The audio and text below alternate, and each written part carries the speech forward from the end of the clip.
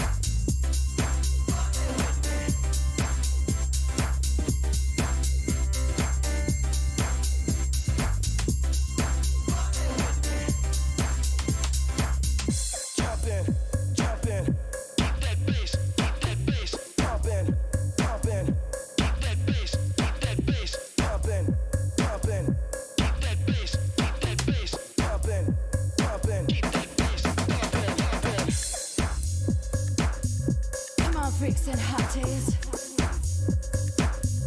Everybody gotta get down. Hey!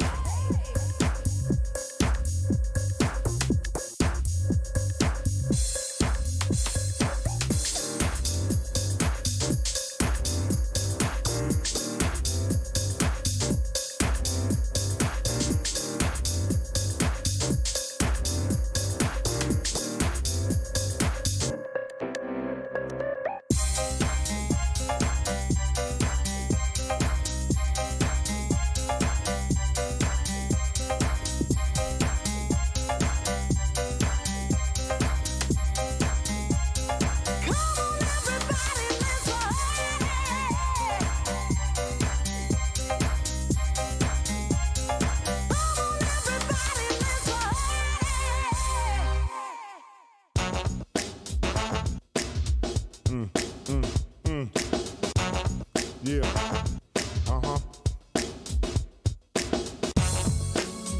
Come on, here we go. Make it funky. Woo.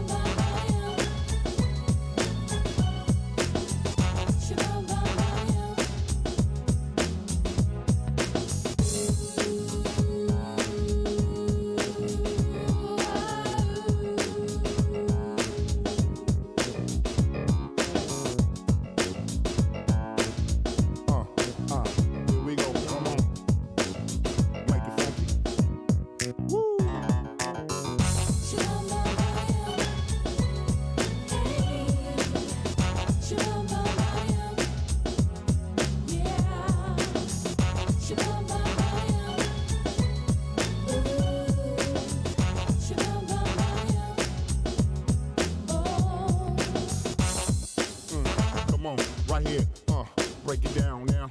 Come on.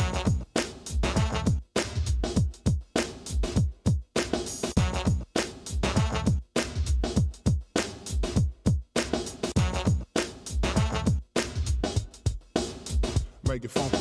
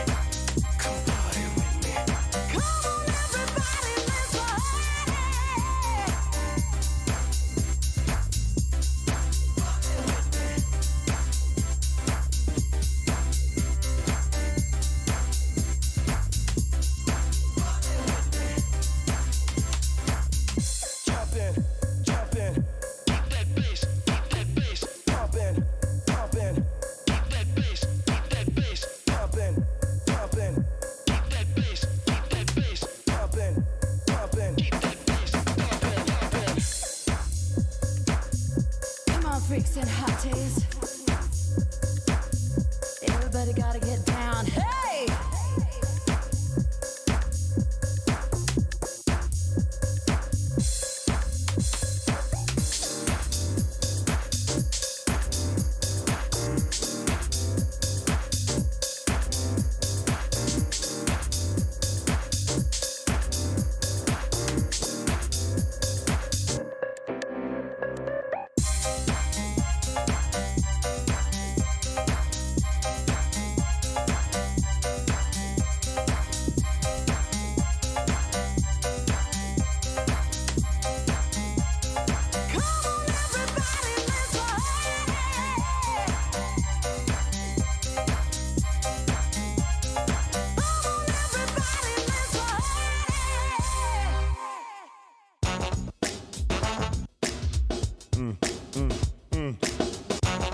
Yeah.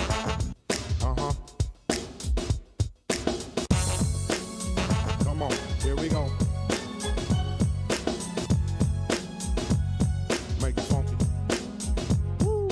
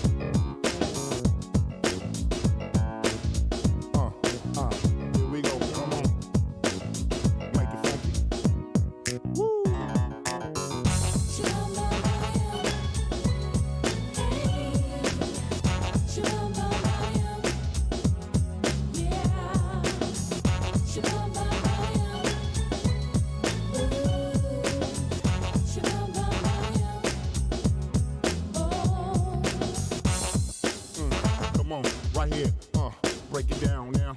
Come on.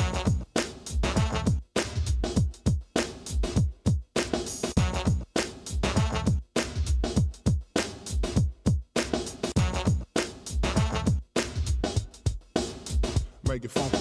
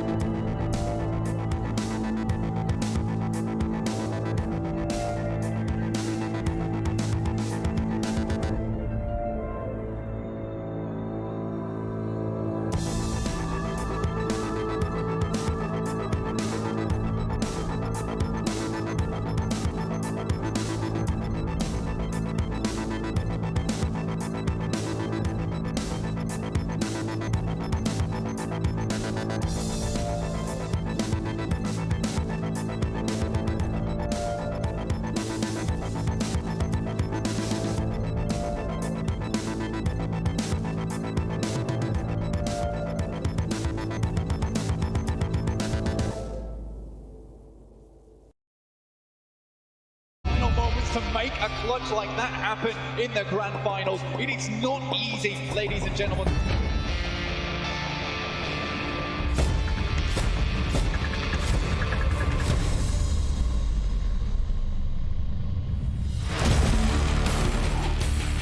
Pop their head up. Oh, look at that, the double. Can we get another one? Something!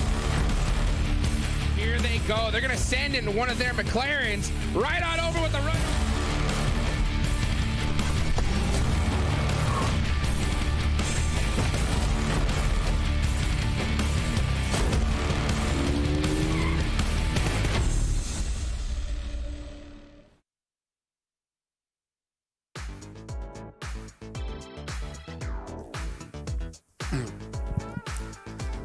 What's up, everybody? How's it going? Welcome to the PUBG Mobile Pro League. We're in week 2 of the Super Weekend. I'm your host, Todd Jukes. I hope you guys are ready for an awesome show today. Of course, I couldn't do it without my amazing desk, my analysts, my experts.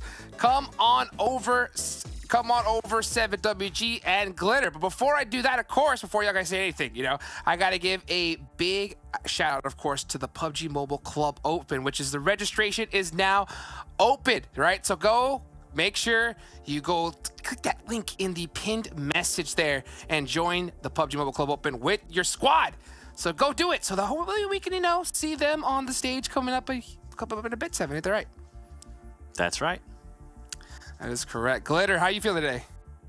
I'm feeling great. We're back for another Super Weekend, and this is where things start to get really interesting because there are quite a few squads that have to put on some insane performances this time around. Yes, indeed. Yes, indeed. Of course. Of course, I also got to give a huge shout out to my man, Ted, dude. Stormseeker. He's actually one of the guys who won a full content creation pack on the official PUBG Mobile channel. And the only way he was able to do that was because he was following. So make sure you guys go and do that right now. Follow all the official PUBG Mobile esports channels. You're going to see it right there. The Twitter, the Discord, the YouTube channel, right? And also make sure you use the hashtag PMPL so we can keep up to date with what you are up to. Yeah. So got to get that done here.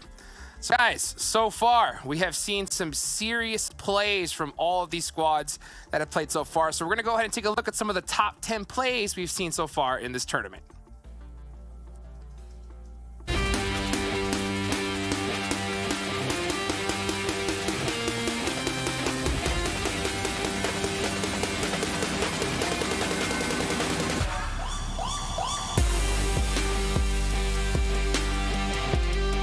Utility used out of Polar Ace on another level right now.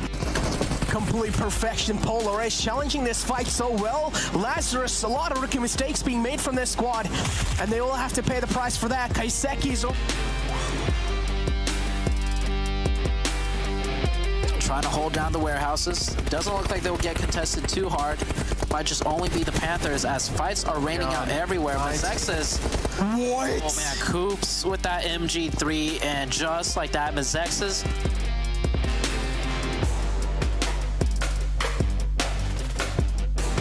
The behind actually supports them. It's a 2v2. Qualia might go down here. Alucard gets that pick. 1v2 situation. Pappy versus 2. Alucard tags him up, knows his location. SB and Alucard working in tandem together, and that is closing it out with the chicken. That man advantage.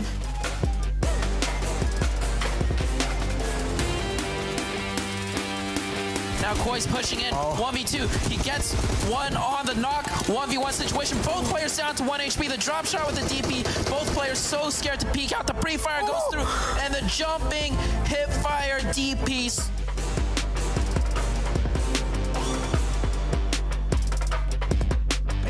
The nade's quite close. Peralta might just take a lot of damage from that, but he moves out in the open. And I'm pretty sure this fight is going to take a little bit more time. Frady, he moves out in the open. He's going for his frag. That's a great flashbang, but it's not going to work out as Mezexis, they put the final nail in the coffin. There's still a chance Burn Protocol or the Knights could take this just based off of basic numbers. Xenox has taken low, but here comes out the smokes. They're trying to provide themselves some cover to take this fight. Oh, they've made a scratch, and now they're trying to rub the salt on top of that scratch. But Knights, they're being denied heavily. It's all down to Chico now, a spec. Wow. Oh, there we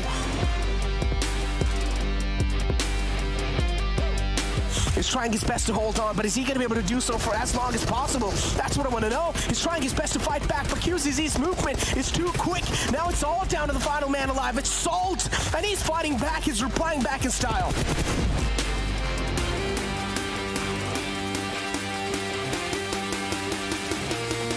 Of this fight. Godfan is going to try to convert this knock, but no, unfortunately flips his buggy straight up. Vehicle in the compound, but that nade's cooked to perfection, and Issue's going to find himself 2 frags.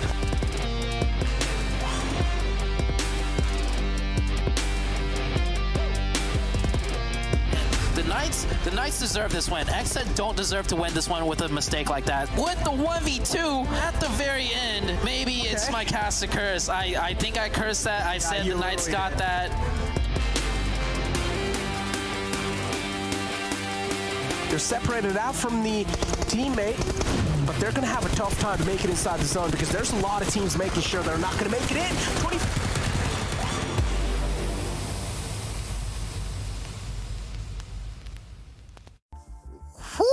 Out here making some plays. That's what I like to see right there. Guys, we're back, man. 4 days off, the new Super Weekend. I am so stoked for today's action. You know, why don't we get into the overalls, right? Let's take a look at the scoreboard first things first so we can see exactly where all these teams are standing. And here's the ranking right here. This is what the teams have done in the first Super Weekend. And Knights, they're up here on top 7. They definitely are. And for all the viewers, this is just the overall for Super Weekend. All right, this is Super Weekend 2, so we're going to be continuing with that. Nice. You mentioned it, 198 points. Hopefully, this Super Weekend alone, they can get an extra 200. You know, make it a quick little math, 398 points there. Yeah, there you go. The Panthers, this was a huge surprise for a lot of us with them being able to get second place. The past league play, they actually had a good performance on day 1, and they kind of fell off just a little bit towards 5th place. But right here, second place, not bad. Nova too. I mean, Glitter with Nova, they have been performing really well. Their elims have been really high, and I can't wait to see what they're going to show here as we go to the second page. Ooh. Yeah, when we're looking at the second page, I mean, I'm thinking of WallStreetBets, Polar Ace, like these teams that we saw doing really well during league play.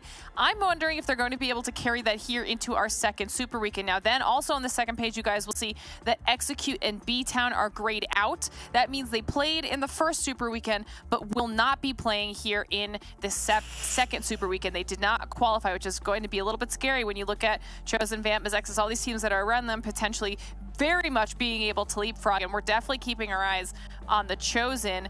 Ended up in 16th at the end of the last Super Weekend. Barely qualified through into this Super Weekend this time around. And speaking of qualifying through into this Super Weekend, we've got a couple new teams here. Okay, so HTV and Dope. This is their first time making it here into a Super Weekend. Massive opportunity for them to really leapfrog those teams that we did see grayed out in Execute or B-Town, depending on their performance. And then K19 and Hitlist did not qualify yet again. That means that's 2 times now, Jukes, that those squads have not made it to a Super Weekend. So there's actually a lot going on here.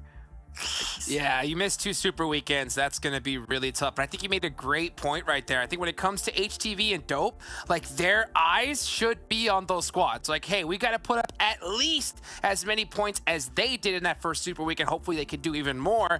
And then heck, I mean, what's going to happen in the last Super Weekend coming up here? I mean, you're going to see those teams go at it to make sure that they get into those top spots. And you know what? When it comes to the top spots, the best of the best, they have been going at it so far in this tournament, and that's got to be the Knights, and it's got to be Nova Esports, right? So why don't we take a look at a little head-to-head and see what really separates these squads when it comes to these statistics. And whew, look at that difference there, Glitter. And what's crazy is that these are stats from last Super Weekend, right? So now when we think of Knights and Nova, even from this past week of league play, Nova was just absolutely insane. But last Super Weekend, they were not on that level. You can see Knights is out damaging them, getting way more eliminations in that category. I mean, they're just higher everywhere they want to be, and they didn't even end up taking too many more heals as a result of that aggression. Somehow, Knights had an insane Super Weekend 1 performance 7. But now coming into Super Weekend 2, I actually think it might be a little bit closer between those 2 squads. Listen, you might think it's be a little bit closer. I'm hoping Nova actually comes out on top. I want to see more of that rivalry. We already seen an amazing finish in Miramar, those two teams. I'm never going to let that one go. I want to see more of that, all right? I haven't been that hyped just watching some games in a long time. Do you know what I want to see, though? I want to see who's going to end up on top when it comes to the MVP, right? Because right now with the Knights, in my eyes, it's Coops, right? And when it comes to Nova, it's QZ, right? So I think it's a battle between those two stars to see who's going to really shine out of their squad. And look at this head-to-head right here. Look at that. You got QZ throwing up that, you know, that quick little thumbs up right there. But, man, I'll tell you what, Coops, he is putting up some huge points, 7. He really is. 36 eliminations. That is insane. 6,300 damage by himself. By the way, with those kind of numbers, he's putting up 37% of the team's elims by himself. With that's just ridiculous. But then you have QC, 21 elims, and that was on a super weekend that we thought he fell a little bit off. And keep in mind, on this past league play, that was one of the best performing players of the league play. So I'm hoping that QC is going to be able to bring in that momentum, because during that league play, he was able to out damage Coops by at least 1k damage and out frag him too by 2 elims. So it's going to be an interesting dynamic between these two. And I'm hoping, Glitter, you mentioned it between the two teams. You wanted them to be closer. You felt like they were closer. Well, guess what? I feel like with the way QC has been performing so far since last league play, I think they might actually end up being a little bit closer together. I'm ready for it. Jukes, are you ready for it? Because this is a pretty scary rivalry at this point. Bro, I'm so ready for it. You can see this player picture, right? He was throwing up that little 2, right? And I think that's because he wants to be in first place. Or something, you know? But I think if he puts that thumb down, that's number 1. You know, I think that's what we're going to see coming right here from QZ. And, you know, speaking of number 1, why don't we take a look at all the teams that perform best so far in the maps when it comes to the first Super Weekend. So you guys can really get a look at the teams that have performed. And, man, when it comes to Sanhok, the Knights are on top of Boring Protocol, being the kings of Miramar. I think that looks pretty good. What do you think, Glitter? Yeah, and I actually like that we've got Boring Protocol up here. I mean, they do have the highest average damage for that map out of all of these maps. They've got the highest average elims, but not by much. Knight's doing a really, really good job getting those elims in on Sanhok. And yes, that's all impressive, but I mean, you mentioned it during the overall 7. I also do want to focus on the fact that we've got Panthers there on Erangel with the highest, or with the best performance for that map. Now, that's a map that we're going to be seeing multiple times on a day, so that's probably the most important one. And like you said, they had an incredible super weekend. They started off this past week of league play strong and then completely fell off from there. Now we're into super weekend 2. We're definitely going to be keeping our eyes on that, seeing if they're going to bounce back into form, or the form that we at least saw in super weekend 1, or if they're still on this downward trend. I mean, I certainly hope they aren't, and hopefully the multiple Erangels will at least play out in their favor, Jukes. Yeah, I'll say one thing. You know, Super Weekend versus League Play, these are two different things. Super Weekends are where the points really matter. So these guys are going to be going at it to their absolute maximum ability every single game. That's what we really want to see. So why don't we take a look at, of course, at which all the teams that we picked, right? The squads that we're going to be taking a look at here. So we're going to pull up this nice little graphic, and it's going to show you guys, again, who we're looking at. And when it comes to me, I think I gotta just pick the Knights, right? I'm gonna go for the easy. Oh, come on. You know, I'm going easy. I mean, what can I say? I mean, they're in first place. The reason why I say them, though, is because they have that point gap, you know?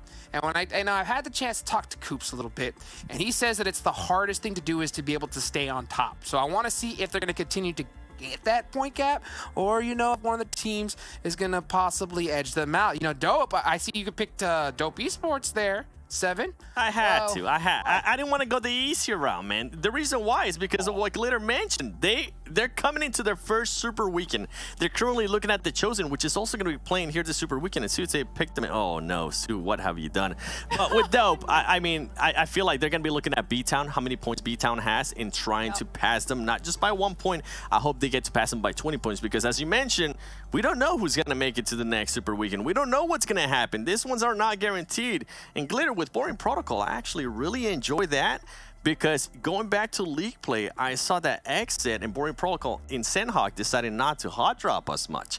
I know sometimes we talk about league play and certain things that might not matter as much now in the Super Weekend, but we do tend to see certain trends kind of transfer here to the Super Weekend, and I wonder if they're going to continue to hot drop, or if X is just going to give up on it like they did during league play.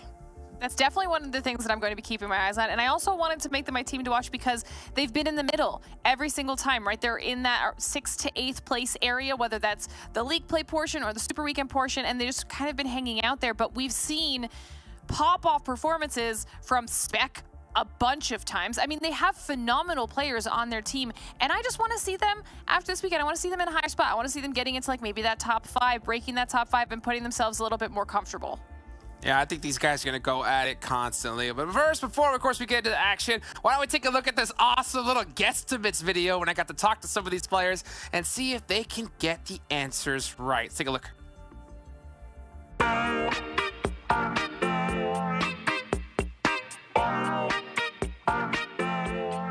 How much health will you lose if you jump out from the top of the Novo platform? That's the platform right besides crates. Okay. I'm thinking 80. Probably 100 HP. I think you're gonna get knocked. You said you're gonna get knocked, so 100 HP. Yeah. Is that your final answer? Yes. Second question is how long can you stay underwater before you start losing health? Maybe 10 seconds. I think 10 seconds. I'll go for 15. All right, third question. How long does it take for a player to bleed out once he is knocked during the first zone?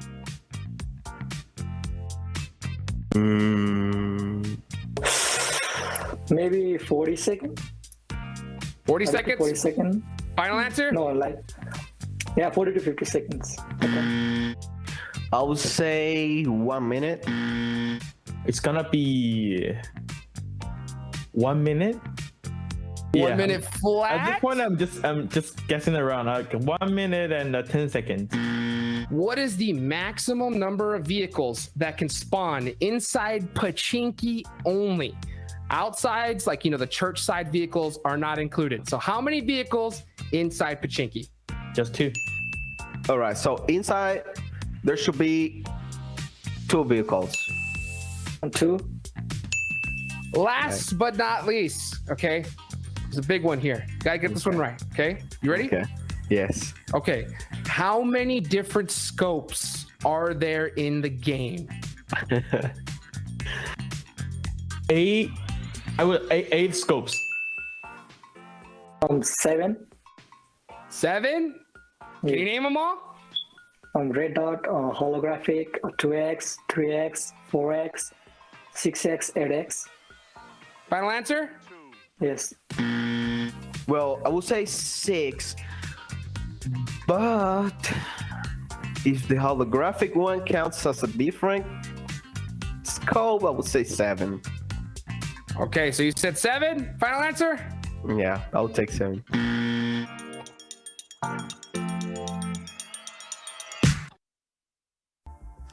That was awesome, being able to see the answers. And Glitter, I remember we were watching it in the back, and you said that these guys should know these answers. Ain't that right, Glitter? Oh yeah. There are some that they were getting wrong that I was like, you should know how much time you have to pick up a knocked player. Okay, that one's kind of important, guys. I'm just saying. Well, they better have done their homework, right? Let's take a look at the schedule that we have here today so you guys can see the maps that we're playing. And, of course, we were talking about it a little bit earlier. We're going to be seeing Erangel 3 times today here, 7. That's right. And, I mean, the Panthers, you guys performed really well in Erangel last Super Weekend.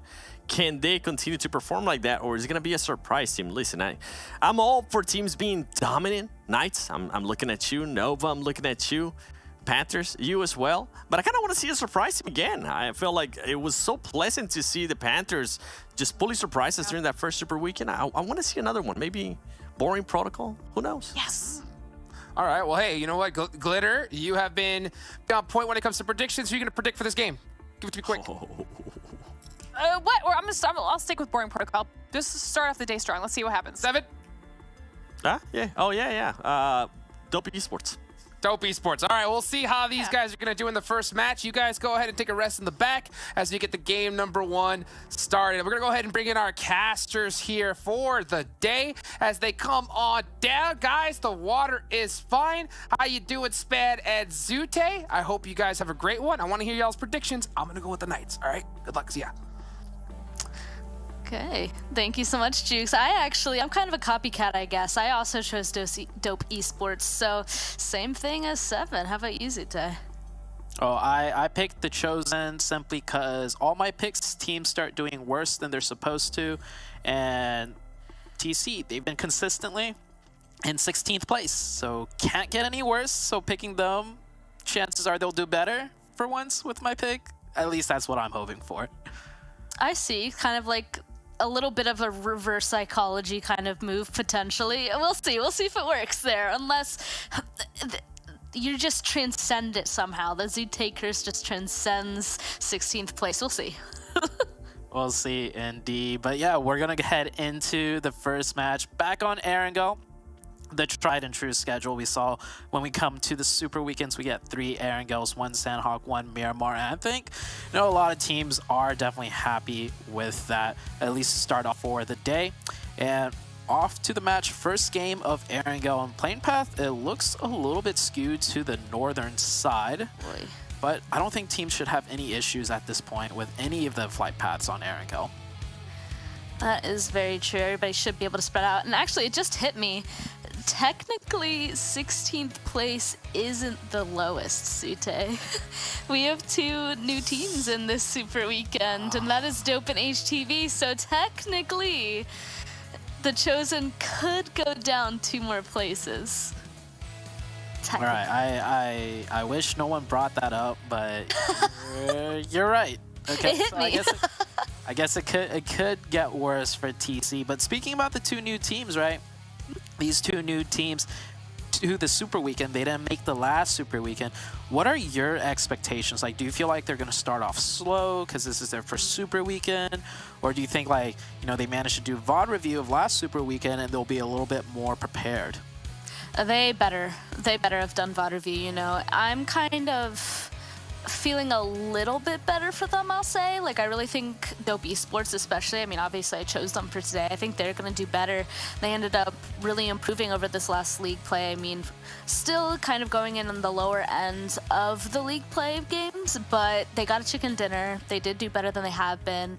HTV actually also ended up getting a chicken dinner, so I have high hopes for these guys coming in here. I think they're hopefully going to start off slow, though. I think they still need to be a little bit slower just to feel it out just a little bit before they try going for more points. How about you? Okay.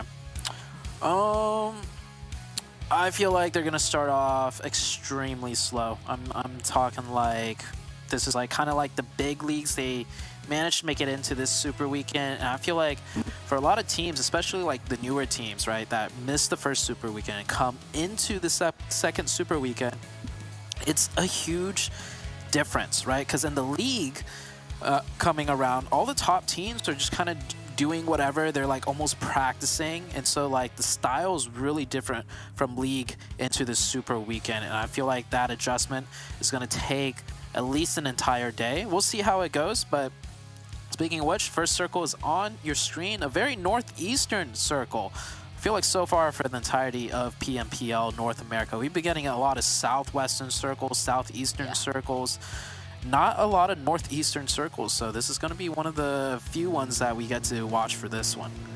Yeah, I'm pretty excited about it, actually. There's a lot of locations that this zone could pull to that's going to provide us a little bit of a different watch than what we've seen so far. You're right, so kind of curious to see what's going to come out of that. And I think I'm actually just want to point out and agree that I also think that at least today, maybe these other new teams will take a little bit of a slower time kind of getting into it. We'll see, though. I'm curious to see how they're going to be taking this first one, especially because we can see Dope around that ruins area. They're going to have a little bit of a hard time making across into this next zone with their positioning because they have a big river in their way and people in their way otherwise. Same with Mezexis, currently the furthest team from zone. They have to get across the bridge and past XSET. What are the chances that XSET is going to bridge camp this? We have seen XSET bridge camp from time to time, but that's mostly, you know, when the circle shifts onto military base. They're very confident in setting up that bridge camp for people trying to go into Millie. But as for Millie going out, I've seen it happen sometimes, but it mostly depends on the circle. I'll tell you what, if they don't rotate somewhere in zone in the next minute or so for XSET, I feel like they're going to be taking their time and not really prioritizing a center spot early on, and they'll most likely end up bridge camping because they may as well, you know, pick up a few points if you're not going to decide to rotate early to find a prime position in the first circle. Okay. And actually, speaking of XSET, you know, I ended up choosing XSET for like the past 2 weeks. But that aside, I want to talk about them a little bit more because they ended up coming in on first in this last league play week. And I'm kind of wondering if now they've kind of figured out this lobby or these games a little bit more, that they'll be able to close the gap in the Super Weekend leaderboard. Just a little bit, I guess, of a hypothesis. I have a feeling maybe they'll be able to jump up a little bit more, especially because they've increased their performance by a lot. So that's also what I'm going to be looking for in this. I'm looking at Dope and XSET still, admittedly. I like that you bring up XSET because XSET, like you said, was first overall in the league. But most of the focus has been going on Nova and the Knights. And I want to dive a little bit deeper into this. I feel like XSET, they're quietly consistent, right? Okay.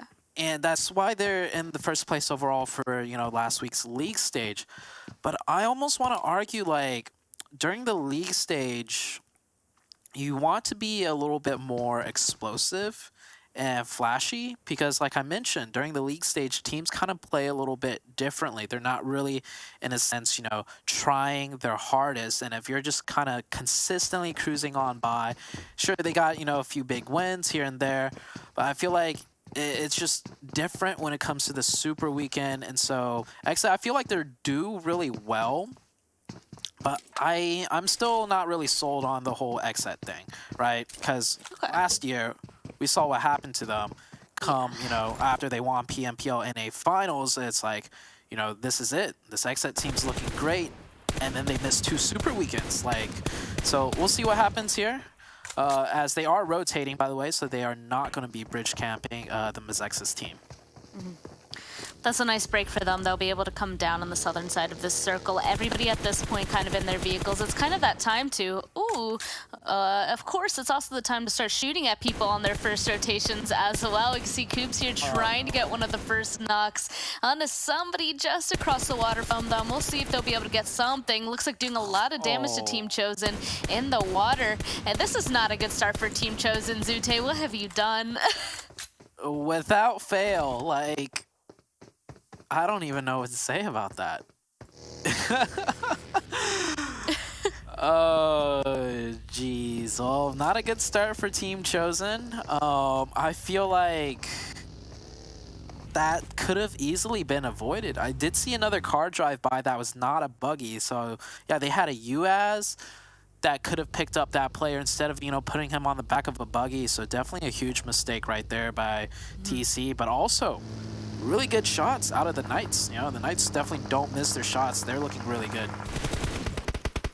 Ooh. Okay, well now we're getting even more interesting here. Looks like a couple people want the same locations other people are already holding. HTV, this is another team that we're keeping an eye on, Zute. This is their first Super Weekend. Running into Lazarus this early on, probably not the greatest idea. Looks like Lazarus doesn't want to stay where they are anyway, making a little bit more of a move up to that northwestern side. So they're out of there. HTV will be safe for now. I actually think that they have a huge split going on here, and it looks like they're going to go ahead and drive on back and kind of figure out where they want to go next. So only 2 teams up there where we just saw Lazarus and HTV though, so that could go ahead and help them in the end if the circle is generous. I'm surprised Lazarus didn't take that fight. It was a fight on the northeastern side, very isolated 4v4. Lazarus, we saw, in the past few weeks, they've been more aggressive. They've been trying to flesh out their mistakes, so to say, by engaging in these fights. So really curious to see them disengage so fast. Maybe they have a long-term plan, as I do see them rotating further into the zone. WallStreetBets, Nemesis getting a knock onto Sam L. This is a close-range Devo coming in, getting 1, getting 2. Oh, boring protocol. Losing three players actually. Boring protocol down to one. Hey, the Chosen's doing better than boring protocol at least. Okay, so glitter is cursed this time. No, okay, I can't say that. I can't say that. The track record, we got to keep that in mind. But you are right, Boring Protocol only has one person left, so it'll be interesting to see how that solo is going to kind of play out the rest of this game, see if he can kind of mess up the whole thing for a singular team. So we'll have to see where he's going to sneak around. Everybody else in their vehicles once again. It looks like some people's previous movements in the circle before really helping them out, actually. Quite a few teams taking the center of this next zone. Circle really didn't shift anywhere, to be honest. It just centered right up. So now, yeah, like you said, we do see a lot more teams, you know, rotating a bit harder now because they're always waiting for that second circle to pop up and seeing if it hard shifts somewhere off of the first circle. But everyone's starting to congregate closer towards the Yas Naya side. Of course, we do see some teams take the northern area of that river, which is in play. It'll throw a little bit of a curveball for a lot of these teams. And we still have the Panthers, by the way, deep in the blue, always taking their time. Yep, they're going to go on ahead and get into this zone eventually, and then they're going to have to wait on the edge, kind of hear what's happening in front of them. I am a little bit interested in that. There's a team still right in front of them, kind of holding them out in this zone. I wonder if they're going to end up running into each other, just like Vamp is running into Dope right here. Dope trying to drive on by. Like you can see, Swin's trying to go for the for the shots, and it does succeed. He's able to blow up the vehicle, getting a cheeky little point right there. The rest of Dope, it looks like the rest of them are able to get away for right now. Kind of curious where their trajectory is, going as far up to the northern side as possible. Probably figure that nobody else is over there, but it looks like Vamp is following. Flash, unfortunately, stopping in the middle of nowhere. The rest of Vamps is just coming out of nowhere. Swins with the run over as well, and the flush down. Another member of Dope is out of there. Vamp being so aggressive on this, and it looks like Polar Ace wants a piece of the action. Welcome to the Super Weekend. Yeah, there you go. Dope. No way. Definitely struggling here now. Vamp and Polar Ace. Polar Ace getting a knock right here. Polar Ace, one of the teams that I feel like's been steadily improving, you know, day after day. And whoa, what a shot by Chronix. All right, Polar Ace came here to play today off the gate. First match, already 2 eliminations onto Vamp, and Vamp is forced to just hightail it out of there.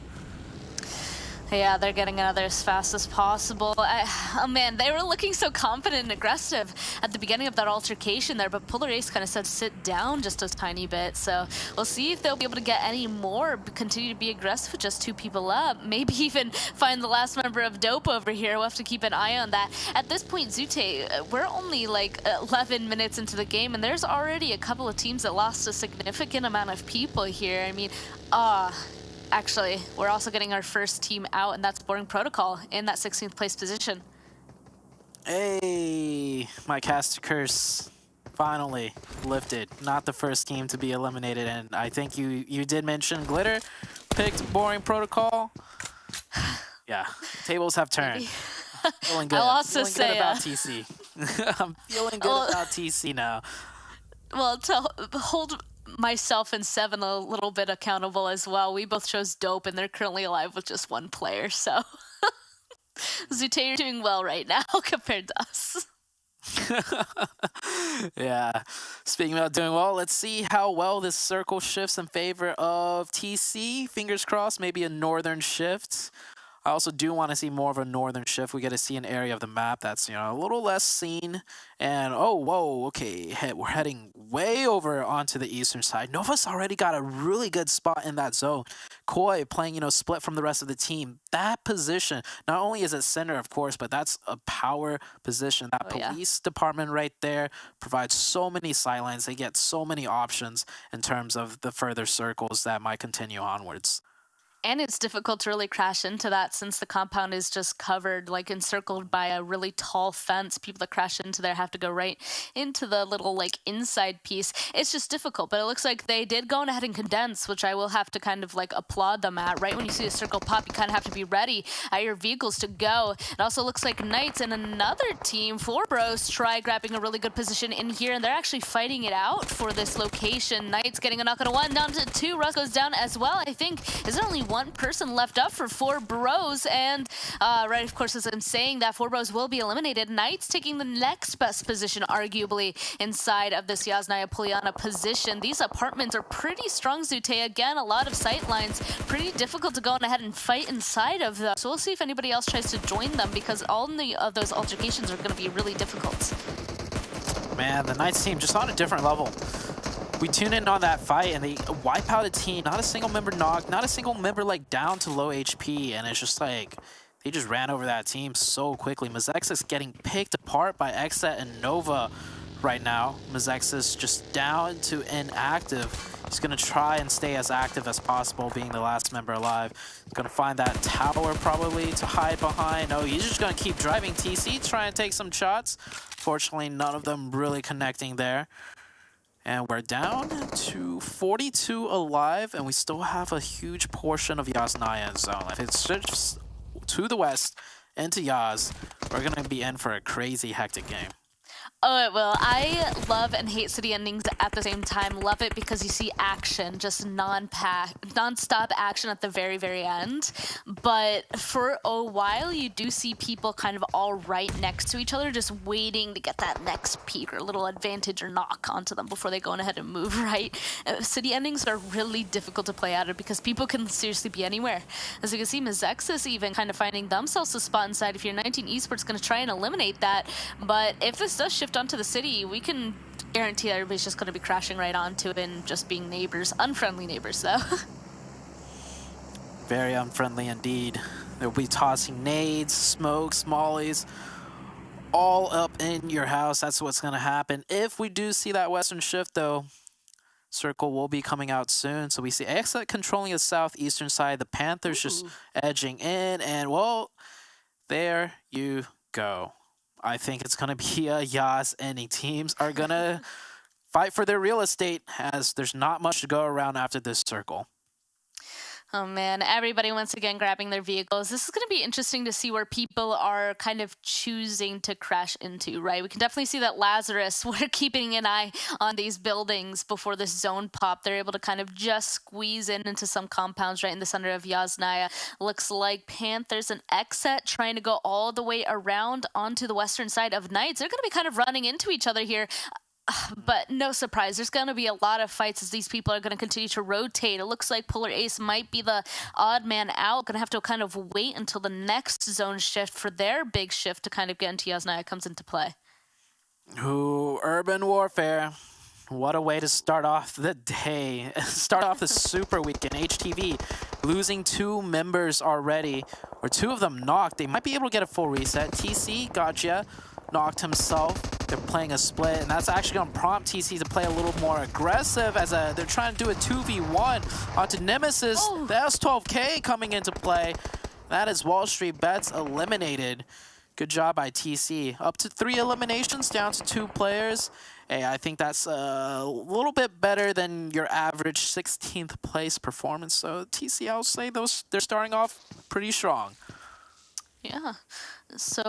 So far, so good. And it looks like they have a really good spot inside of the zone as well, right? They were able to kind of just shove themselves just off center, so hopefully they don't have to worry about moving this next zone shift. But it looks like Polar Ace, I was mentioning them, they're going to be the latest team, all 4 of them, all the way up on the northern side of this entire zone, somehow taking a fight with 1 member of Vamp here. We know that he has his teammate Rage still in the match, but he's already way back towards Yasnaya, so we'll see how his teammate Swins is gonna go as he takes his fight against Polar Ace. Oh man, almost getting a knock into Kiyoshi there as he falls down, but unfortunately there's just too many members of Polar Ace. Vamp is now a solo as well, right down there with their teams we're watching. Same with Vamp, yeah, look at him. Kiyoshi jumped off that cliff and blinded him with his beautiful mullet. That's why he couldn't hit his shots. That's how Kiyoshi managed to, you know, not get knocked. That mullet of his gives him, you know, minus 10 fall damage as he hit that ground. Unshaken.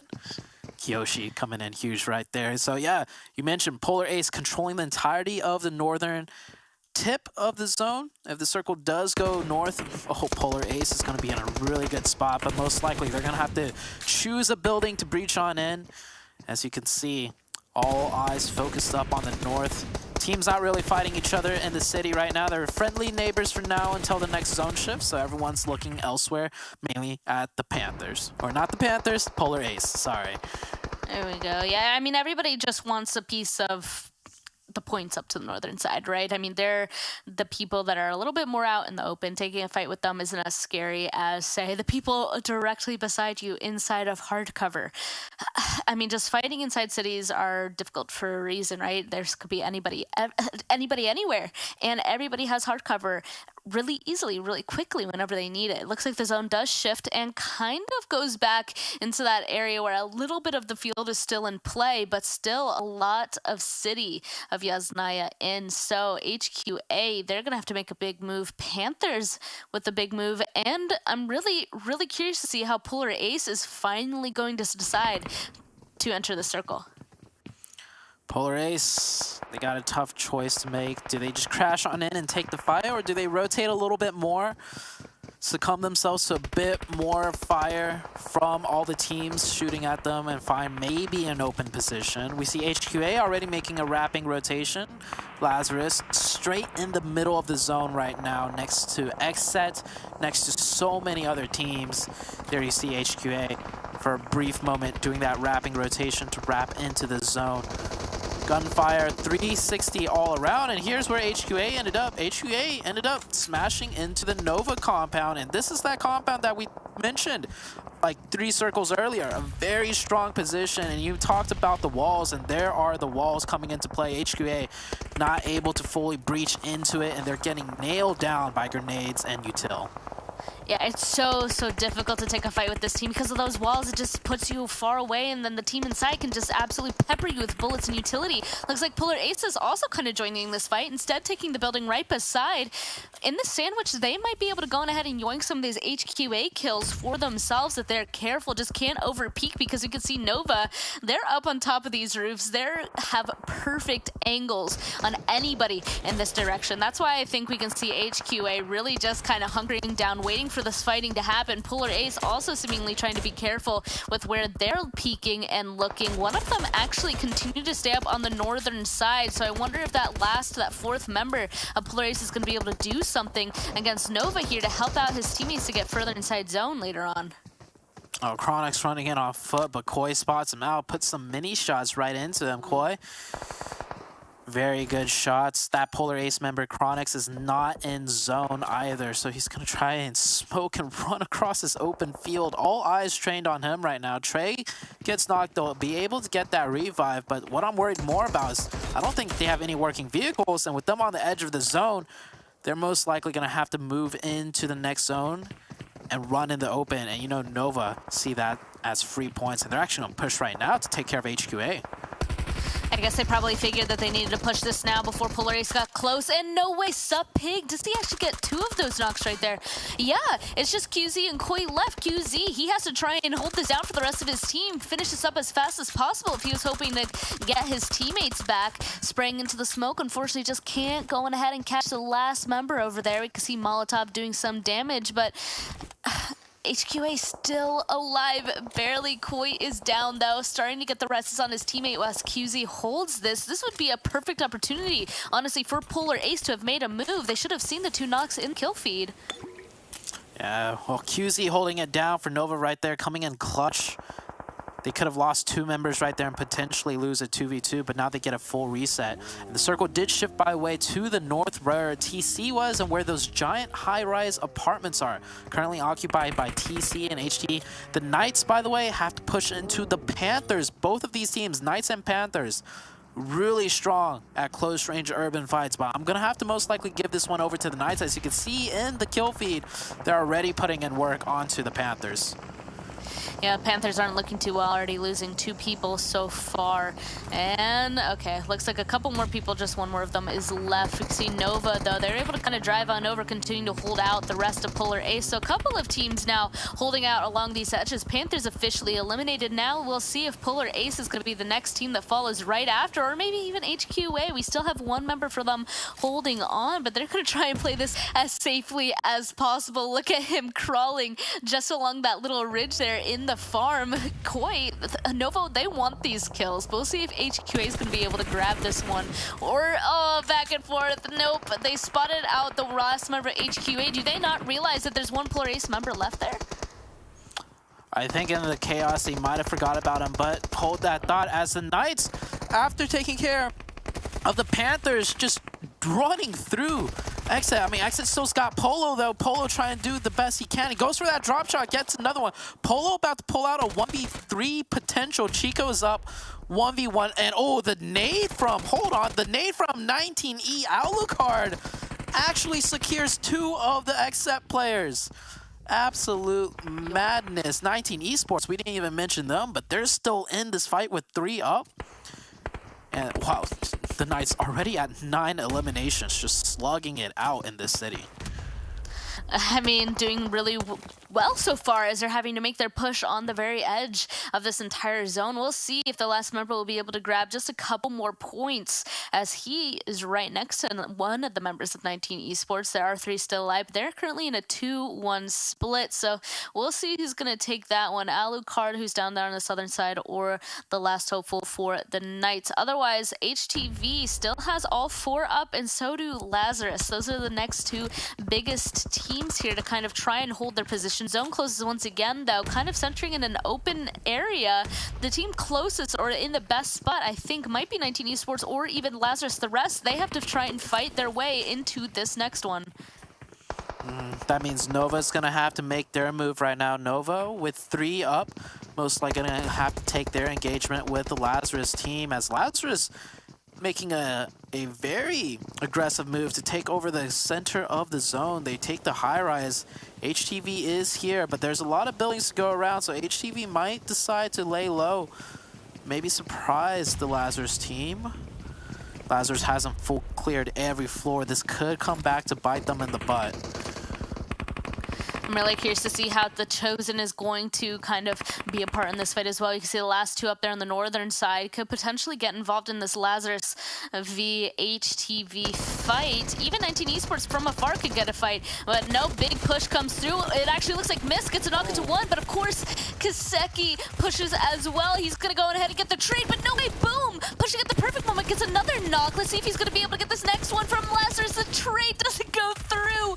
Boom, saving this for his team so far. Getting down another member of Lazarus. There's only 1 left alive somewhere. This is great plays for HTV so far, but the other 2 unfortunately have their attention split. Nova making a big push as well, and both go down. So the only Boom for HTV is left alive to play this match. I don't know why HTV decided to separate this late into the game and take 2 fights with 2 different teams. I mean, they're doing really well, don't get me wrong. That wipe onto Lazarus was huge. I mean, Lazarus is still up, but Lazarus lost 3 of their players to those members. And TC, well, TC's still in the game. Still looking to gatekeep the Nova team. He gets 1. Is he good for another? No, they're going to make it across, but Shifan will be out. He's not able to crawl out into the smokes as he was knocked inside the building. We're down to 6 teams, 9 alive. Right now, the team with the most amount of players is Nova, The Chosen, and 19 Esports with 2. And don't forget, Knights are still in the game. Chico, we always talk about Xenox. We always talk about Tensa.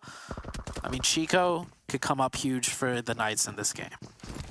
Even being the last one alive right now, if he's able to be sneaky enough, he can get his team a lot of placement points. So he has a really, really vital position right now, I have to say. Definitely was able to pick up at least 1 more point for his team as well since the last time we saw in Silk with those nades. Man, he was wanting to use these. Looks like he will be able to get a knock into 1 of the 19 Esports members. Almost got a second as well.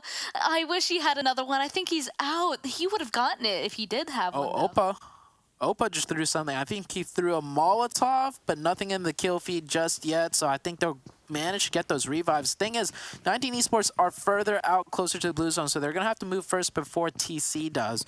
So TC still might get those elims as TC is setting up the smoke pathway to cross over into the next building. I think the circle is going to shift on to where that Lazarus player is. That one building. You see 19 Esports using their smokes as well. It's going to be a party. in this 4-story, or is it 4 or 5-story? I can't even really tell. Either way, it's gonna be a party and everyone's invited. Oh, here we go. Even more util. Looks like Boom. I mean, as a solo using those Molotovs, try and hold people out, especially as this blue zone is still slowly closing. Big pushes coming through. They know that they need to get inside of the zone because it's going to hurt. This is the last building, and we're going to start seeing the rest of these last couple of teams in here. Blue zone is going to start striking. The Chosen goes out. So that means we have 7 left alive. Chico doing really well still. 4 Knights holding it down, but otherwise, we have Lazarus, Nova, HTV all in a singular building. It looks like 19 Esports will be joining them shortly, as well as Rad, unfortunately, is knocked right now.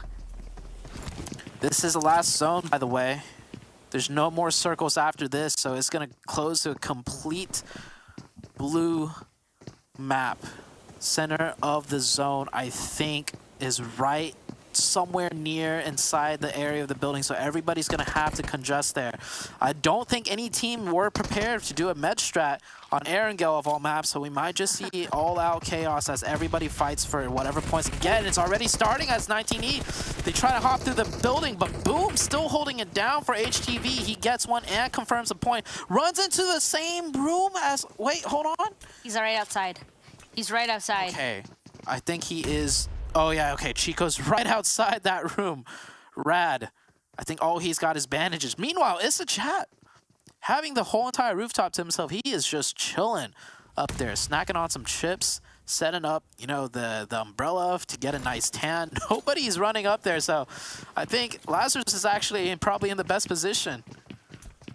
Ooh, okay, more util coming through as well. I think that may have just barely missed Rod there. Koi jumping down though. He's gonna get a big elimination using that shotgun, spotting out the last members of the Knights and HTV, trying to get those last couple of kills with a huge shotgun, but no, the nade from Isajet. The Knights are eliminated, and that was some big damage. Great plays on to the last other person there. So now it's a 2v2. A 1v1, excuse me. Last 2 people alive is what I meant to say.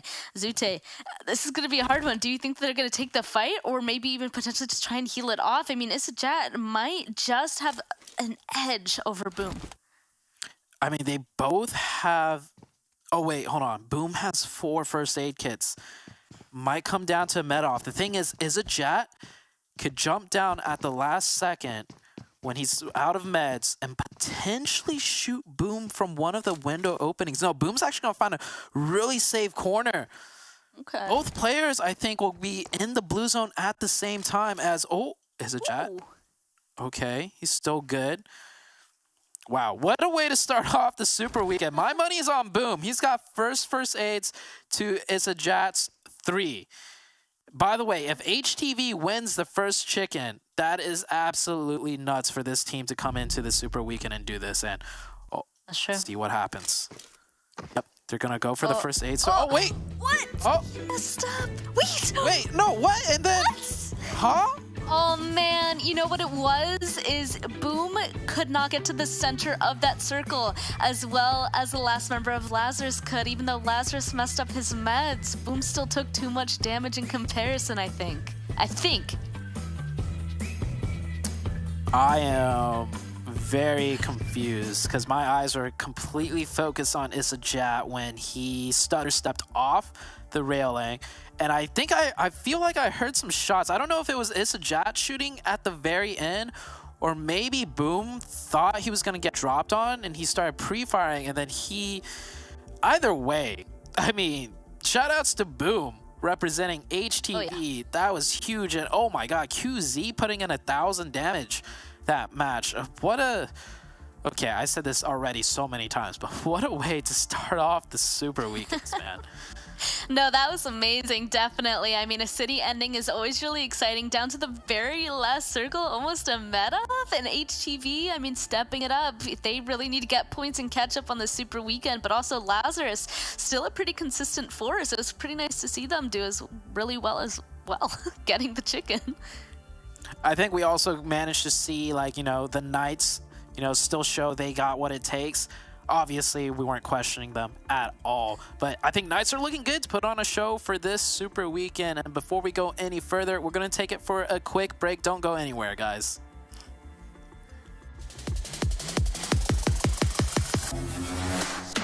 choosing the right grips in PUBG Mobile.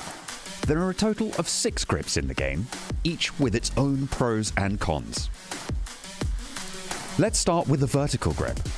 As the name suggests, it helps you control the recoil of the gun by reducing its upward kick. We have the angled foregrip for you, which reduces the left-right movement whilst shooting. Then again, it won't be of any help to control the vertical recoil. Thus, players who use gyroscopes to control recoil may receive significant benefits from it. Now, half grip is the one that functions like an all-rounder by reducing both the vertical and horizontal recoil up to an extent. It doesn't equal a vertical or an angled grip combined, but as the name suggests, it brings down the overall recoil by a small factor.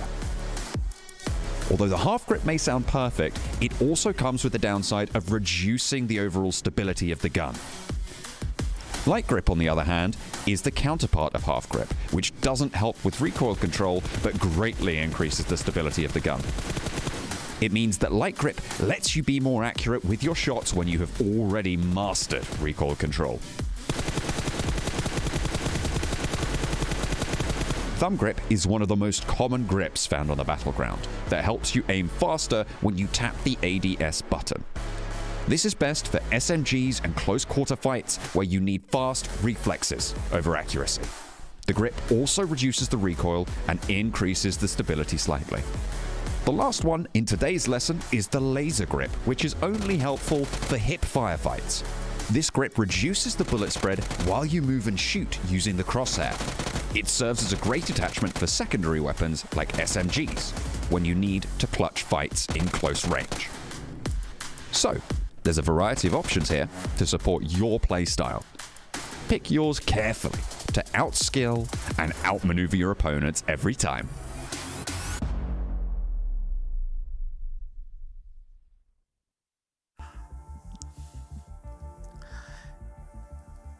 Yo, what is in HTV Boom's drink, dude? I'll tell you what it's gotta be. It's gotta be Monster Energy, dude, our official energy drink sponsor, because this dude popped off in that last match. I'm so surprised that he didn't win it. I thought with that extra first aid, it was gonna be, you know, a huge chicken dinner there for HTV. But I mean, man, for their first game, right, in a super weekend, could we have asked for anything more, Seven?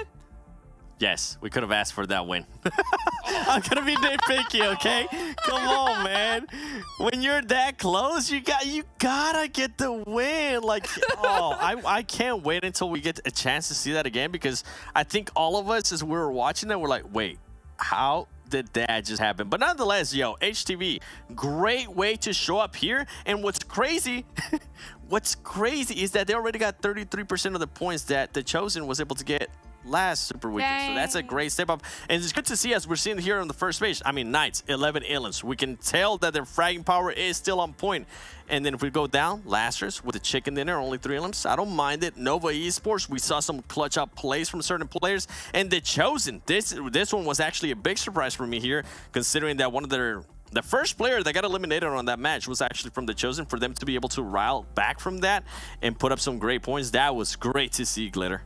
Listen, I don't even care if the curse is reversed today and it's on us now, Seven, because I wanted to see those teams at the bottom coming back and having a resurgence. I mean, Chosen, they looked better. HTV looked absolutely amazing. Now we need to see that out of Dope, since it is also their first weekend. But as the highlights run in the background here, I mean, we heard the caster saying heading into the match that they think that the teams that are here for the first time, or the teams that are towards the bottom, are going to have a little bit of a slower start to the day. And it was the opposite. It was the complete opposite of that. Yeah.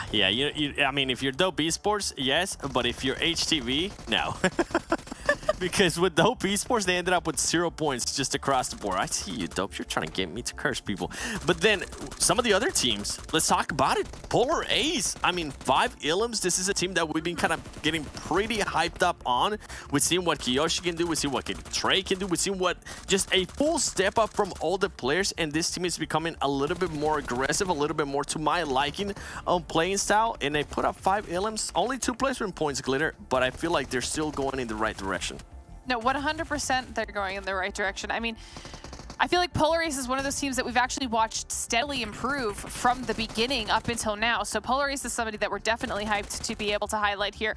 Knights, we saw so much solid aggression out of Knights, but we're going to start seeing here towards the end the aggression out of HTV. I mean, the fact that they were willing to make this crazy push onto Lazarus, when this goes down, you see more players pushing in to kind of trade off this battle. And this is where Boom just starts popping off. Boom not only finishes off Lazarus here, but that somehow makes it to that top 2 moment. That final fight where there were like 5 solos. We were all screaming watching that happen. You got Chico jumping in the window trying to go up against Boom, and then Renade's coming in, Koi jumping off the roof. I mean, there was so much going on. It's the first game of the first day of the Super Weekend, guys. I was not prepared for this. Yeah, this is what we like. All right, can we keep it like this just for the rest of the Super Weekend? This will make me so happy. Right here, like, we were so confused. All of us were just screaming. We're like, oh, yes, Koi, Nova. And then all of a sudden he died and we're like, wait, what? Okay. Oh, Lazarus still has a player up. It was just madness, Hajux. Dude, that was insane. And then Isajat getting that perfect nade to just take out Nova. I mean, what more can you ask for? Nova put up some insane damage, though, here. And 8 elims as well, so it was a great game for them, 7. It really was, and I kind of want to go down the list a little bit more. I mean, we know what Nova can do, what Knights can do. I want to continue on that HTV Esports trend because for a first Super Weekend team, for them being their first appearance, I love that it wasn't just the placement points, and I feel like that's a huge one, and I have to agree with what you were saying earlier, Glitter, too. I'm so happy they were so aggressive. I'm so happy they were willing to take the fights. We usually see teams there at the end of a match just going, you know what, we're just going to go for the placement points. No, they wanted to go for the elims, and that's why Boom ended up with the most eliminations, beating out QC and Chico, Glitter. And look at the damage on QZ, too. I mean, over 1,000 damage for QZ. We were wondering if QZ was going to have a stronger Super Weekend than last time around. Already looks like he is. I mean, Chico obviously was that last remaining player. And if you were watching the feed at all, I mean, Chico was sneaking some extra elims here and there for the squad. So definitely players that deserve to be in that top player spot. But this, I feel like we got a little bit of everything. We got the Giants having some crazy performances, but not necessarily the chicken dinner, and the teams at the bottom really stepping it up, Jukes. Oh, they stepped up huge. I mean, we saw even the Silk, right, from the Chosen. He was sneaking off some kills as well. I mean, but Nova, they obviously had a great game as well. You saw 1,000 damage from QZ alone. He put up some big numbers. Look at that. This is the whole team stats for that last match here, Glitter.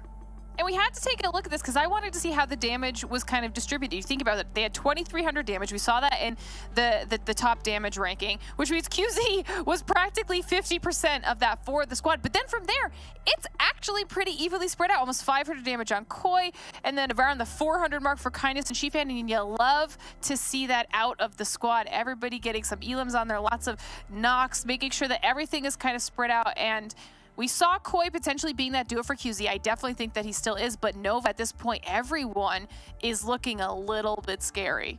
Cool, and speaking of scary, right, even HTV, I mean, this is their first time at the Super Weekend. They put up some massive numbers. So in my opinion, like, I hope that with this huge finish, that's like the energy, right? That's that momentum starter for them. And you know what? That momentum's going for them, but for Dope, the other team, who has not competed in the Super Weekend so far, man, they really didn't get it done here, 7. They definitely didn't, but we're just gonna continue with HTV, okay? Right? And the reason why is because B-Town is, Dope, I chose you, you disappointed me, sorry. I'm not gonna talk about you right now. The reason why is because B-Town is one of those teams that played on the first Super Weekend, and they're currently not playing. They ended up with 63 points, averaging about 3.9 points, you could say, per match. And for HTV to do this, you know who's currently at home? Yes, I'm talking to you, B-Town players. How does it feel to not be here? Maybe next time you guys will be able to make it here, because boy, after that performance, if I'm a B-Town player, I'm super scared. I'll say what, you know, I remember your pick of team to watch was B-Town last time, you know, and then you picked Dope here. So maybe the curse is starting to shift onto the Seven Worlds Gaming. I don't know. We'll see here. But, you know, the team that, of course, Zute picked, the Chosen, right? They had a pop-off game here at the start. We thought that curse was in effect at the beginning with them losing a player to Coops. Then again, it was Coops, you know. But, man, dude, that towards the end, these guys really started picking up the pace. So let's take a look here at their head-to-head from just this game alone, of course, to their last super weekend. I think that's something that we really have to take a look at. What do you think, Seven? Yeah. I think so too. I think so too. And I think that the craziness that we're going to see once we actually get a chance to see this stats clear is going to be insane. Listen, Seven, we had to do it because, one, we got to give Zute a little bit of love for breaking his curse. Maybe he is the good luck charm because look at the damage, Seven. That is this game versus the average from last weekend. And we called them out, did we not, Seven? We specifically said they were at the very bottom of the last super weekend. They barely squeaked by to make it into this one. And look at the uptick in all of their numbers that matter. You know what, though? I'm not impressed with your performance, The Chosen. The reason why I'm not impressed with your performance, for those UFC fans out there, you get the reference. You know what I'm talking about. But that's not actually their best performance in a super weekend so far. So, yes, I want to get a little bit hyped up in regards to, okay, that's a great way to start a super weekend, but it still doesn't match the best that you've been able to do. So, I mean, the up and down is still a question mark, and I think this next couple of matches are going to be able to answer a lot for us, the viewers, and us, the analysts, because I want to see if they can continue on to do that, or if they're just going to continue riding that roller coaster wave of great performances, semi-good performances, and then just absolutely awful performances. I'm with you, Seven. I'm with you, right? Yeah, Chosen. You could do better. You know, with that reverse psychology, right? See how they're able to do it here in these next few matches. Guys, thank you so much. We're going to get game number 2 started here in just a second. So let's go ahead and, of course, bring back our caster. Spat Cargo, Zute, got to ask you this, buddy. Did you push that curse onto Seven? Did you? I will plead the fifth. I'm not going to say anything, but I'll say hot jukes. But, yeah, credit to where credit's due. I think me picking TC's finally panning out, at least for the first game, right? We heard Seven say the up and down is a question mark. You know, they had a good game 1, but we got so many more games to go for this super weekend. If they only do good in one game, they could still be at 16th, or even worse, like you mentioned, Span, they could potentially get kicked out of the top 16 by a team like HTV. I mean, they came in hot. They really did. So now I'm really excited, honestly, to see just how they're going to perform now moving on to Miramar, right? Because we just played on Erangel, now onto Miramar. I really want to see if they're going to be able to kind of continue that momentum, I guess is the best way to put it, because they're going to need to, right? If this is their first time in the super weekend, or if they're pretty low on that super weekend leaderboard, like if they did go ahead and play well, they really need to continue to do well, because unfortunately they just kind of put themselves in a position where they have to kind of make up even more than what they previously would have had to if they were just doing well from the start, you know? So I'm curious to see how they're going to go on this map. It's a good start for HTV, and even better start for Boom. I think Boom definitely, you know, kind of made his name there with that very first match. We saw in the replay, by the way, he had some insane reactions when he took down Chico. I believe he was fighting another player, and then he like whipped around 180, took out Chico, and we saw what happened at the end, right? It was a med strat, and he just didn't get the med off. That is so unfortunate. Had he hit that one first aid, he had 4. Had he managed to get the very first one off, well, we saw it's a Jat. He messed up, and then the chicken would have went over to HTV, the team that's new to this super weekend. But yeah, looking at the playing path, we're on to Miramar now. We'll see how HTV does on this Miramar game. Northwest down to the southeastern side. Oh, it's an okay playing path. It could be a lot worse. Of course, more of the looting locations are on the eastern side of the map. So with the playing path being a bit western skewed, some teams might have a little bit of an issue getting there. But it could be worse, like I said. Lazarus already dropping off, going to their prime location of El Pozo. A lot of loot to be had there. And with the addition of 2 new teams, we might see some hot drop clashes from time to time. because these are two teams that did not play in the Super Weekend.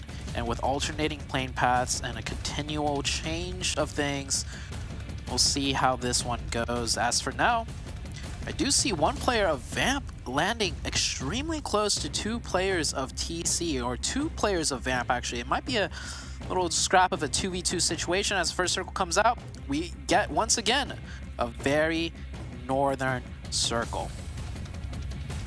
Okay, I'm so excited for this because once again, you're right, as you just said, northern circle.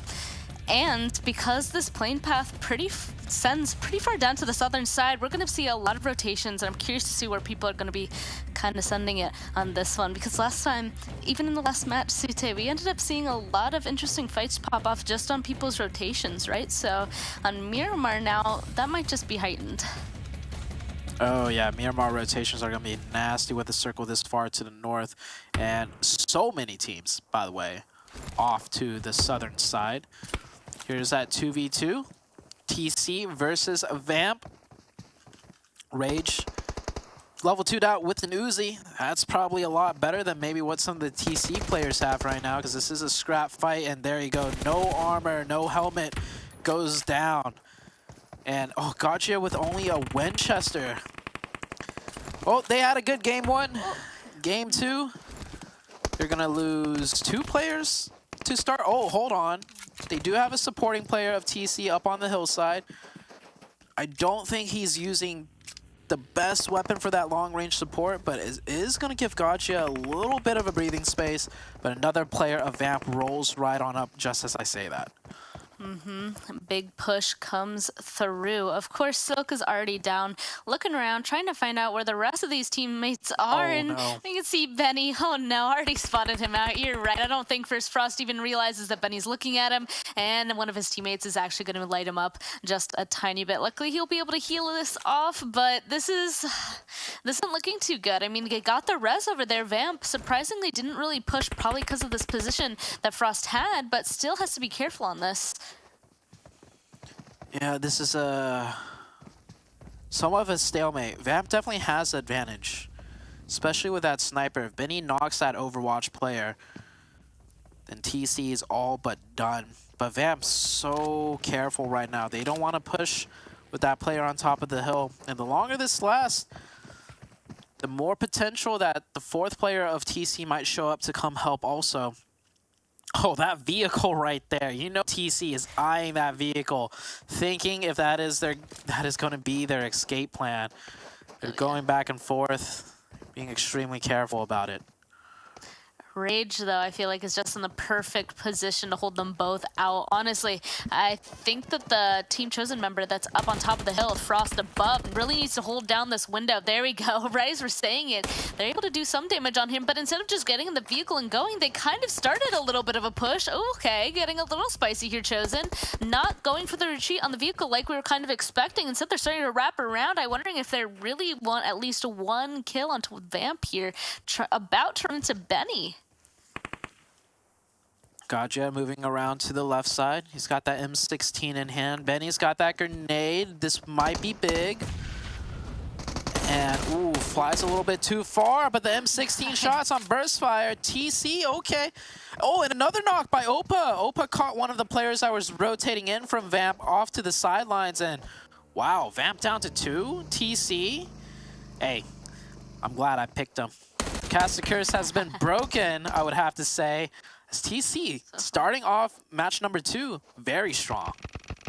Love to see, though, Rage. He was able to stay alive for a pretty long time for his team last time, so we'll see if he's going to have some moves here to take down Team Chosen as Silk is pushing. Unfortunately, didn't have his gun out, trying to get up as fast as possible. Looks like the trade does come through, though. First Frost does run down from the top of the hill to kind of help out, and unfortunately, since this fight has been happening for so long, wait a second, I didn't even notice, XSET has slowly started surrounding this area and is cleaning it up. Yeah, XSET just rotating on in due to the circle.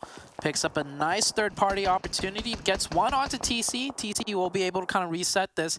I want to see this XSET team push this extremely hard. They should be able to tell from the elimination feed or the kill feed that the weapons these players are using not the best. We saw, you know, a double pump shotgun elimination. So XSET should know these players are very underlooted. And here we go, XSET playing, pushing extremely aggressive. I want to see them even ramp it up some more as they get another opening knock. Polo G gets a headshot onto First Frost. TC not looking very good now. That nade, I think, just cutting short though, so Silk might just have the opportunity to, I was gonna say to heal, but it doesn't look like he even has any meds, so that is yet another knock onto these teams here. But still alive, let's see if he's gonna be able to take down anybody, but it looks like it's just not the case. XSET, honestly, that was a perfect push, third party from them, able to get 4 kills for themselves so far. And we can see that one little dot running away on the northern side, that if they kind of sniff that out, they might just be able to get a 5th. Of course, they're kind of looting their spoils right now, so they might not go chase down one more person. We'll keep an eye on that, but first, looks like WallStreetBets are kind of getting close to HTV. We were pretty impressed with their performance last time, but WallStreetBets last time as well got some pretty early points themselves, taking down some teams. So I think I've been congratulating TC a little bit too much and kind of recast or curse them, so I will hold off on that as WallStreetBets 24K putting in the shots. Prone red dot with a Scar L silencer. HTV not happy about that one, but WallStreetBets, they'll pick up that point.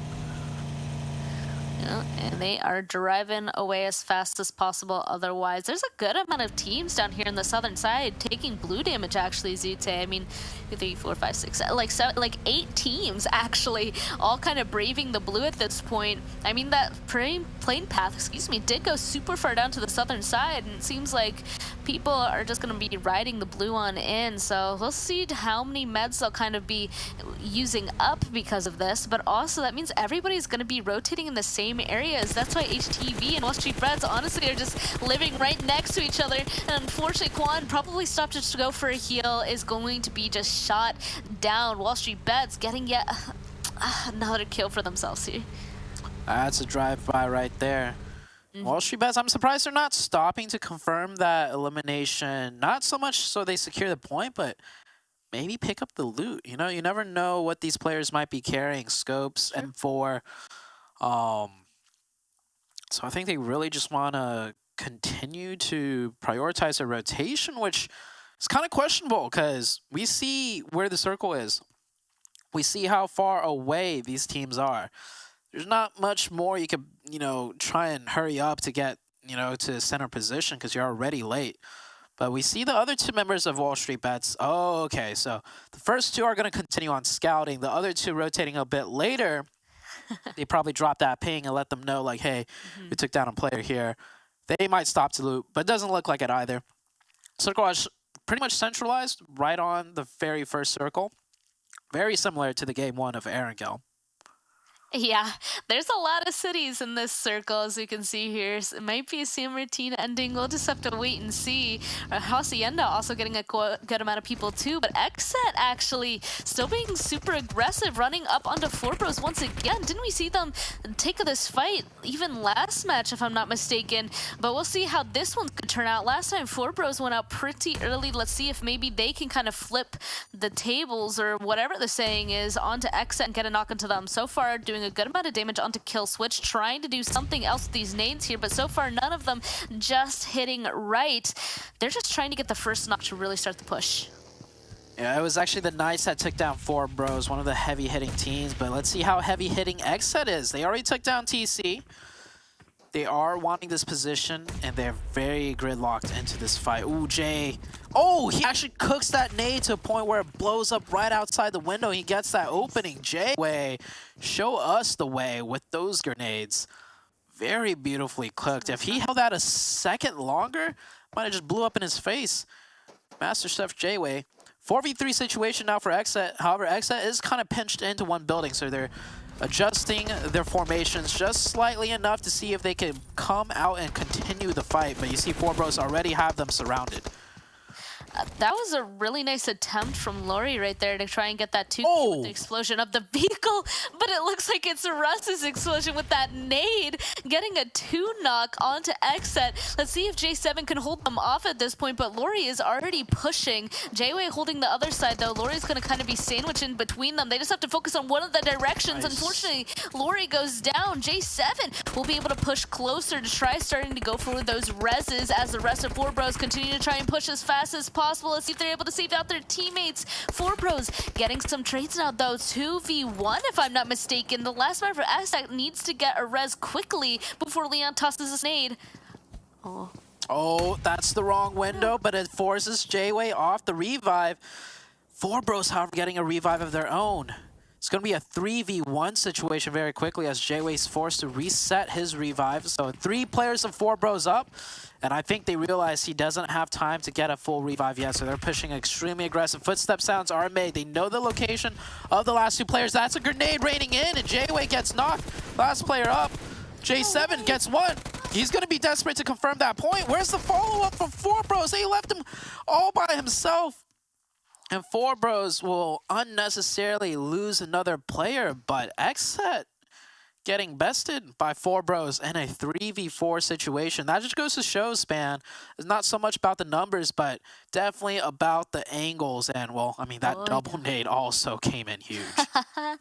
I mean, just on the basic trades, that's where that advantage comes in. But you're right, that nade, the utility usage was just absolutely insane for 4Bros. I'm a little bit mad at that kill on Russ at the end there, that they weren't there to back him up and make sure that they're going to stay 3 up. I am a little bit mad at that, but they are still alive. They did take down XSET, and they still have a spot inside this next zone. So honestly, they're pretty good right now, 4Bros. They just have to continue to be prepared to play the rest of this as a duo, though.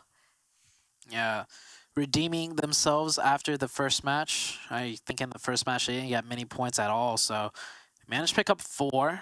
Not just any 4 points. XSET of all teams. XSET though, I feel like this is their thing. Like, they sometimes do really well, like with that TC fight, and then they just kind of falter short. So we still got entire Super Weekends left to see just how well they do, but that is why I'm a little bit hesitant on, you know, just completely jumping on the XSET hype train. The Knights here on the edge of zone, looking like they're not going to rotate any further. And this zone shift, by the way, is an area of Miramar that these teams know inside and out. I have seen zones end here so many times. I like it when it ends here, right? Because I think it creates that interesting terrain area to kind of fight around. It's super out in the open hills. Otherwise, like, very few places that actually have cover in terms of some bulls in those hills and some buildings. But it's gonna be a hard one. But honestly, what's new at this point? Last match was just absolutely horrible. So these guys should be prepared no matter what. And I also have to say that these zones, I think, are really playing with these teams here, because this is yet another really difficult zone shift. We can see a ton of teams actually kind of stuck up to the northeastern side, trying to make some huge round rotations because they just haven't been going their way. So this entire northern side of the zone right now is just open. Yeah, boring protocol coming in from that northeastern side like you were talking about, doing a nice rotation. They're going to decide to cut straight in through the zone, take use of that timing there as Polar Ace tries to slow them down. No shots really connecting though. Boring protocol. We saw them lose 3 of their players extremely early to WallStreetBets in game number 1. So this is a chance for them to also redeem themselves and get a good game under their belt as they do pick up a very strong position inside the zone. Ooh, okay. Polar Ace now starting to make a move. They got themselves a pretty good spot actually up on the northern side of this zone. You can see Dope just a little bit too late to try and get that last member of Polar Ace that are leaving a little bit later than the rest of his team, falling up behind. Almost getting a vehicle explosion potentially though with how much that is smoking. But this next zone is about to pop, and of course the big rotation for Polar Ace has to continue. Another hard shift Sute, this time down to the southern side, and honestly, this zone is even worse in terms of places to play out of. Yeah, no love for the teams on the northern side as they have to keep on continuing. That's a zone bless, though, for 4 Bros. They still don't have to move anywhere. And especially with 2 players up, they don't want to take too many fights. So it works out for them. Nova crashing into HQA, though, it seems like, as HQA playing a 1-3 split, deciding to focus more of their players on top of the high ground, on top of the hill. But looks like some of the HQA players are coming back down to potentially challenge Nova. Boring Protocol, still trying to figure out what they want to do, along with Polar Ace and the Dope team on the north. Yeah, this will be interesting rotations up on the northern side that we'll have to keep an eye on. And you're right, Nova sneakily, I mean, they just full hard crash, honestly, into this compound. They're inside zones. They can continue this fight into this next zone shift. And if they get control of this compound, they get control of this little bowl on this hill further up. So I think that's why Nova kind of were looking at it. If they're going to have to make some sort of a big move, why not go for a place that is a good spot? And it looks like they're starting off strong, getting the first knock on HQA. More shots coming through. It doesn't look like they've gotten a trade just yet. Nope. Okay, they definitely have. The other member of HQA, I wonder if he's going to be coming back to help out his team as QZ now preps this nade. No way! Another one goes down as well. HQA, what's happening here? What's happening is that they keep challenging QZ. This guy's on fire. He already hit 1,000 damage in game 1. He's just padding his numbers at this point. He takes down one, takes down another, and now he's on revive duty. I think his teammate Kindness should be the one reviving because QZ needs to keep his gun hot, but revive finishes out, and here he goes. He charges in and gets another one. This man, that's 3 in a row without him getting knocked. QZ, he's a different breed. I think Nova might actually win this fight. Oh, definitely. I was even thinking, I'm like, no way he gets this knock. Look at his HP, but he does. All of them just push aggressively up. We'll get another knock onto another one. Oh, man, a lot of damage from behind, but that is it. That's HQ's out. Oh, my gosh. Oh, but Zifon's out, too. QZ, my man. Yeah, Zifon was eliminated way earlier. Not sure when, but Nova Crash, Nova Crash is building as a 3-man team. Nova, or should I say QZ, looking extremely strong. Blue Zone's finally starting to close in, so teams like we mentioned, like Dope, Polar Ace, and Boring Protocol, forced to make a choice now, and it is a messy one. Sandwiching between all 3 of each other is Boring Protocol, doing the best they can, mounting a good defense spec. Goes down, though. Kiyoshi, the man with the mullet, gets 1. Gets 2. Almost gets 2. Oh, the Blue Zone. I think the Blue Zone gets 2. Oh, Blue Zone gets 1. Sam L manages to get his first aid off. Kiyoshi doing some push-ups, up, down, pumping his muscles right now. But the Blue Zone is about to start ticking really hard as this zone is about to shift into the next circle.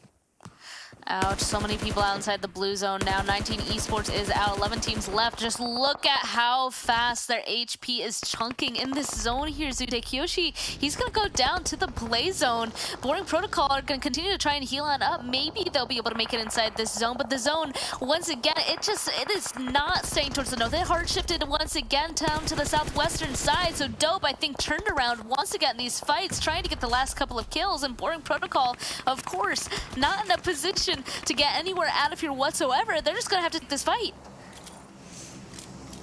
Sam L from the blue zone supporting his teammate Carnage. What a teammate. Sam L is gonna go down to the play zone because of that, though, because he had to take those shots. Carnage does confirm Sam L's knock, so there is still gonna be 2 up from the Dope team. Carnage, I don't think he has any meds as he's just kind of, meds or no meds, he is out. Boring Protocol eliminated in 10th place with only 2 elims, so still falling way short of expectations, I would have to say. As the Knights team, Knights down to 2 players, 1 elimination themselves, and they're not yet in zone. They're right next to the zone. And yeah, this zone shift, it just gets even more difficult for everybody, except for the Panthers. The The Panthers are happy. 4Bros might be happy. They might just be able to find themselves a spot to play inside of this. But Mezexis, as you can see, your entire 4-man trying to figure it out. First, are going to be doing a lot of damage to people rotating on by. WallStreetBets will be eliminated here. And they're going to get in their vehicles and start making a move shortly. And it looks like Nova honestly took the only open spot inside of this zone left. Same with Lazarus with those bulls just to the northern side. So other than these 3 locations where Lazarus, Nova, and Panthers are, everybody else is probably just going to have to crash on them and try and take these spots from them. Mezexis spots out Nova, but I don't think they realize they're driving straight into Lazarus as well. Nova, though, getting a couple of kills on the rotation. Mezexis did stop just short enough, though, to do the damage to them and take them out. I am confused by that rotation by Mezexis. Same. That was not it. I mean, they had 4 players up. They kind of drive right in between Lazarus and the Nova team, whereas they could have just kind of spent, like, just they could have just, you know, spearheaded their way right into Nova rather than kind of driving past them and putting themselves in more danger. But Mezexis will keep 2 up. Lazarus with 3.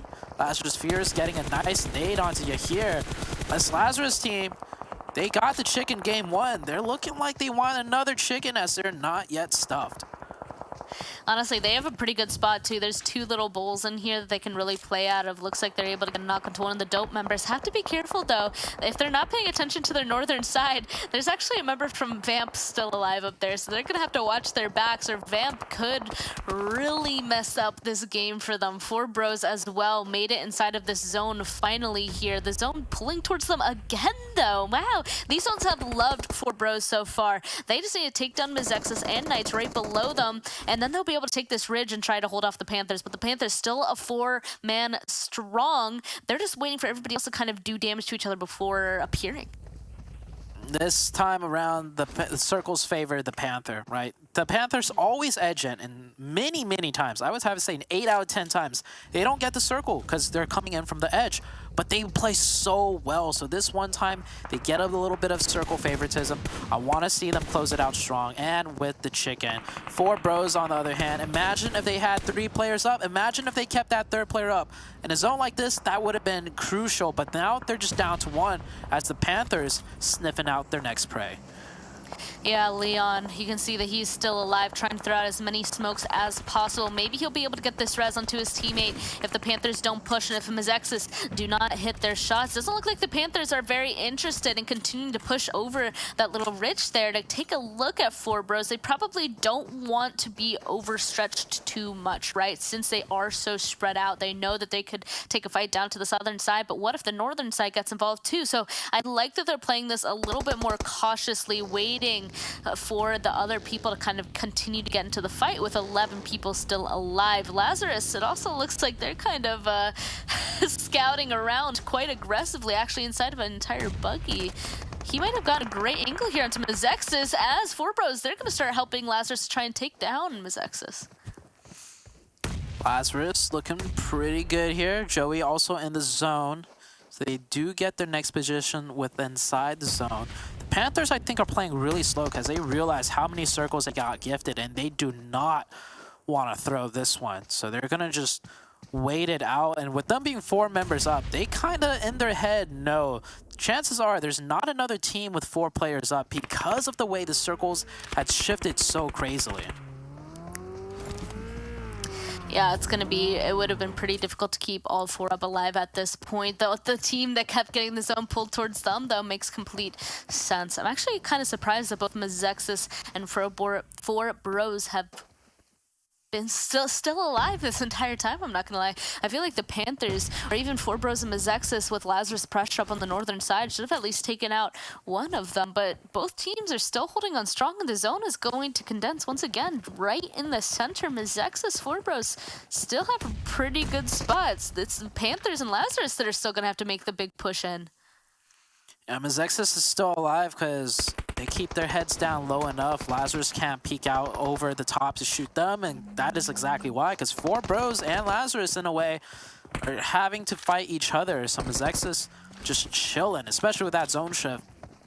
Lazarus is forced pushing, 4Bros also has to push in, and the Panthers getting ever so closer to engaging in this 3 or 4-way fight, should I say.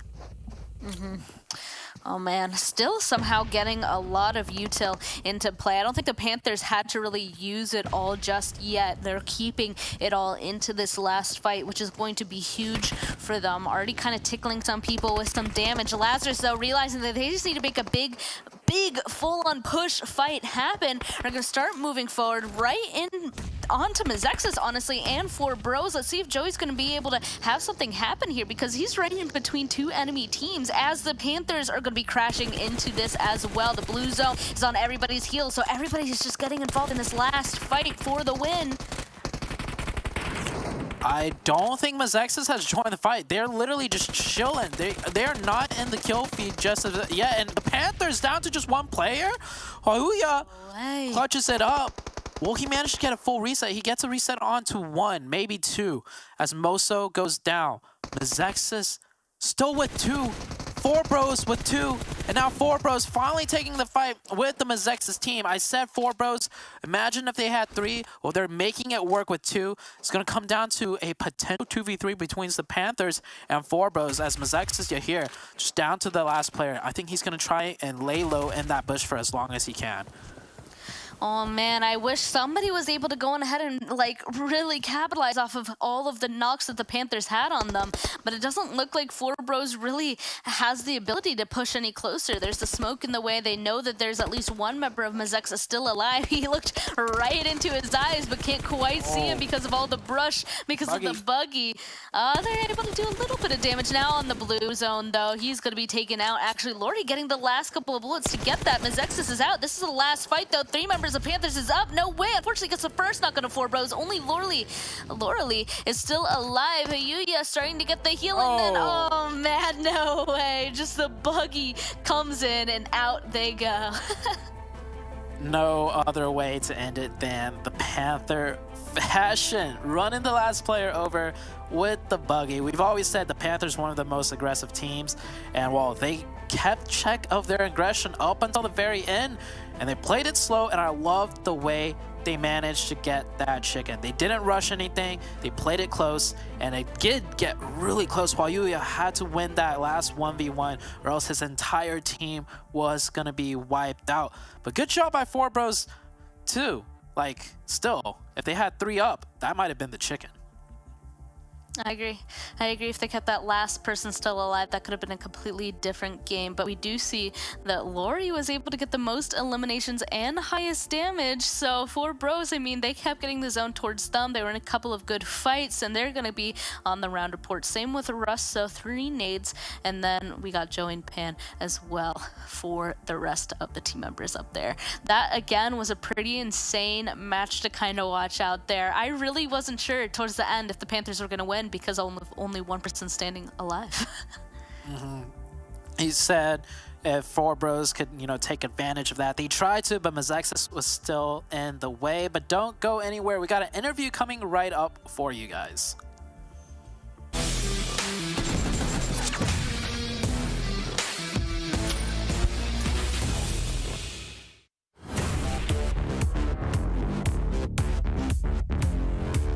Hey, what's up, everybody? I got a great interview here with the man, the myth, the legend, Kaseki. How you doing, brother? Hey, man, I'm doing pretty good. How about you? Doing great, bro. Excited to be able to chance to talk to you, man. I think this is the first time we've ever chatted before, right? Well, I've known you for a pretty good amount of time. Okay, yeah, we've talked a couple times, but first time here as the host. You know what I'm saying? Let's go. So for the people that don't know you, right? Why don't you go ahead and introduce yourself, right? Hey there, I'm Kaseki, also known as Starlight. I'm the IGL for Team Lazarus, who's currently competing in PMPL North America. Oh, it's good to get a chance to talk to you here, man. Okay, so I got some questions. Let's go ahead and just go with it first off, right? And we'll read them out. So the first one is going to be, first off, right, how are you feeling right now after the event has started? So I'm feeling really confident. I'm super excited for week 2. We are going to dominate. Have there been any changes to your team compared to last year? Well, so we are technically a new team. I only joined Lazarus starting this split, and we are actually working out our problems, especially a lot of our in-game mistakes. Mind like elaborating a little bit further? Like, what do you feel like right now are y'all's biggest mistakes? Our biggest mistake as of right now is our communication and a lot of micro errors that cost games. Our general game flow isn't wrong, it's just a lot of time when it comes to the game plan execution, we make some mistakes that cost us game after games. This is something we hope to correct for the upcoming week. What kind of preparations did you go through before coming here? Before I start playing, well, as a joke, I'm known for water view in this community, so on a serious scale, water view helps me to understand how other teams play, which helps adapt to this lobby to give our best performance. Aside from that, we also does a lot of practice, like scrimmages or tournaments every day. Nice. Good old tournaments, bro. Good scrims, okay? Next question. What are your expectations heading into the finals? Finals, at least top 3. Hopefully we can win it. Top three. Who do you think are your biggest threats right now? Knights, Nova, XSET. Knights, Nova, XSET, bro. The big 3 right there. Yep. Easy answer. Okay. Next one. What have you tried to improve on the most since the start of this PMPL until now?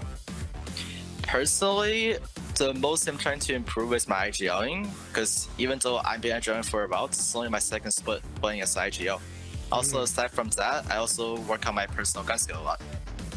What do you feel is like the biggest struggle as an IGL? And for those people that don't know, IGL is in-game leader, right? Yep.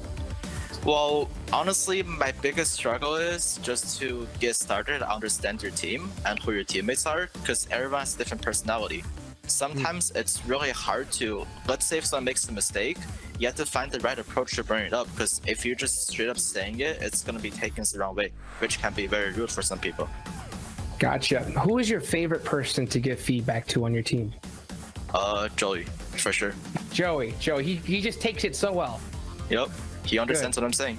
I don't need to explain much. Yep. Love it.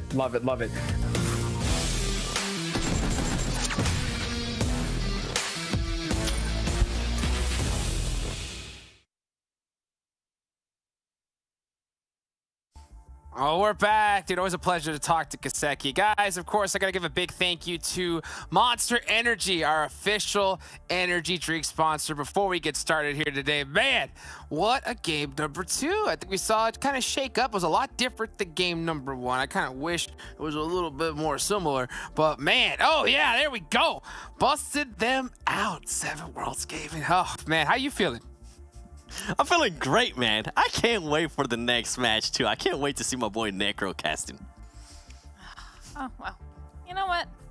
I feel like I'm still being mocked because I can't make the finger hearts yet, but we're just going to look at the match ranking because we need to talk about some of these teams, okay? 4 Bros, hello?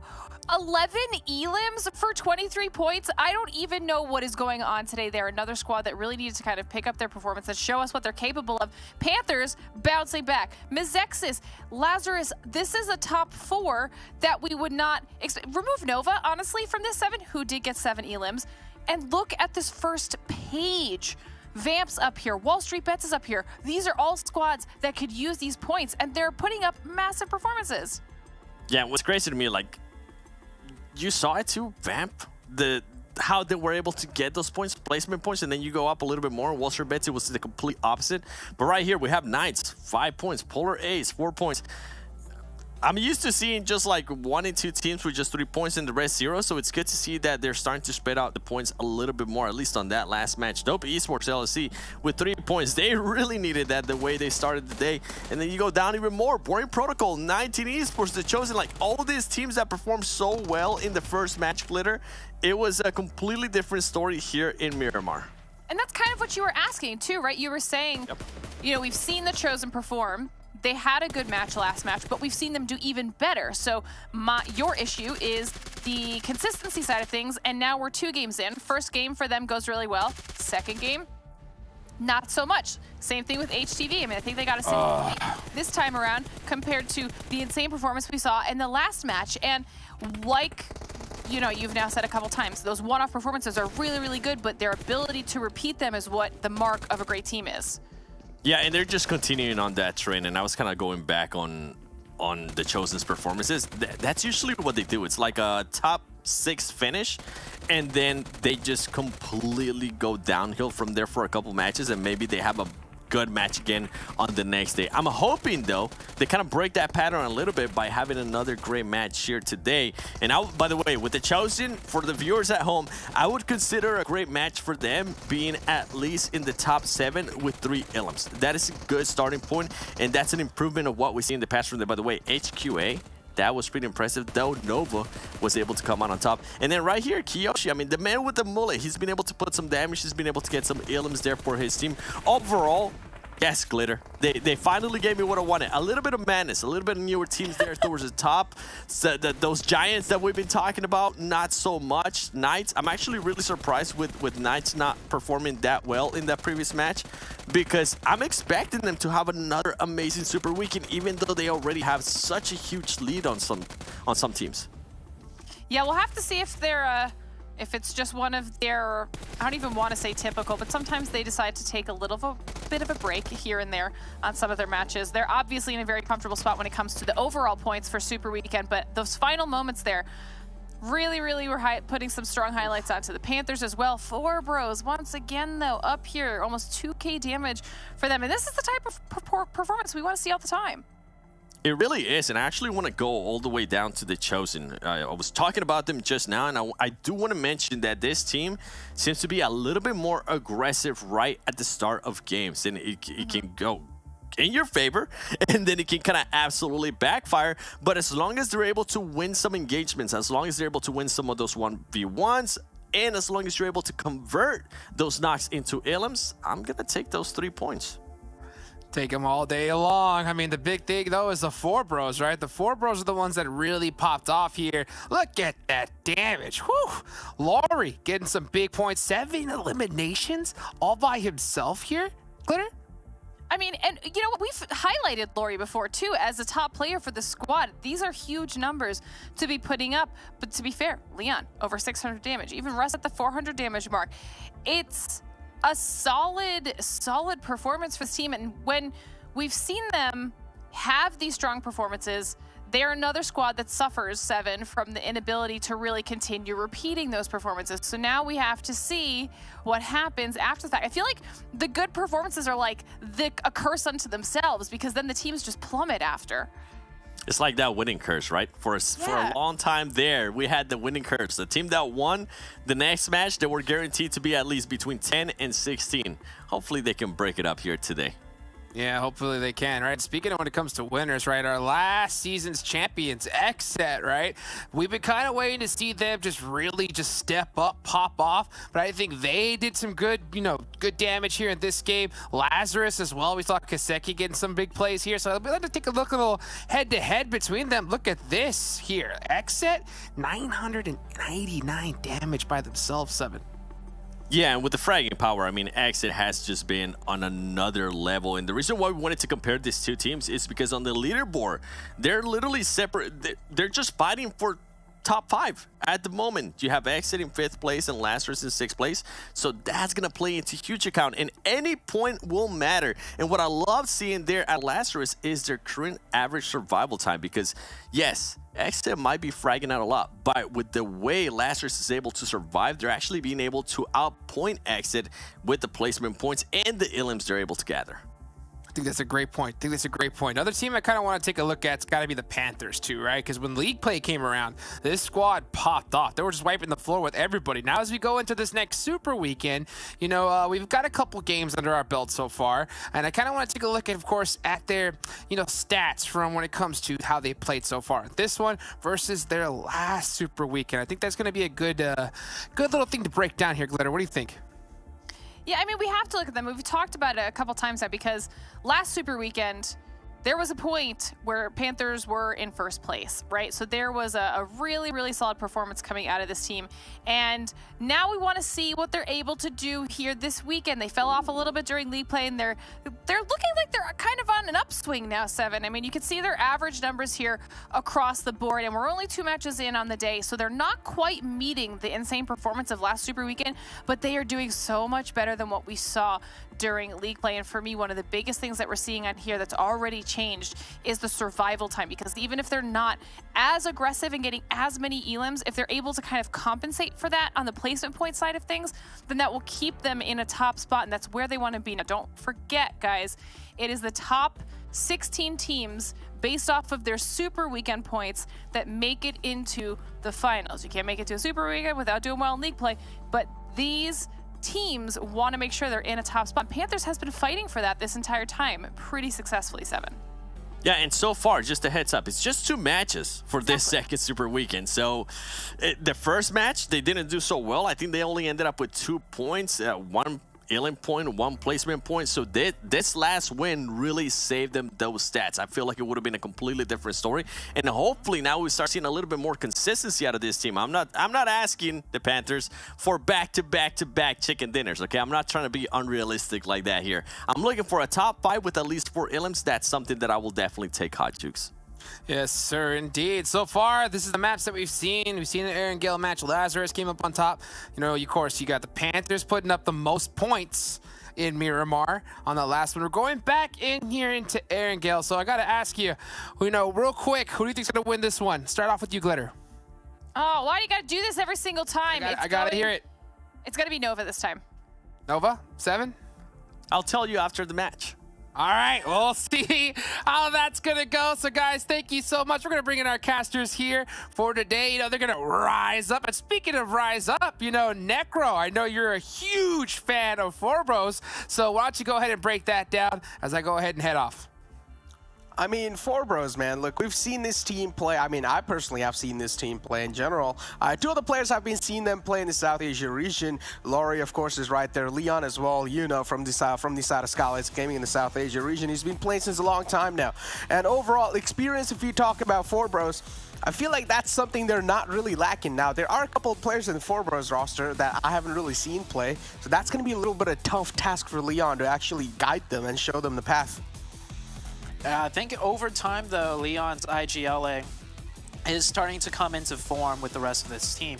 I think, Four Bros overall has been trending upwards, maybe a few hiccups here and there, but overall, I definitely see the team improving. Yeah. Now, coming into this Erangel match, though, I feel like it's about time for the Knights to pop off here. We're 2 games in already, playing our 3rd game. We saw a crazy circle in first Erangel, and the Knights still did pretty well with it. And the Knights, I feel like they're always a team that's a little bit slower to start up, but when they get going, they really do get going. Oh, yeah. And if you want to lock in bets on which team would you go with on this game? Which teams with an S or team? Which team you think will win this game? Pretty much that. That's what I'm asking. Like, which team would you bet on? Well, I mentioned the Knights, so I'll go with the Knights on this one. You know what? I got a really interesting pick. I want to go with WallStreetBets. I think WallStreetBets, they're going to get this chicken dinner. I don't know why. I just have like that little hinge in me. And that tells me that maybe WallStreetBets are probably going to be securing the chicken dinner. Nothing really special with the circle. A standard circle that we've been seeing since a long time. Not gonna lie though, that first circle that we saw, it was something really interesting, and I personally do want to see some off circles like that.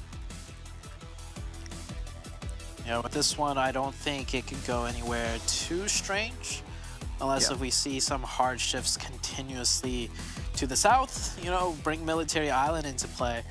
Most likely we're not gonna see that. Plane path, by the way, on the eastern side, so we still see a lot of players going towards the west to their drop spot locations, but nothing really that stands out in terms of a potential conflict. We see WallStreetBets driving towards the west, and a few players still parachuting over the top of them. I do think that is the... I can't even tell which team that is, as their names are all jumbled up on each other. Oh no, that's actually 19... Yeah. That's actually 19 Esports driving to the west with WallStreetBets doing a very long parachute jump. Still in the air, still gliding. Oh, that's such an unfortunate thing, though. One player from WallStreetBets has already been taken out. Oh, the caster curse is real. I'm with WallStreetBets. Come on, man. 3 players left. I still believe they've got it, all right?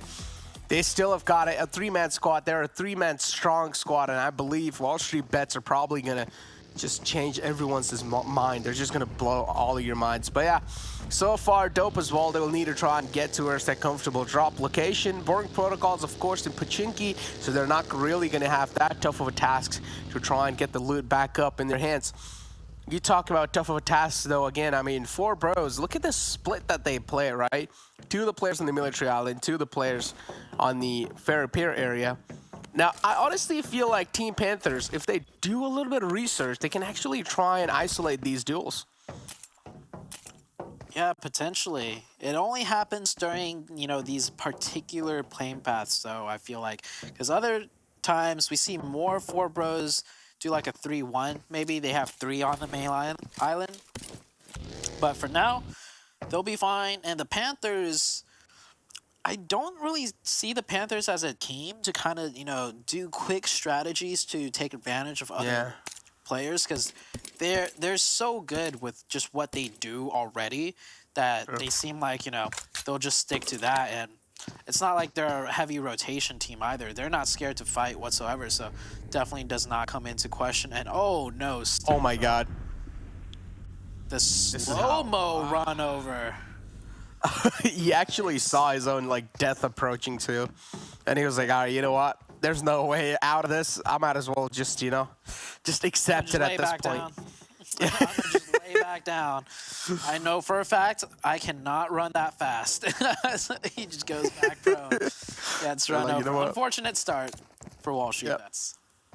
He was like, I'm gonna enjoy my last peaceful seconds of my life. But yeah, again, so far we're not really seeing a lot of things happening, and I don't know if you've been catching up with the SA region though, Zute. A lot of interesting things have been happening there too, man. I mean, the Mongolian domination is there too, but there was a team called Vibes who didn't even have a single chicken dinner in the entire week 1, and now in week 2 finally they got one, and they were on like the top 4 without a chicken dinner. Oh wow, that's some consistency right there. You do have to be able to close out the game, though. Like, that does come into play. So, I don't know. I mean, I haven't been watching. As long as they're not throwing their potential wins, that's great. But, yeah, Mongolian domination. What else is new? The Mongolian teams just get better and better every year. But we're on NA right now as J-Way gets knocked to a vehicle explosion or some sort of explosion. Hopefully everything's okay there. I'm looking at the map feed. Lazarus team is kind of close by, and here we are. Yeah, Lazarus, definitely the culprits of J-Way's potential demise here. But Lazarus trying to see what they can do to take advantage of that knock, and XSET mounting a very strong defense is going to make the Lazarus team think twice about engaging. Indeed, they will try and think twice. Kaseki 2 is all the way in the back now. As X said, JV has already been taken down. That's something that's going to create a lot of pressure on the players. Like X said, the smokes are out too. Shouldn't really be that tough of a task to get JV back up on his feet. The res is right there. And so far in the lobby, there's only one player being taken out, and that's also from the side of WallStreetBets. But for now, it seems like they're looking quite decent, as they've found a nice footing for themselves in the Water City and the Rozhok area. Lazarus too quite close, and if you look on the right side, right near the shelter, there's like 3 teams right next to each other, and we might just see a lot of third parties happening in that area. Yeah, that might be one big reason why Lazarus is not deciding to take this engagement. I feel like they had the advantage if they really wanted to, but of course, the third party is always a huge potential. So, J-Way will get revived. XSET will reset to 4. All the teams with still 4 members except WallStreetBets, unfortunately for them. Many teams right now, you see on your map right there, getting somewhat closer to the center. TC close to Nova, and the Knights team pulling up to do a little bit of a scouting here. The Knights, definitely not a team that's scared to take a fight. If one of the chosen members gets knocked, could be a potential push out of the Knights. The Chosen as well. The Xenox, man. Just look at that, man. The confidence that he had to try and take that fight right there. Knights so far, again, they're quite unsettled. They're trying to find themselves a nice, sweet compound to play with. And so far, it doesn't really seem like they're able to do so because Team Chosen, they have already secured the compound in the front. So Knights, they will now need to try and navigate their way through to somewhere else. But again, all the teams at this point in time, they're just waiting for the next circle shift to hit. As you can see, Team Panthers as well. Not really a lot of movement from their side. Still just sticking in that military base island. While on the other hand, we're seeing another fight panning out as it's going to be Boring Protocol going head-to-head against Dope. Already 2 knockouts found. Boring Protocol is doing a great job in this fight. But oh, that's a nice drop shot from Menace. Completely flips the table against the players of Boring Protocol. Spec taken down. And somewhere down the line, Dope now, they're just looking the dominant one in this one. Yikes, ML getting knocked to the off-angle player from Fishy. Dope Esports taking down Boring Protocol. Man, this team, Boring Protocol, is so wildly inconsistent. And I still feel like it all hinges on the fact if Spec is carrying the team or not. That grenade coming in really close. Carnage, last one up. Mr. 1 HP himself. Let's see how many 1 HPs he could get onto the side of Dope as there's a 4-man team of Dope about to press into Carnage. Oh yeah, that's going to be a lot of pressure building up. And now also, is it catching on fire? That's going to be something that needs to be taken into consideration. Carnage, he vaults out the window, thought he was getting pushed on by a couple of players, but oh no, just straight up drops into the players of Dopes, and that's going to be an easy wrap-up for Dope. I don't know how he lost that fight right there against Menace, but that should not have been the case, and that's where they just lost that entire fight. And a nice clean sweep from the side of Dope on Boring Protocols. Now XSET versus Mezexis. Mezexis already one player's been taken down, but oh, that's a nice reply from the side of Mezexis as Peralta is going to find a knockout on the kill switch and instant confirmation as well. We had a discussion between Span and I in the first game. Will XSET camp Mezexis? Because Mezexis has to cross the bridge. This time around, they will do so due to the circle being further south, but it is not looking good for the XSET team. Mezexis already confirmed kill switch. They get another opening onto J7. Polo goes down. XSET about to get absolutely crushed and demolished by this Mezexis team. Mezexis, they're pumping their fists right now. Wow. Pretty much yelling at XSET like, wow, how dare you try to bridge camp us? I've never seen a bridge camp go that badly that quick, especially out of a team like XSET. XSET usually play much more informed than that.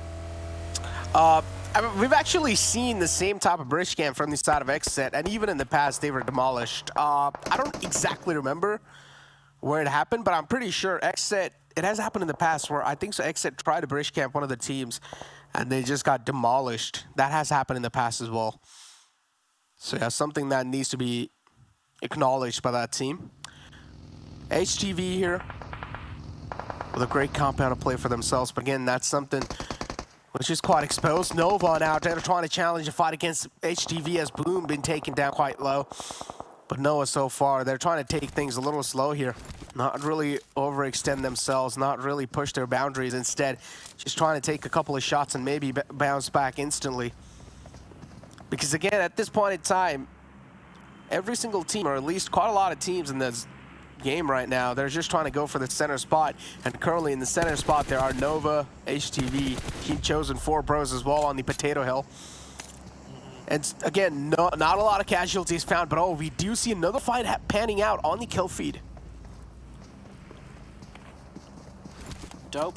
One of their players knocked after finishing their engagement with Boring Protocol, potentially locking into an engagement with the Vamp team. One of their players gets confirmed from Dope, so I think it was just scouting gone a little bit awry there as Vamp do manage to pick up 1 elimination, and Dope's gonna swing back the other way that they came from.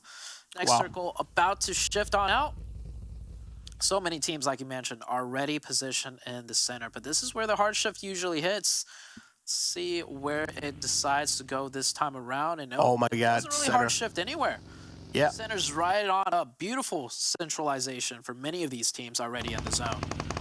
Exactly, team, so they're not really going to have to struggle a lot right there. The tactical approach is going to be pretty much well rewarded for every single team. As you can see on the map, it's just an entire wave of vehicles trying to move inside the zone. 19 Esports as well, they are having all their players up, and so far they're looking pretty strong. Again, this fight came down to a stalemate between Nova and HTV. None of these players are able to find an opening, and HTV too, somewhere down line, they're just waiting for Nova to actually get impatient and maybe try and create some off angles, and that's where HTV will try to catch them off guard. But again, another circle is going to be closing in soon in 16 seconds. So teams that are still in the outskirts, they will need to try and move in as quick as possible, because we do see one of the players of Lazarus too outside in the outskirts. A lot of teams accumulated in the center zoo, and I'm pretty sure with this next circle shift, it's going to be complete hell breaking loose. Yeah, not much more room left in this circle for 54 players to fit in. So on the next shift, we will definitely see some chaos. HTV and Nova right now, I think, are doing a gentleman's handshake right now. They know during this circle shift that they could get pressed on from either side. So neither team really wanting to engage for now as they maintain both of their respective flanks. And see in the kill feed, Pappy getting run over by 4Bros Leon. A back and forth exchange there as... just as I say, they're doing a gentleman's agreement. Nova eliminate one of the players out of HTV. Potentially, an engagement might break out now between Nova and HTV. Now, it seems like HTV actually are on a huge back foot currently, while Kindness is the only man who's trying to hold them off at bay. HTV clearly are kind of scared to try and challenge a fight against Nova, because now they realize they also have a casualty on their side. 19 Esports here. 4Bros right in the front. They're just trying to scout out the hilltops in the front. Nothing really just in the eyes yet. As 4Bros, they're also taking a lot of damage. We do see one of the players from 4Bros get taken down. It's Leon, the big man, who falls down now. Nova, they're able to get a nice dig on the enemy hills. As, yep, Leon's going to fall down, and that's going to be an entire 4Bros squad. It's just going to get wrapped up. Yikes. From a good performance to a very terrible one. I do want to commend Nova team, though.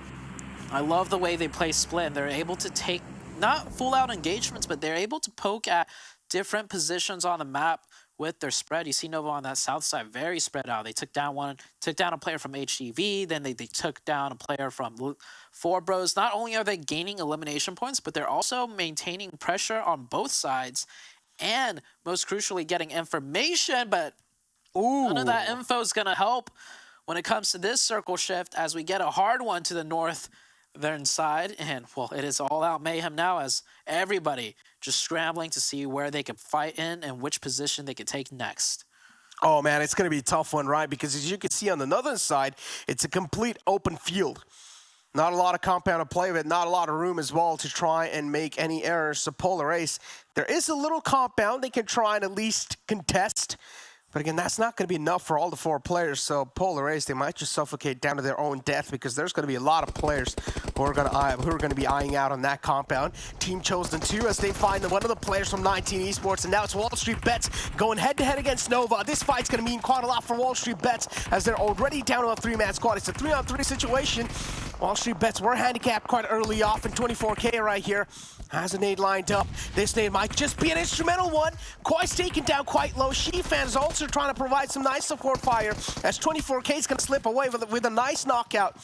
But Drago as well is being confirmed. Now we're left on a 2-on-2 situation. Shifan isn't really able to get the trade through. That's something that needs to be acknowledged right now. And a great nade from 24K, as Nemesis is quite low too. WallStreetBets, and somewhere down line. Now the pressure is going to keep on lining up. It's a 1-on-1 between Shifan and Nemesis. Can Shifan clutch this one out? It's not QZZ, but Shifan, he's got the experience behind him. Decent exchange. He gets a little bit more damage onto him. Shifan already down very low. Tries to do a clean peek, but Nemesis just pre-fires at. And that is Nova Esports eliminated out very early. Very hectic engagement, and keep in mind, this was a 3v4. WallStreetBets, they started off today looking pretty strong, all things considered. And I think this WallStreetBets team should keep an eye out for them for the coming few matches and the next few days in the Super Weekend. I feel like they've got something to prove. Oh no, I indeed feel like WallStreetBets has to be one of the best teams in the North America so far. Because the way they play, man, it's just like the way they communicate, the way they position themselves in fights, and that's something really stands out to me personally. Personally love it, the way they position. Always they have a man who's going to be the overwatch in the fights and stuff like that. Methodical approach from the side of WallStreetBets, and also taking down a team like Nova. That has to be a huge statement in itself. Now Knights and Team Panthers might just be one of the biggest battles out there. Two Titans going head-to-head against each other, and a nice frag from the side of Freddy. He's going to find one as Coops, the big man's being taken down. Now the rest 3 players left in the back as Freddy is trying to lob in another nade. That's a great nade to make sure no one's really hiding behind that tree. Oh, another one to follow it up. Freddy so far has been unstoppable. Tenso will answer it back, though, but that's not just completely unanswered by the side of the Panthers. Right back, another trade. Nice, down to 1. It's just Chico now. Wow, the Panthers versus the Knights. This is a fight that I've always wanted to see, and I guess it all comes down to who gets the opening. Frady showing up huge, getting not just 1 opening, but 2. And there we go, Chico forced out into the open from the blue zone, and that is the Knights. I picked the Knights to come in huge for this one. Well, unfortunately, they ran into the Panthers, and that is why the Panthers are your 2nd overall team in the Super Weekends. If they're able to take a fight against the Knights that single-handedly, well, dang, this Panthers team, they've got a lot more to show us. Indeed, they have. Polar Ace again, look at him. All 4 players up. We talked about Polar Ace. There wasn't really a lot of room to play with. And still, they have all their players up right in the front. Now, Dope is going to be another squad. That's going to be a little bit of thorn in their way. As Dope now, they're just trying to inflict a lot of pain and hurt. They've already found a frag. Actually, it's equal trade on their side. Salt as well now is just going to keep on approaching in. Another wave of enemies just trying to approach in this fight. As the man in the front, Pan will need to try and take him out. Chronix as well is there to provide that backup. This nade from Salt might just be quite detrimental, and yes, it is. He finds knockout on the player in the front. Menace as well will follow it up, and that's going to be it for Dope. I feel like this Polar Ace team just all put on one of those Kiyoshi mullets, and they just absolutely went ham with their buggies. They drove in with 4 buggies, one after another. Not to mention they intermixed that with some supporting firepower from the other players pushing up on foot. That's how you do it. I mean, the Panthers keep all, or not the Panthers, Polar Ace keeps all 4 up, and they eliminate that team quite cleanly. Love to see it. HQA. Quite a bit of shots in the front. Polar Ace is the entire squad, and now they've also got this control over the dip. Shivang's going to be a little paranoid now. We'll need to try and back off because this nade right here from Trey is going to be a big one indeed. It is pretty much tossed in quite well, but is only going to be able to deal a decent amount of damage. A nice frag onto the player of Sub-Pig right there from the back, providing a great cover fire. Chronix taken out. Polar Ace now a 3-man squad, or actually a 4-man still, as Chronix has been knocked out. At this point, I might as well just call him 3-man because it's going to be next to impossible to get the res on the Fallen Man, as Stray's going to sit back in his buggy. An instant rotation from their side, as Polar Ace now they will need to try and retreat back. Polar Ace eliminated 1 team on their way in. Unfortunately for them, they have to eliminate another one, that being HQA. HQA this time, however, playing a bit more spread out, and that defense is perfect out of HQA. HQA looking really good. Polar Ace, unfortunately, it's the man, the myth himself, the mullet, Kiyoshi, last up alive, and he is in zone. But how much longer can he stay up as he's getting belted with bullets right there? Everybody else has made it into zone. We got TC, Vamp, the team of Lazarus still, 1 member of WallStreetBets, and of course HQA. And the zone shifts up to the north, favoring HQA, Vamp, and TC.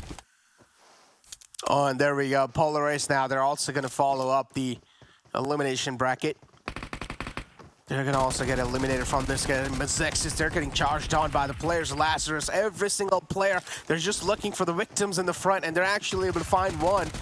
Another one as well is right at the back, and he will be taken care of easily. A nice fight. That's being taken care of by Lazarus, but they still need to make it inside the zone. And Team Chosen right in the front, they're going to make sure they're holding Lazarus off at bay. It's going to be so tough to find their footing inside the zone. Circle's going to start slowly closing in. Lazarus, one of their members did just get knocked, but they'll be able to get that reset. They're going to be 4 up as they crash on in. Will they take a fight with TC, or is there another spot on the map that they're eyeing? TC down to 3, playing very quiet as they're in that low dip. And Nemesis, he could potentially spoil that Lazarus push too, even though he is only a one-man army right now. As Vamp getting shot at by HQA, and that's an opening for Lazarus onto HQA. Lazarus might just decide to circle. Oh, hold that thought. They've already crashed straight into TC, and TC playing low and quiet will get the jump onto the Lazarus team, and that is Lazarus eliminated. TC looking so good this Super Weekend. Indeed, and Vamp too right there. Able to get the confirmation. WallStreetBets, unfortunately, my pick right there got thrown out the window. Vamp too with a nice control of the edge. All 4 players up as well for that team. Team Chosen, somewhere down line this Super Weekend in Week 2. It's a complete new Team Chosen where we're seeing a lot much more less mistakes being made from their side. And they're actually able to play pretty well so far. HQA too up there, top 3 teams alive. It's a 4-on-4-on-3 situation. All 3 teams in the zone. Just gonna wait to see where the next circle goes. Of course, HQA probably has the most amount of control in this circle and very likely to be favored in the next one too. TC probably in the worst position with only 3 working from the low ground dip. Vamp actually kind of pressured and cornered onto one side, and yeah, TC kind of realizes, and they're gonna make a move now, even before the circle shifts. I love the proactiveness as TC pushes up ever so closer within distance. And the next circle actually shifts on top of the players of Vamp. Swins is trying to fight back from this spot, but Gachi, that's a great denial from his side. As Rage now will shift his attention in the back as well. Gachi quite exposed and straight up walked in that nade right there. An easy confirmation for this side of Vamp. Rage will easily wrap up that frag right there. Team Chosen in the front too. Somewhere down line, Vamp now the pressure's going to start to build up as Mayo as well is taking a lot of bullets. He's catching a lot of bullets right there. HQA in the front, they're just inflicting a lot of pain and hurt on the entire lobby. 2 players left from the side of Team Chosen. It's a 2-on-3 situation. HQA, it seems like there's no stopping now. HQA pedal to the metal using that vehicle. Oh, wow. They also tried to run him over. I think the last 2 players, that was... Man, the vehicle use has been absolutely insane. I think we're finally starting to see kind of a new meta develop within the NA scene. We've seen this vehicle use more and more. We saw Polar Ace utilize it, and HQA now with the winner chicken dinner. They came in hot onto not just TC, but they swung onto Vamp with those vehicles too, and it is working out. I am absolutely loving the vehicle use. Dude, me too. I mean, something, and especially in the final zones, right? You can also use it as a hard cover for yourself, and you can pretty much just, vehicle just has so many uses in the final zones. Pretty much, you can also try and use it for a quick rotation. As you saw Polar Race, when they really needed to retreat back quickly, that's where they started using those buggies and instantly just went back. But again, hey, didn't really work out. As you take a look at the round report, of course, Team Chosen has to be there. As Gachi himself, he put up a lot of elimination numbers, 6 eliminations for himself with the highest damage of 530. Salt right there with the most nade eliminations we saw when they're actually trying to challenge a fight against the team in the front. If I'm not wrong, it was Dope. And that's when Salt's nade, they were really instrumental for that entire push. Yeah, so we're 3 games in. One thing that I'm starting to see today is that a lot of the underdog teams, the teams that, aren't the heaviest of hitters, getting some spotlights for all 3 games in a row. So the Giants kind of at the wheel sleeping for now. Wonder how much more of these games can the underdogs, get a chance to one-up the other teams and get some points for themselves, Necro. Exactly. I mean, that's indeed going to be something that we're going to be eyeing out for, but it seems like Zute, that's going to be it for us, from us for now. Don't go anywhere though. We'll be right back after a short break.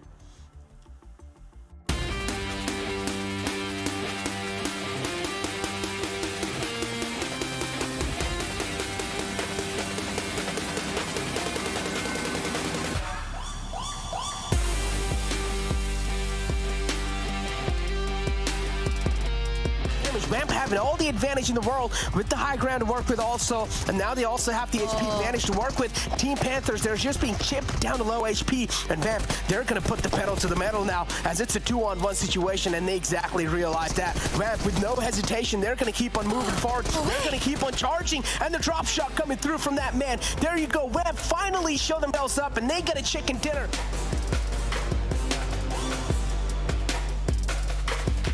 Try and get even higher placement points, but here it is. This is a fight that we were kind of looking at in the blue zone. It's not looking good for either side, honestly. Right now, Team Chosen definitely the weakest, though, is only God G, the last one up. Yeah, final man up, as you said, and is also just bouncing between these rocks. He finds one, but that's all he's going to get. Execute. They're going to execute the final man of the Chosen.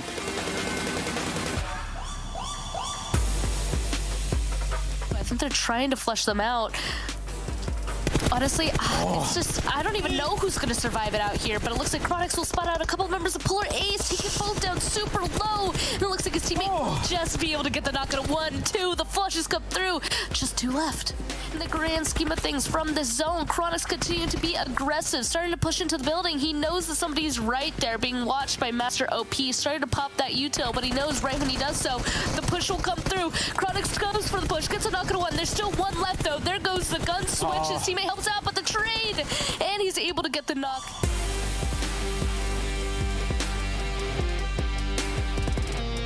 Yeah. J7 clears the rock in the front with the nade. Nemesis is right behind it, though. JV took a couple of shots and now does realize maybe it's time to take a little bit of back step, as he's also taking a lot of damage. 2 players from XSET go down. Kill switch on J7. J7 gets confirmed. Polo G in the front is trying his best to fight back, but a little bit too many angles to try and cover. And WallStreetBet, what a nice defense from them. They obliterate Team XSET.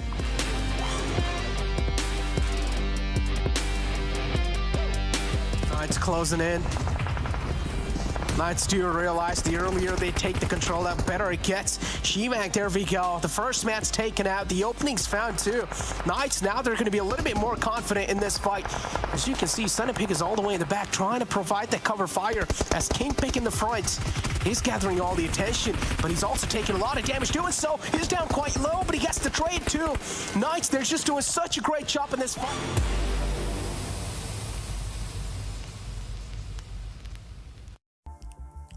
Oh, match number 3 is in the books. Before we get started, of course, I got to give a huge shout out to Monster Energy, our official energy drink partner. Guys, man, the Chosen stepped up there. They got another good game under their belts. I mean, this is looking like a little bit of a different squad than we've seen here, especially in the past Super Weekend. At least that's what I think. What do you think, Seven? I agree with you, and I think if Sute is ever going to pick a team, he just has to switch cities. The curse doesn't follow him. Seattle Sute is a different man. The Chosen right now being a different team too, being able to get those 20 points. But HQA overall, I mean, the 23 points, those look good too. And if we go down the list, Vamp, 70 points, WallStreetBets, 12 points. Like Glitter, am I seeing this right? What is like, there's so many. It's like flip upside down from what we saw last Super Weekend. These are teams that were usually on the second page, and now it's the complete opposite. I'm kind of liking it. We started off the day hyping up Knights, hyping up Nova, and where are they? They're down here, okay? Everything has been flipped on its head. The only word that I can really use to describe today so far is just pure chaos. We see Dope Esports on there, able to get a few elims on the board, get some points on the board for themselves, which is nice as well. But our top teams, XSET included, even Boring Protocol, I mean, they're not at the top right now. And honestly, I don't hate it, because a lot of those teams had a massive point cushion Super Weekend-wise, right? They were not in any sort of danger after that first Super Weekend, especially Knights. They had an incredible performance in the first Super Weekend. So the fact that these teams aren't performing right now is allowing so many more opportunities for the squads that were at the middle, for the squads that were at the bottom, or for the squads that are here for their first time to get a really solid amount of points. Preach it, Glitter, because with all these teams that are usually not getting that higher up in points, right? This is gonna make it even crazier. And I'm sorry, I'm getting ahead of myself here, but it's gonna be even crazier when we go to the last Super Weekend League Play 2. Like, you guys do not want to miss out any of that, because right now some of those teams sitting out, B-Town Esports, I'm looking at you, Execute, I'm looking at you. it's looking sketchy with the way these leaderboards are currently acting. And then we have Nova. Oh man, I really thought Nova was gonna clutch up here. My boy Shifan, you let me down, Shifan. It's okay. It's okay. You know what? You got Sanhok coming up. You guys have improved a lot in Sanhok, so hopefully, what do you think, Glitter? I think they'll be able to come back. I think they're gonna do just fine. I mean, and you know, we also heard the casters talking about it. Vehicles. I was talking about chaos. Look at we're going to see so many of these towards the end. I mean, even HQA closing it out with the run over. The vehicle use today is just incredible compared to what we've seen. I feel like just even this season, we're seeing so many more vehicles being used as deadly weapons in this game, and it is entertaining. I am here for it. Everything about this weekend, I'm in love with so far, Jukes. Man, I'm loving it too. I mean, we're starting to, I love to see squads, right? The underdog story just start stepping up. And look at this, you're gonna see Gaji right there, making some plays, making it happen. Vamp as well. Vamp has been popping off, getting into that end game here too. I mean, I think it's anyone's game here at this point. The Knights, they've kind of been a little quiet here, so I think that kind of opens the door for some of these squads at the bottom 7. That's absolutely right. The vehicles. And then you were mentioning, hey, Gachi being able to get 530 damage, elimination 6. Ooh, that conversion. Okay, I like it. Chi Wang 2, 509 damage with 2 elims, and then King Pig 467 damage with 2 elims too. Overall, I mean, even the top players completely different from what we're used to. As hold on, Chi Wang, is it like that? You knew you were ready. Yeah, let's go. Let's go. Looking good. Right hand, too. Hit it with that salute, you know, get it going. Man, HQA have been doing so solid here. It's good that we're talking about them. I kind of feel like we haven't really had to really talk about them for a minute. So HQA in the mix, of course, Nova, that squad that we're always going to be comparing them to here, right? So I really want to see Nova step it up just a little bit more, 7. What do you think? I agree with you. I think it becomes a question of King QC, even though, don't get me wrong, his stats are great, but I want to see better stats out of him. I want to see those stats that we were able to kind of get a hint at on League Play. And let's compare these two teams, because these two teams were in 4th. They were actually fighting for a spot, and they're going to be seeing themselves a lot more on the upcoming days, so maybe a future super weekend. And you can see Nova right now being able to out damage them, but not really being able to kind of do much more than that, as they're currently getting the same average placement. If we go down though, which is crazy to me, Nova is putting up almost 6.33 elims for Nova. So the power, it's right there, but I agree with you, Hodgix. I feel like they need to show it even more. They need to create that consistency within that team. Yeah, you're currently within the top 4, but you don't want to be within the top 4. You want to set yourselves up for being a champion, all right? That's what we're looking for here. Come on, NA. Don't forget, you guys let me down on PMGC, so I'm still holding on to that. It's all down, bro. Come on, right? I mean, we want to see those squads just step up and just make that massive lead. I mean, but one team that doesn't want that to happen is Vamp, right? Vamp, they hadn't had that really good super weekend first performance, but here, now they got a great end game. And Glitter, you know, how do you feel about that? How do you think about Vamp stepping up? You think we're going to see a little bit more of that, or is it just like a one-time thing? I mean, I sure hope it's not a one-time thing, because we are consistently talking about the teams that needed some points stepping it up here today. Now, coming in so the weekend, if I'm not mistaken, Vamp was in 14th. That is dangerously close to that top 16 bubble to make it into finals. And today, you can see already, for average damage, they're higher. For average elims, they're keeping it on par, but the average survival time is a marked difference for Vamp. They're staying alive longer. They're getting more placement points. They're dealing more damage, and that's reflected in the heals as well, which I'm not even mad about, because this new aggressive Vamp that we're seeing, which I feel like is the theme of the day. I mean, we're seeing more aggression out of a lot of our bottom squads, and it's completely flipped the game-to-game leaderboards on their heads. What do you think's in the water, 7? Huh? What's happening here today? Is it just super weekend energy? Oh, what is that? Oh, look at it. That's on brand right there, dude. Woo! Look at that. And I'll tell you what, 7 has had 7 of those today. That's what he does, man. This man is piped up and ready to go. You know, one thing that I'm really ready to go and see is, of course, where we're at so far in the day, right? What are those overall leaderboards looking like? And look at this so far. The Knights still up on top, 7. Actually, Knights, 25 points so far. I'm not impressed. I want more. The Panthers there with 198 points. I mean, Nova. This is what we're talking about with Nova and HTV. They're currently fighting for that 3rd place. They're trying to figure out who's going to be. Remember, all you want to do is top 16, but then you do get the bragging rights. And if we go down a little bit more, we do see XSET falling. WallStreetBets, though, maintaining themselves here within the top 7. And then 19 Esports. That's another team that I'm going to be looking at closely this Super Weekend, being able to get 122 points there with an 8th place. And this is when it gets exciting for us, Glitter. Because now you can see Vamp has moved up a lot. Vamp currently in 10th place. And B-Town and Execute are going to start dropping spots. This is actually really scary for some of these teams. I mean, 4 Bros, I believe, has jumped up a little bit. Vamp making a big jump up. And we talked about it. We've mentioned it. We're going to keep looking at it. Execute and B-Town, the grayed out squads, the ones that are not currently here, they have fallen from their spots and will continue to do so. HTV and Dope's points down there at the bottom.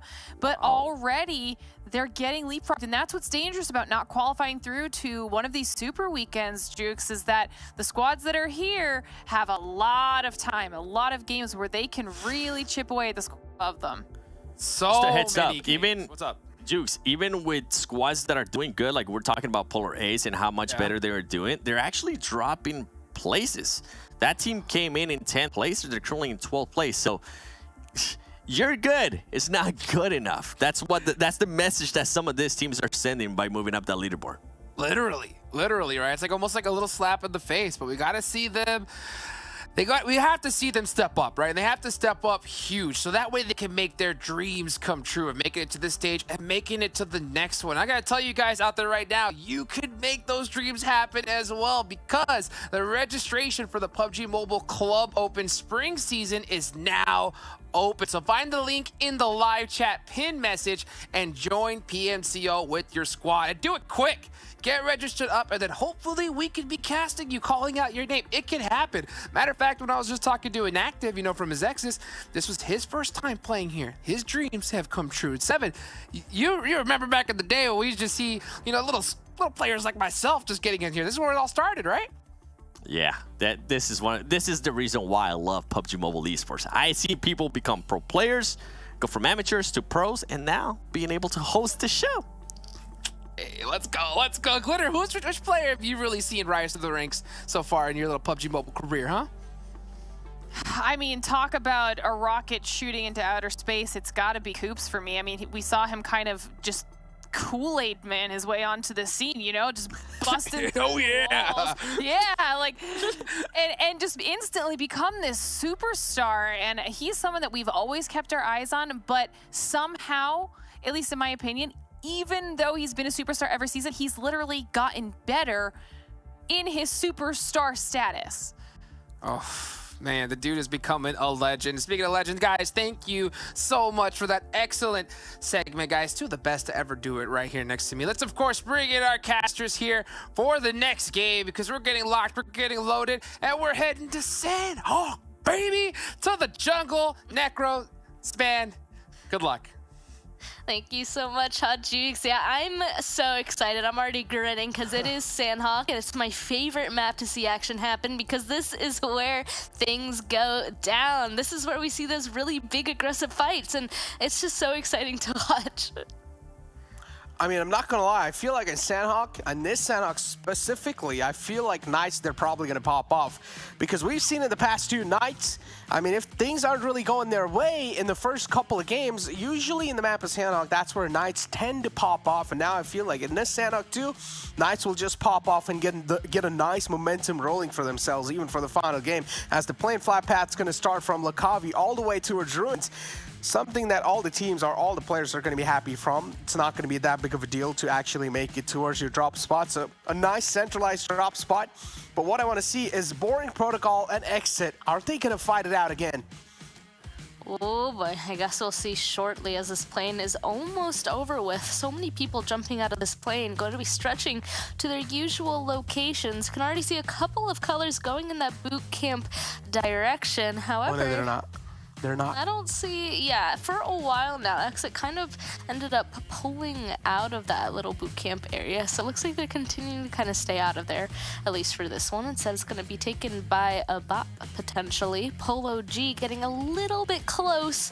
The thing is that the last time we saw this happen, I think that XSET ended up kind of being punished. Knights don't like people when they get directly to their northern side. So we'll see if the Knights decide to be aggressive on them once again.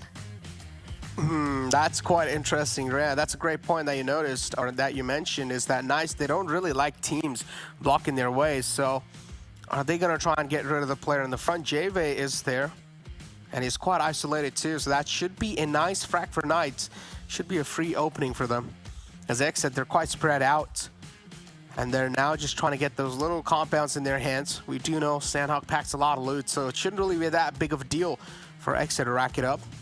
While on the other hand, as you can see on the map, Mezexis as well are quite split out. WallStreetBets, of course, in the Paradise Resort area, they found themselves in a great spot. And oh, Nova and 4Pros again duking it out with each other in Sami. Not surprised to see this whatsoever. So the last couple of times we've been over here, though, I definitely feel like it's kind of been Novo taking this for themselves. So I'd be interested to see who's going to take it this time. You did say, oh, wait, I definitely saw what you meant in that kill feed. Looks like one of the Boring Protocol members will be taken down from XSET. And Novo once again starting off with the first knock, the first piece of damage towards 4Bros. Actually, I'm quite interested with what 4Bros is kind of doing, moving up to the northern side, being spotted out here. Looks like Leon's gonna be fine, just a little bit shaken, a little bit of damage on him, but otherwise, oh man, I'm just wondering if 4Bros are gonna be able to get out of this, because the first couple of games for 4Bros, especially game 2, they played it really well, so I'm wondering if they're able to take down Nova this time. Oh, it's going to be really tough, because if you see Nova, they have a nice split going for themselves, and the guy that is split out, he's of course going to try and go for a little high ground to play with, so he's probably going to be the Overwatch in this fight. For 4Bros to move around, it's going to get even tougher and tougher as the time's going to get ticking on. Nova, their position as well. 4Bros too, not really moving a lot, not really giving their position away. Well, on the other hand, if you take a look at both these teams, they're not really packing a lot of loot. So this is one of those problems with the early game stalemates, is that you're wasting a lot of time. You're not really getting a lot of loot to play around with. While at the same time, you could have used this time to actually loot and also make your way inside the zone and put yourself in a way much more better spot. That's why early fights aren't worth it unless I have a criteria, right? If you get an early fight, you have to get 4 kills and either have 4 or 3 people still up. Anything less than that, then to me the fight isn't worth it. But also, I mean, they're clearly trying to go ahead and fight this out as well, because, ooh, okay. I was wondering, I was like, I needed to see the Polo G versus Samuel fight, and I guess there it was. But what I was trying to say is, arguably, it also is important to be continuing to fight for your drop spot, though, because that's the spot that you're used to coming out of. So if both of these teams make it into finals, whoever succeeded in winning in Sami the most might continue to drop there, while the other one kind of leaves. So even though they're currently fighting for those final spots, I guess they're also fighting for the drop spot in finals too. But obviously, they need to make sure that they qualify for those first. Vamp on the bottom right too, near Docks and Kampong. They're also going to be racking up a lot of loot for themselves. Not really a lot happening in the first initial phases of the game. Even the fight between 4Bros and Novas came down to a huge stalemate, while Koi is just nowhere near the rest of the players of Nova. Maybe the call's being made for Nova to actually try and disengage from this one, because Leon too, you do see from the outskirts he's wrapping around quite a lot. So what I'm wondering, is he actually going for a nice flank, or is he just prioritizing loot at this point in time? Because he can try and do that for sure. Look at QZZ, 8 first aids to play with. Oh boy, yeah, he definitely is waiting for this blue zone to come on and maybe even spot out these other members. I mean, the more meds that you have in Sanhok, the better, right? I feel like that's just the general rule at this point. So they're looted on up, at least when it comes to meds. Koi, actually, for Nova, he is gone. He is out of here. He is so far to the northern side. He left 3 of his teammates behind to take on this fight against 4Bros. I'm kind of curious as to what exactly he's doing up there. Curious indeed. All 4 players off for XSET. As Mezexis too right here. It's back in the front. They're just trying to scout the areas out in the front as well, as every single team, or at least a lot of teams currently in the lobby, they're just grouped up right in the center of the zone. Mezexis, they're in the smack center, and they're just wrapped around with a lot of teams. They're surrounded by a lot of teams, so they might just be the center of attraction if they reveal their spot. XSET slowly and steadily marching on in on the hilltop, boring protocols. They have the hilltop control, but XSET, they're trying to get the hilltop control in their hand. Is that going to be a possible case or not? That's what I want to find out. We're going to have to wait and see. Of course, Sanhok. This map, of course, on top of being the place where you're super aggressive and you get to see those team fights and chain fights, it is also the map where no matter what you do, there's going to be a third party of some sort. There's going to be people that you swear the forest was empty. 1 second, the next second is full of enemies, right? So at this point, we're just waiting for people to just get a little bit closer. And then they're probably going to go ahead and start off that fight, right? So we can see they're literally right next to each other, but haven't yet spotted out or started that engagement. Oh, man. The Panthers right here, too. Polar race. At this point in time, I did not expect such a slower start to the map of Sanhok. Because the fight between Nova and 4Bros is still going on. I mean, not really a fight. I mean, both those players are just staring at each other, so it's kind of like a staring competition at this point in time. But what is Coops trying to pull off here? Some nice parkour skills. Let's see what Coops has got for us. Oh, no, he's not able to grab on the ledge. Come on, you got this, bud. You got this, bud, I believe. Oh, all right, there we go. Maybe now? No. All right, well, let's just stop talking about it. It looks like he's still trying to do something, but not quite going to work out. At least it looks like the Knights, they have a nice safe spot right to the side of Quarry, while Sami is still not safe whatsoever. We still have 4Bros and Nova just intertwined with each other. Leon, he's been over here for quite a while now, and actually I saw a dot from Nova directly to his north, so if he is not careful, we just might have the first knock finally happen. Oh, and I think there it is. Koi with that huge rotation actually does get a knock on the Leon. That means that 4Bros is officially down to 3 people. I wonder if the rest of Nova is going to be a little bit more confident on this, or if they're going to go ahead and wait for Koi to actually go ahead and catch up. Oh, man. Still 16 teams up, though. Not a lot of casualties on any other side. 61 players in total still alive.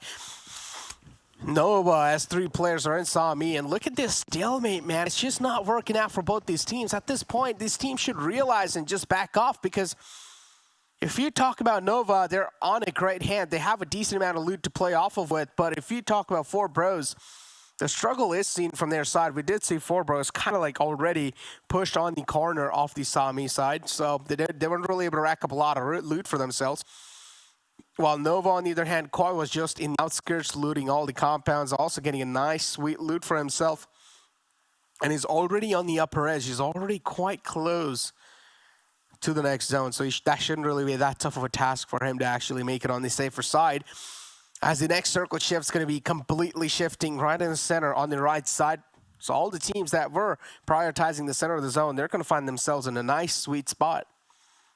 Yeah, it also looks like Koi is able to grab a vehicle for his team, except he's getting dangerously close to 4Bros once again. The majority of people are already inside of this next zone shift, though. We just know that Team Chosen, 4Bros, and Nova, they're all just prepared to go ahead, get into the circle as the last couple of teams, right? Definitely going to be playing the edge of these next couple circles. The only thing that I'd start worrying about at this point is starting to use those unnecessary meds, taking blue zone damage. Of course, med strat is definitely a thing inside of Sanhok, but if they're really wanting to focus on getting more points, usually you want to go ahead and actually get in the circle and potentially fight it out. But we'll see.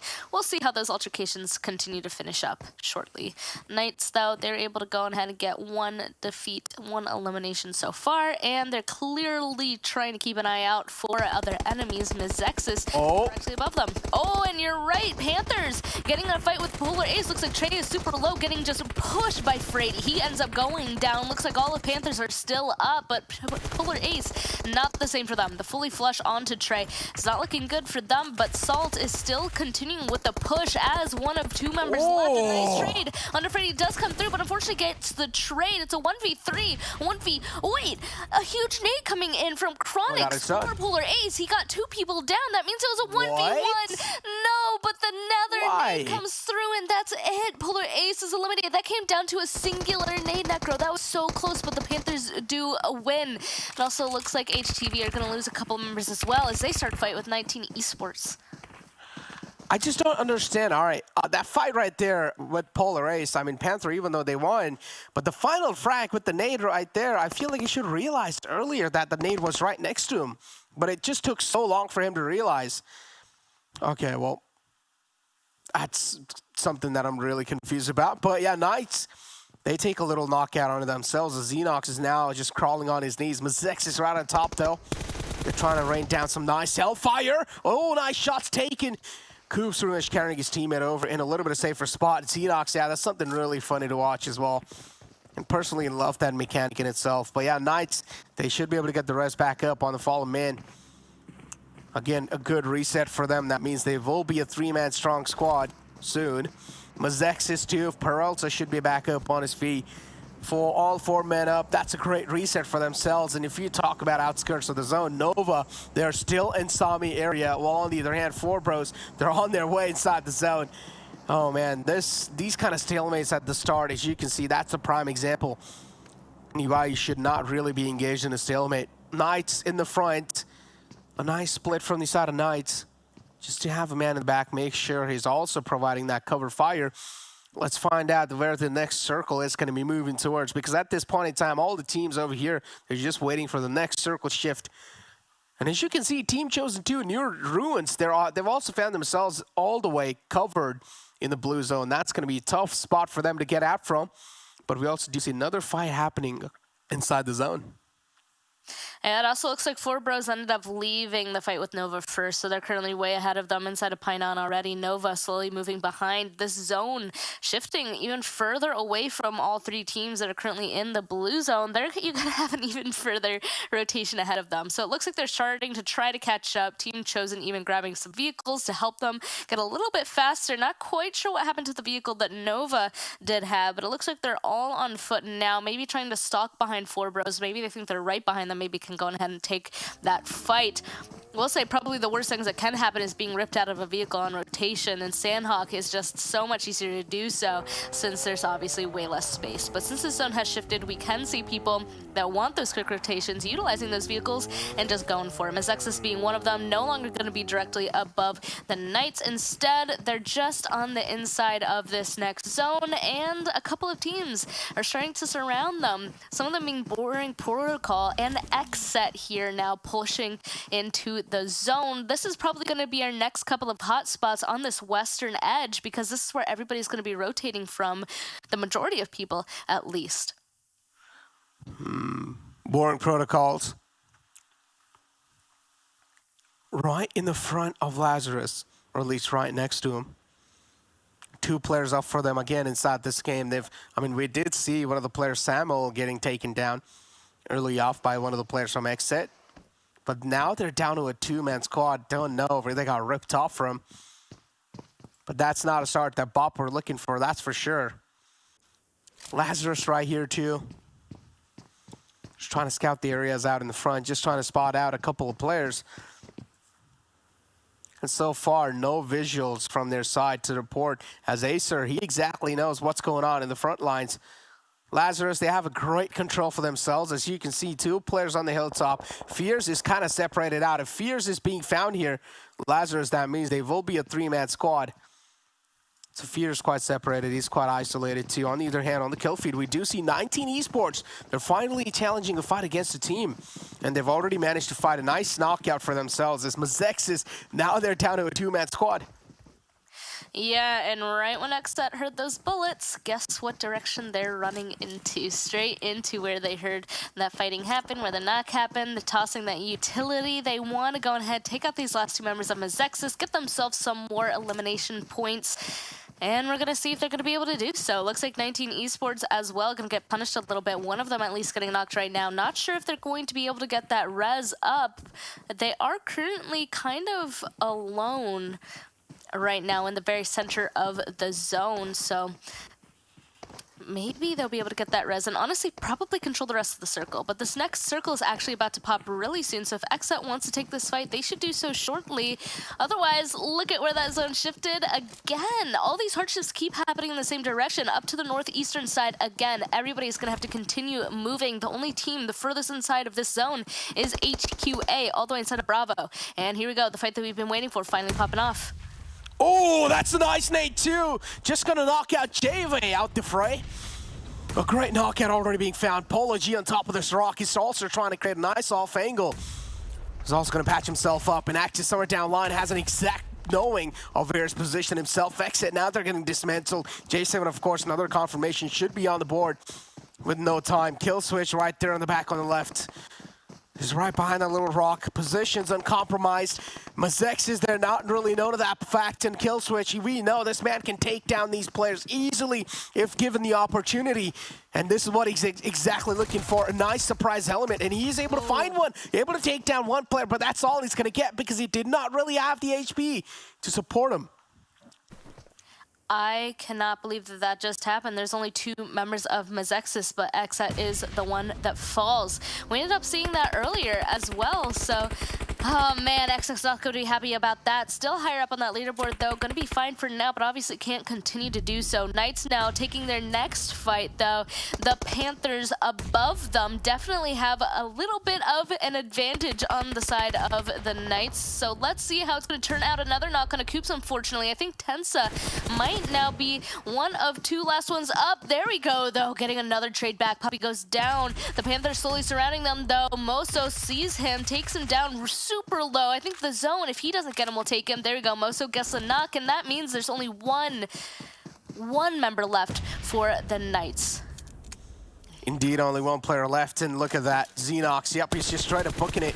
He's also tanking a lot of damage from the Wall of Death. And oh, unfortunately, that's just not okay. Lambo, it just flips a little too lightweight right there for the streets. And unfortunately, Xenox, what was that? That's so unfortunate.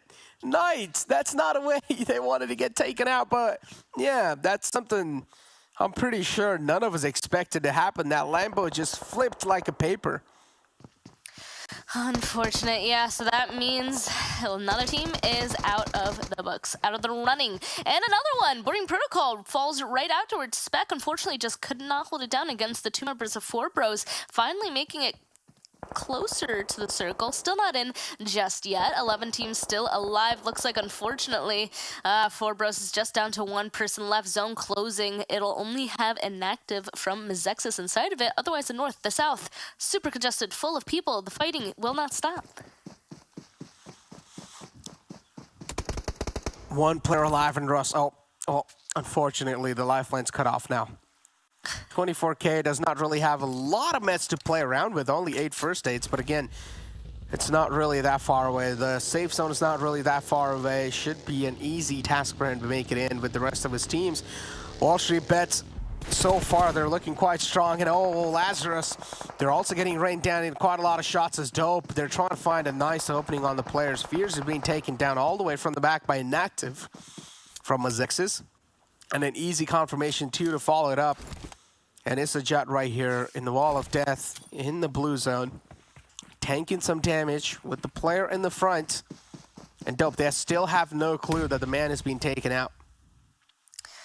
Ooh, okay. All of Dope being stuck on the northern side of this road, though. They're going to have to be pushing soon, but it looks like first QZ starting the big fight down on the southern side against 19 Esports. That means that he will continue to survive. Koi, unfortunately, doesn't look like he might have the same fate. Oh, he just barely heals right at the right time. 19 Esports does get eliminated, though. Yet another team actually taking that fight against them, wiping them out. Team Chosen against HQA as well. Looks like they'll be able able to get one out of here. Vamp is still kind of in the distance, probably going to hold this out. So let's see who's going to get these last couple of kills before Vamp really gets involved. Gaji unfortunately just falls as well. HQA, yeah, he did the nade bounce against the door, and that is such an unfortunate timing. HQA survives, but now I'm not sure if they're going to be able to make this next push into zone because they have to run out in the open, and Vamp at least has one person watching them like a hawk.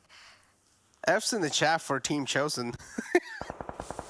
Man, that's a funny way to go out. But yeah, Nova right here too. QZZ, oh no. He's just left out, and now a lot of teams, they've got our eyes locked on QZZ. Easy cleanup for them. Vamp, they're just trying to be the cleanup crew in the lobby, also trying to fight their way in. Able to find a couple knocks all around, as HQA Sunny Pig's now followed up. Subpig and Shivang still alive. WallStreetBets as well, 24K is right here. All four players of WallStreetBets, and so far, they're looking really strong. Vamp 2, they're moving in with a 3-man strong squad. And if you talk about Vamp, though, I honestly feel like Vamp has been really consistent.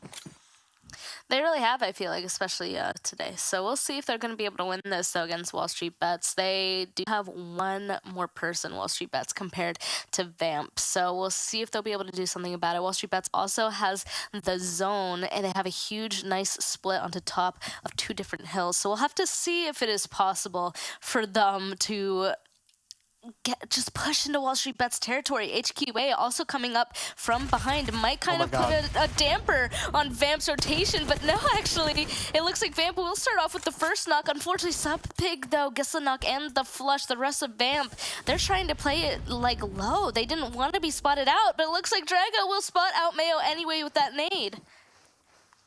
Oh, man. And look at WallStreetBets. They're also being graced by the circle. Oh, it seems like the PUBG cost this time, they're just favoring the players of WallStreetBets. All 4 players up. The stars are aligned. WallStreetBets so far in this game of Sanhok, their performance has been spectacular, but they will need to now put on a nice performance to also seal the deal on the game. Oh, they find a nice opening and an instant finish as well on the team in the front. Now it's all down to Fishy from the side of Dope to try and hold them off at bay. But is that going to be happening or not? That's what I want to know. Because Dope, again, as we do know, was one of those teams that has came in here and that are on the 18th spot in the overall rankings. They need every single placement points as they can. We see WallStreetBets trying to flush out the last couple of people with nades, but throwing it just too far. Fishy, he's much closer than they think, and he's been healing well so far. Swins for Vamp doing the same exact thing. Look at that, 11 first aids. It does look like Steve-O will run out and spot Fishy trying to heal down there on the bottom. And it looks like First Frost, though, will start just spraying frantically, knowing he's about to be taken out. This is definitely just WallStreetBets' game, because the Chosen is now eliminated. It really is just this last person from Vamp was able to clutch it out for that second place, but sooner than later, the blue zone is going to take him out, and it will be WallStreetBets' game. Let's see if he decides to do something actionable before he's taken out, or if he's just going to continue to heal until he runs out of those first aids. I'm pretty sure he will at least try and take out one of the players and get a nice little elim still in the end. Yeah, he's probably going for that, and yes, he is. Oh, he finds one. Now he's looking to steal it away, but no, it gets denied at the last second. That could have been one little added point, just a cherry on top of the cake, but unfortunately, it's okay. WallStreetBets, what a game from their side. I mean, I made the prediction in the previous game, WallStreetBets, not this one. Come on. Well, I definitely think all those zones really did punish out all those people that are coming from pretty far away down to that southwestern side. And WallStreetBets, they just had honestly a great split in the end. That everybody else that was still alive were basically all broken up from the previous fights that they had found themselves in. So that was a great win from WallStreetBets all the way to the end. I mean, hey, look, WallStreetBets, we know what they're capable of. There are quite a lot of teams in the end. Again, the heal strat, the med strat is coming into play. And we know teams like Dope Esports, teams like Vamp, they really do desperately need those points. And I appreciate that they're actually going for that. But on the other hand, we did see that early game stalemate between 4Bros and Nova. And I feel like that is one of the main reasons why Nova just didn't really get a lot of limelight for themselves. But look at this round report. It's inactive all over the place on 3 stats. And then it's just someone else stealing a little bit of spotlight for himself. Yeah, Inactive being up on 3 of those from that last match. But of course, we're going to get a little bit more of an analysis at the analysis desk after this next video.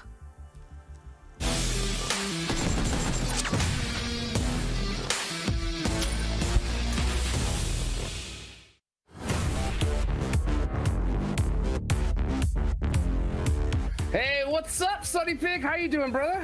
I'm doing good. How are you, Hot Jukes? Dude, I'm doing great, man. Thank you so much for taking the time to be able to do a little quick interview with me here, man. I've been looking forward to talk to you. Dude, Mustache Dave's favorite team, bro.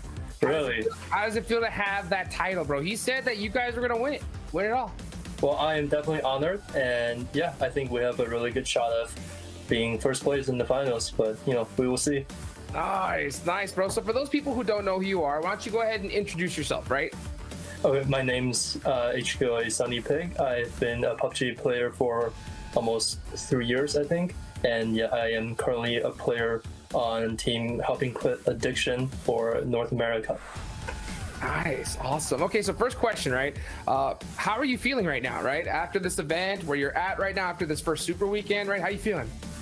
We are a little disappointed, actually, despite where we are, just because, you know, during the games we have been making some mistakes that we never thought we would be making in this tournament. So yeah, there's definitely more improvements that we need to be making, but overall, I would say, you know, it's a good start. But you know, there's still work to be done. 4th place, right? I mean, hey, y'all be y'all's biggest critics, right? That's pretty good. So if you don't mind, like, elaborating a little bit more, like, what are those mistakes you're talking about? I think the biggest thing is that we still need to work on our communications a little bit better, just because during a lot of our games, sometimes, you know, our teammates would say something, and then because everything is so loud, sometimes we miss out on some crucial information, right? So sometimes we're getting people behind us, and our IGL team would say, there's people there, protect yourselves. And then we would completely miss out because we're busy trying to get kills in the front, and then we end up dying and giving up a really good position. And it's mistakes like that I believe costed us first place during the first week. So yeah, definitely that's something we should be working on, communications. That tunnel vision, bro, it's hard to get out of sometimes, right? Yeah. You want them kills. So do you feel like, you know, by just saying that, do you feel like your squad is looking to be a little bit more kill heavy, you know, going for survival points or balance? What do you think?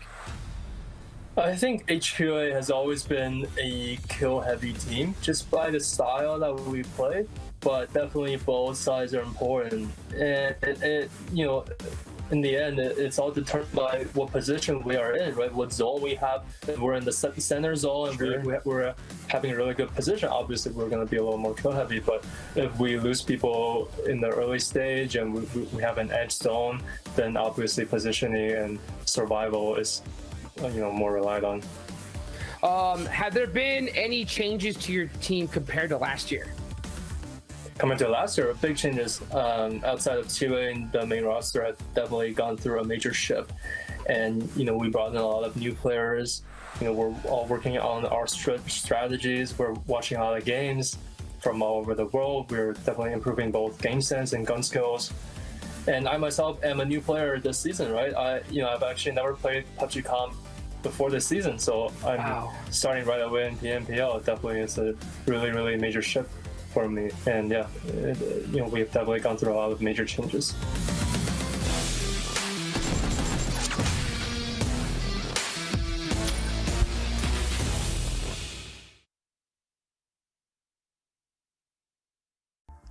Man, it was so awesome getting the chance to talk to Sunny Pig right there. Welcome back, everybody. Guys, this has been a crazy Sanhok match right there. Of course, I got to give a big thank you to Monster Energy, our official energy drink partner. The heal off is what we saw towards the end there, Seven. I know that's your favorite thing in Sanhok, isn't it? How could you? How could you? You love I the trusted you. Bro, get them first dates to be fair, and tap though, that button. To be fair, okay, WallStreetBets won. 8 points. All right. I'm taking that with me. Vamp, the chosen. You know what? I'm not even going to give him that much feedback to be honest, because the Chosen needed points. And if the placement points were the only way that you can get them right there, I'll give them to you, all right? I'll let that slide. And Dope Esports, that's right, 10 points, Glitter. Those teams that we wanted them to show up, at least Dope, HTV, you know what, they're starting to show up, even though HTV only 1 point.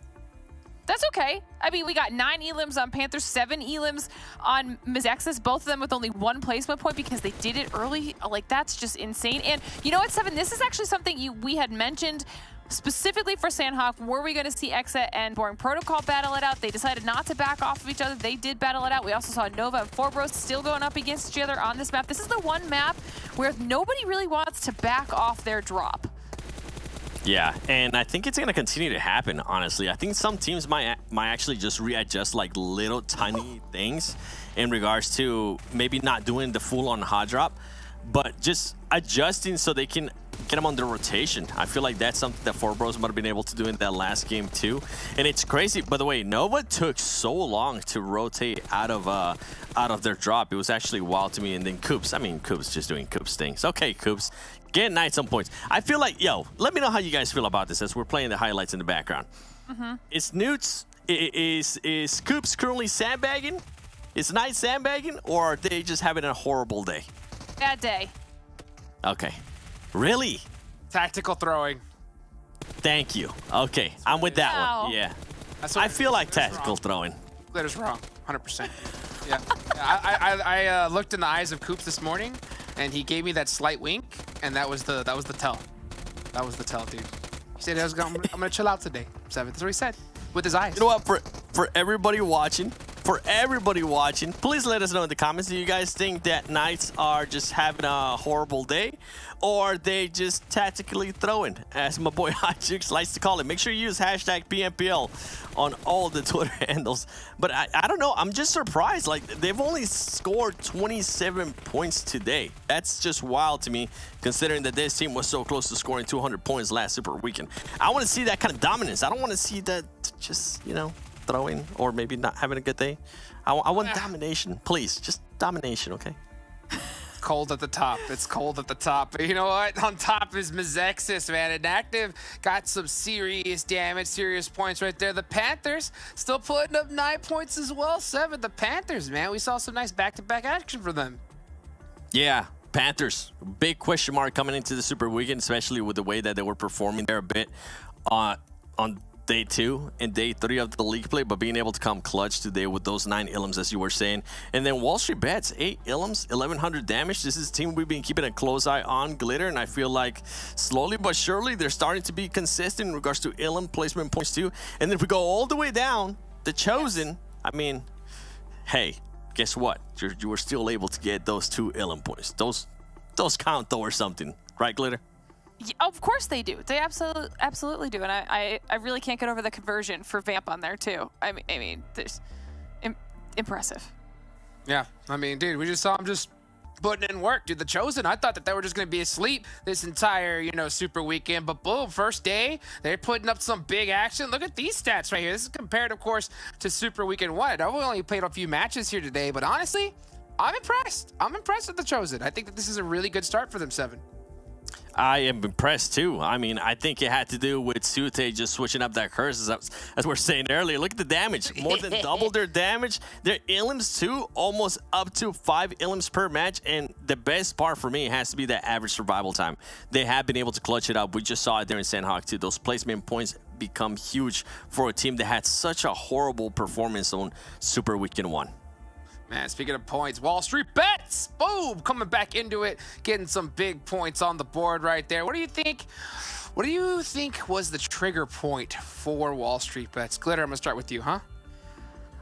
Maybe it was 7. You know, 7 has been unfailingly loyal to WallStreetBets this entire time. I mean, we've also gotten to talk about Drago a couple times as a top player for this team. Now seeing him with the most damage here putting up. But Steve-O is actually tied with 24K for the elims and knockouts at 7. You've got to love seeing this type of consistency with the individual players for WallStreetBets, especially on a phenomenal play day like today. Can't see me right now. Oh, there you go. Now you can see me. I'm dancing. All right. I'm dancing. That's what we want to see. We want to see teams have multiple players that can actually perform. You said it perfectly, Glitter. I was a huge Drago fan before for WallStreetBets. Now it's a whole team. They have made some roster changes. I feel like we haven't really seen Baba as much, and so far it's working for them. I'm not throwing shade at him, but right now, I mean, the stats don't lie, baby. The stats don't lie. As we go to the head-to-head here between WallStreetBets and Vamp for today alone, this is wild to me. Look at the elims that WallStreetBets has been able to get, but Vamp is currently outplacing them, Glitter. This is actually really cool because I feel like today specifically, these two teams have been pretty similar in their performance so far, and you can kind of see that reflected in the fact that you're getting more consistent placements out of Vamp, but you're getting a little bit more aggression and more damage out of WallStreetBets. I mean, both of them having some decent survival time, but I love that these are all completely different teams than any of us predicted, Jukes. I mean, definitely. I mean, I couldn't see this coming from a mile away, but boom, they came in hot. And look at this little action we saw, of course, from the Panthers versus Polar Ace. You got Bop on, up on top of the roof right there, and he made some plays, Evan.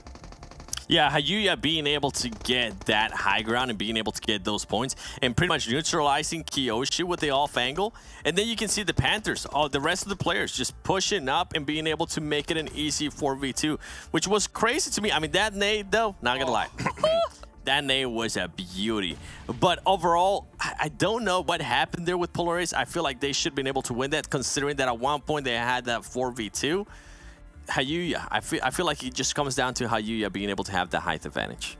Yeah, dude, able to make those angles, those call-outs, that communication is just a huge point to have here, especially playing at this high level. So we got one more match left to go, guys. Today, we got to do it one more time, dude. I got to hear it. What are them predictions, guys? And this one, I want it serious. I want to be able to, I want you to utilize every little Glitter Domus energy that you have to be able to predict who's this going to win. I'm going to hold you accountable at the end. So, Glitter, go for it. Okay, I'm going to think this one. It's going to be out of left field. We're on the last Erangel map of the day. We've had different winners for every single map, which means I'm not picking anyone that's already won. Okay? I think... You could if you want to. No, I know I could, but I'm not going to. I think this time around, it's going to be... Knights. Boring Protocol. Oh! You're thinking the same. Oh my gosh. Okay, Boring Protocol. Papa Carnage gonna step up here. You gotta do it, man. Save me, Carnage, please. Glitter. Please, you heard it. You heard the cry out. Let's see if you can do it. I'm gonna hear Pittsburgh Knights from 7. All right, guys, thank you so much. Let's get this last game started. I'll see you, of course, at the end of all of it. Let's go ahead and bring back our casters here so we can see this last and final Erangel match. Personally, I'm gonna go with Nova. I think Nova's gonna win this one. Necro, Span, what are y'all's predictions? I'll see you at the end of it. Thanks, Hot Juice. Necro, you can go on ahead and go first this time. I mean, hey, look, you've known me since the start, right? I mean, since this entire PMPL. And whenever Knights, they aren't really performing throughout the day, usually in the end or in the final game, I go with Knights. And I'm telling you, Knights, they're going to pull off a nice prank on everyone. They'd be like, you guys thought we're not performing, but then, hey, here you go. There's a chicken dinner right on your face, you know? What do you think? Who are you going to go with? You know, I'm just gonna side with Glitter this time, I think. Honestly, I was taking a look at who's won, and I was just like, she chose Bop today as the team that she thinks is gonna do well. So I'm just gonna go follow her as well, honestly, in this last one, especially because Erangel, I believe last time we ended up watching it, Bop ended up doing some pretty good things. So now let's see if they're able to actually take it to the next level and actually get that chicken dinner. Yeah, exactly. I mean, Bop, of course, is one of those teams that we've known. They've been playing this game for a long time. Makes sense, too. But somewhere down the line, they've also been kind of hot and cold. And this is what Zute as well mentioned. Like, consistency issues so far that have been seen in the squad of Bop. But again, you never know, right? Sometimes they have those pop-off games, and this might as well just be one of those. But then, other hand, you talk about XSET as well, doing quite okay-ish in the overall rankings. But again, I mean, Span, are you happy with the position that XSET have found themselves in the overall rankings? As where they are right now, I mean, they definitely started off in a place that was decent, you know, and now I think it's okay. Yes. Okay. So are you happy, though? What a question. I'll just say yes, sure. I mean, the thing is that I do know that a lot of these teams, of course, have really... You know, for XSET specifically, I'm just going to say yes, because I did get to cast the last event that they performed in, and Zute alluded to this earlier today. They did not do well. Like, it got to the point that we kind of stopped talking about them, not going to lie. So this event, completely different. We are still talking about them, right? So I'm going to say yes. Yeah, I am happy. All right. Well, it seems like Span, at least they're, you know, at least they're able to keep you happy, and that's all that matters. But oh, a nice circle right here. A little bit another circle. I mean, this is something that we haven't seen since a long time. It also covers that little Stalber hill, you know, and it's been a long time, not gonna lie. I haven't really seen that Stalber circle. Please show me one. I want to see one Stalber circle. We'll have to wait and see. I feel like maybe it's a little bit shoved too far up in that corner to go there, but I mean, yeah. Circles be wild. I mean, sometimes I've seen it go to 100% Lipovka, you know, so the chances are still there. It also looks like there might be a little bit of contention going on. Looks like directly beside Rozhok, we got a good little mixture of WallStreetBets and Polar Ace. It looks like maybe they're just trying to grab some vehicles. Also, down to the southern side, looks like Knights. And is that Nova, potentially? I can't even tell. No, 4 bros fighting out for some vehicles just to the northern side of that western bridge. Yeah, they've realized one of the players from Knights is kind of like isolated right in front of them. Shouldn't really be that tough of a task for to actually take him out of the game, and that's what they're going for. And there you go. Chico is just getting charged on by 3 players, actually 4 players from 4 bros. All 4 of them, they realize he's all by himself. He's a lone survivor. He's a lone wolf. The little Chico, little cute Chico, is to fight for his life against 3 of the players in the front who are straight up marching on in. And that's going to be an easy takedown for 4 bros and an instant confirmation. These players are cruel. I mean, the rest of the Knights are super far away. 4 bros, they wanted that, they needed that. They're going to get the first point. Knights, unfortunately, going to be the ones suffering from that. It does actually look like they're already coming across this bridge, though. So I think they're going for that good old revenge. This is going to be interesting to see. Let's see if they just crash straight onto 4 bros. Have to be a little bit careful because just to the side is Nova already taking a look at them. Yeah, there you go. They did finally spot one of them out, instantly starting to kind of turn in that direction. But we'll see if they'll be able to catch up as 4 bros pull right into this compound just to the northern side here. And Knights somewhere down the line, they do realize there is someone available in the compound. But no, Knights instead, they're actually going to go for a safer spot or a safer rotation out in the open. They do not really want to challenge the fight anymore because Knights, they were in a really uncomfortable spot in the first place, and that's not where they like to drop.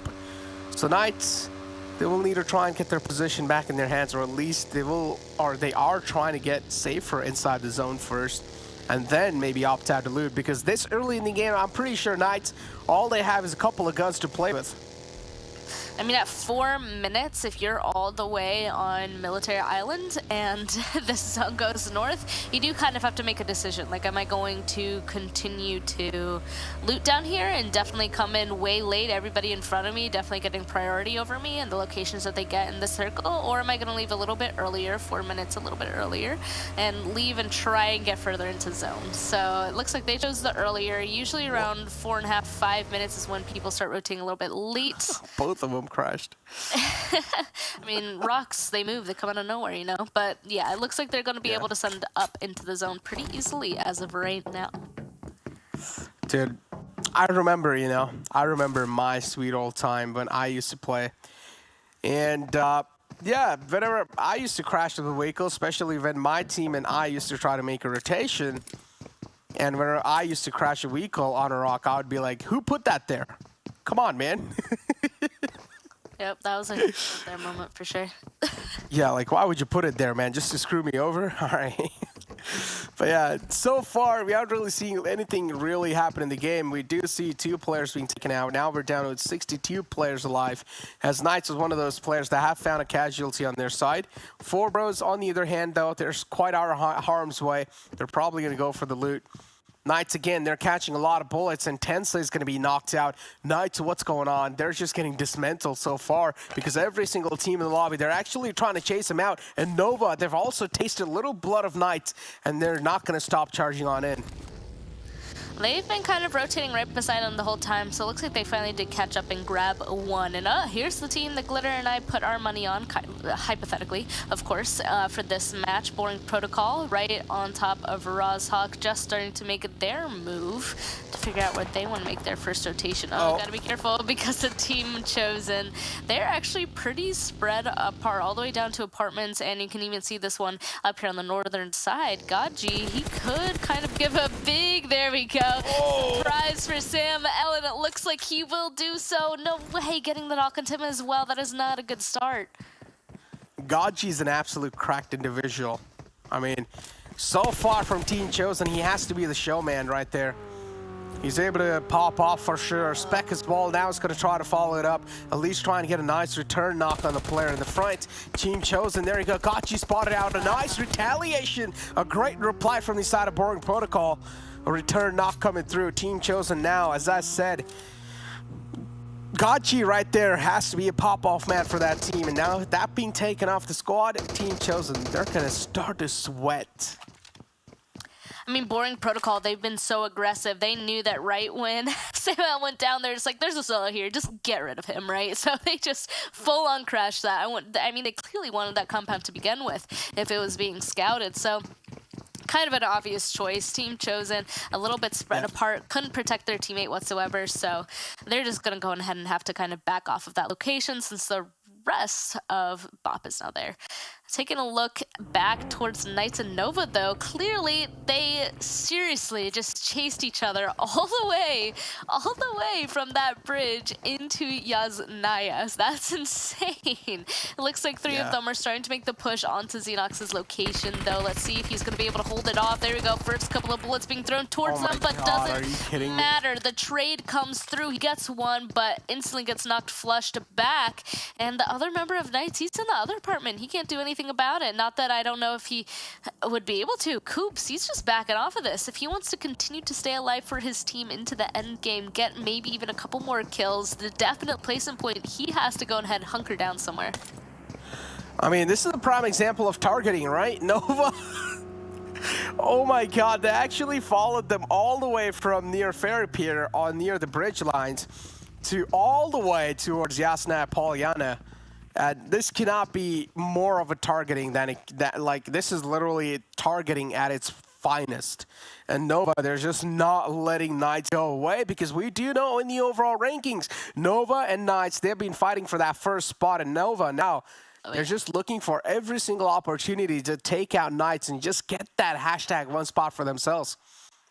Exactly. You love to see it, honestly, people thinking about that overall and playing differently. That'll obviously give them an advantage. Unfortunately, can't quite find Coops, so they're probably just going to continue to play the rest of this game a little bit more normally until they see him pop up. So next one centers right around that river. Once again, kind of still splitting it up to the 50-50 to the north and south sides. A couple people still need to get inside, especially Mezexis. Looks like 4 bros getting in their own fight down there by Gaka once again as well in their rotation. And of course, unfortunately for Team Chosen, looks like XSET wants their building, getting knocked on one person. Only 2 of them are left.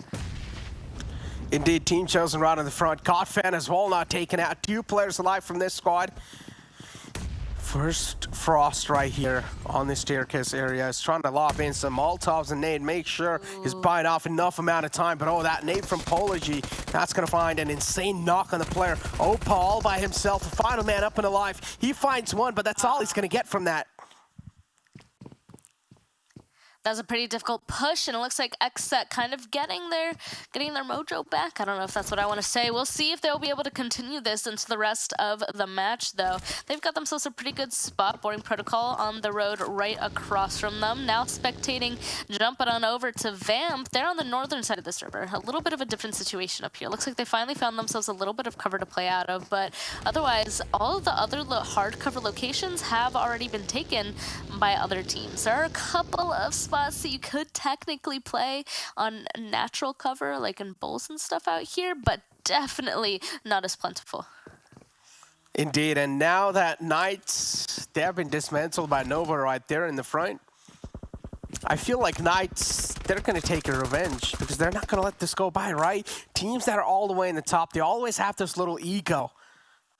And I'm pretty sure now we're going to be seeing a back and forth between Knights and Nova over and over again in the future, and I am down for that. I love me some drama.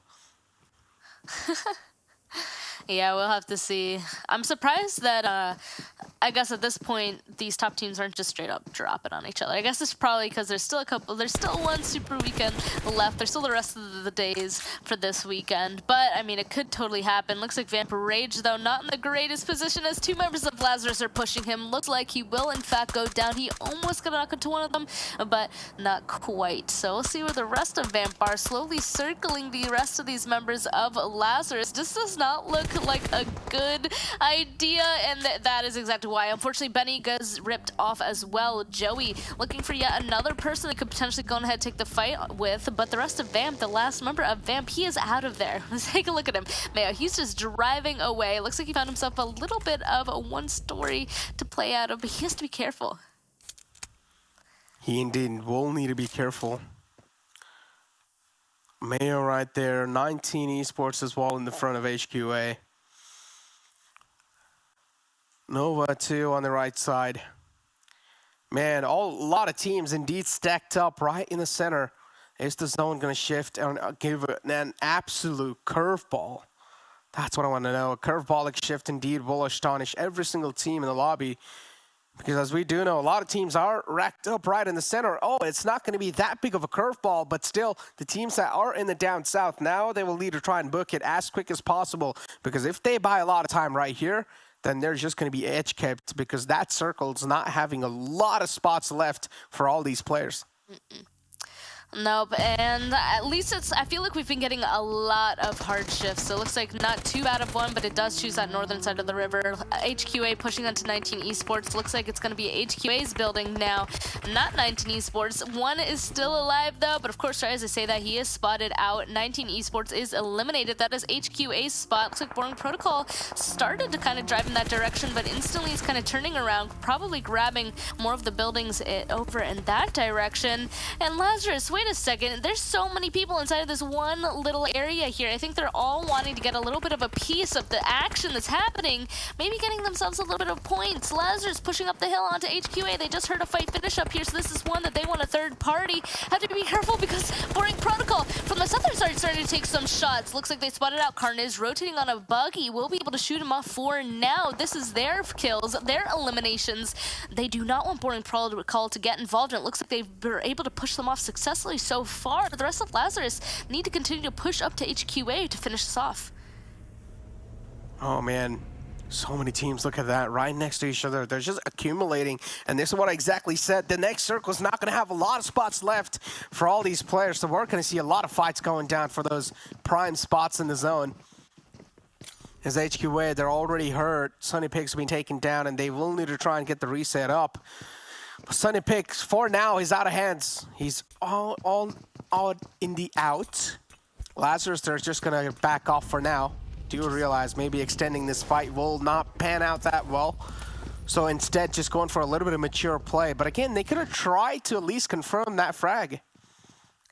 Well, that's why I'm a little bit surprised. Maybe they were worried the Boring Protocol would have peeked on over and potentially have hurt them, you know, and they want to go ahead and really play this game to win it, it seems. 4 kills so far, eliminations, and we'll see if they'll be able to get that chicken as well. The one member of Mezexis right beside them here, though, is a little bit concerning, especially because we can see Joey ended up kind of pushing out from that gas station compound that they found for themselves to gain a little bit more information. If that one member from Mezexis just peeks on over, that could be the end of Joey.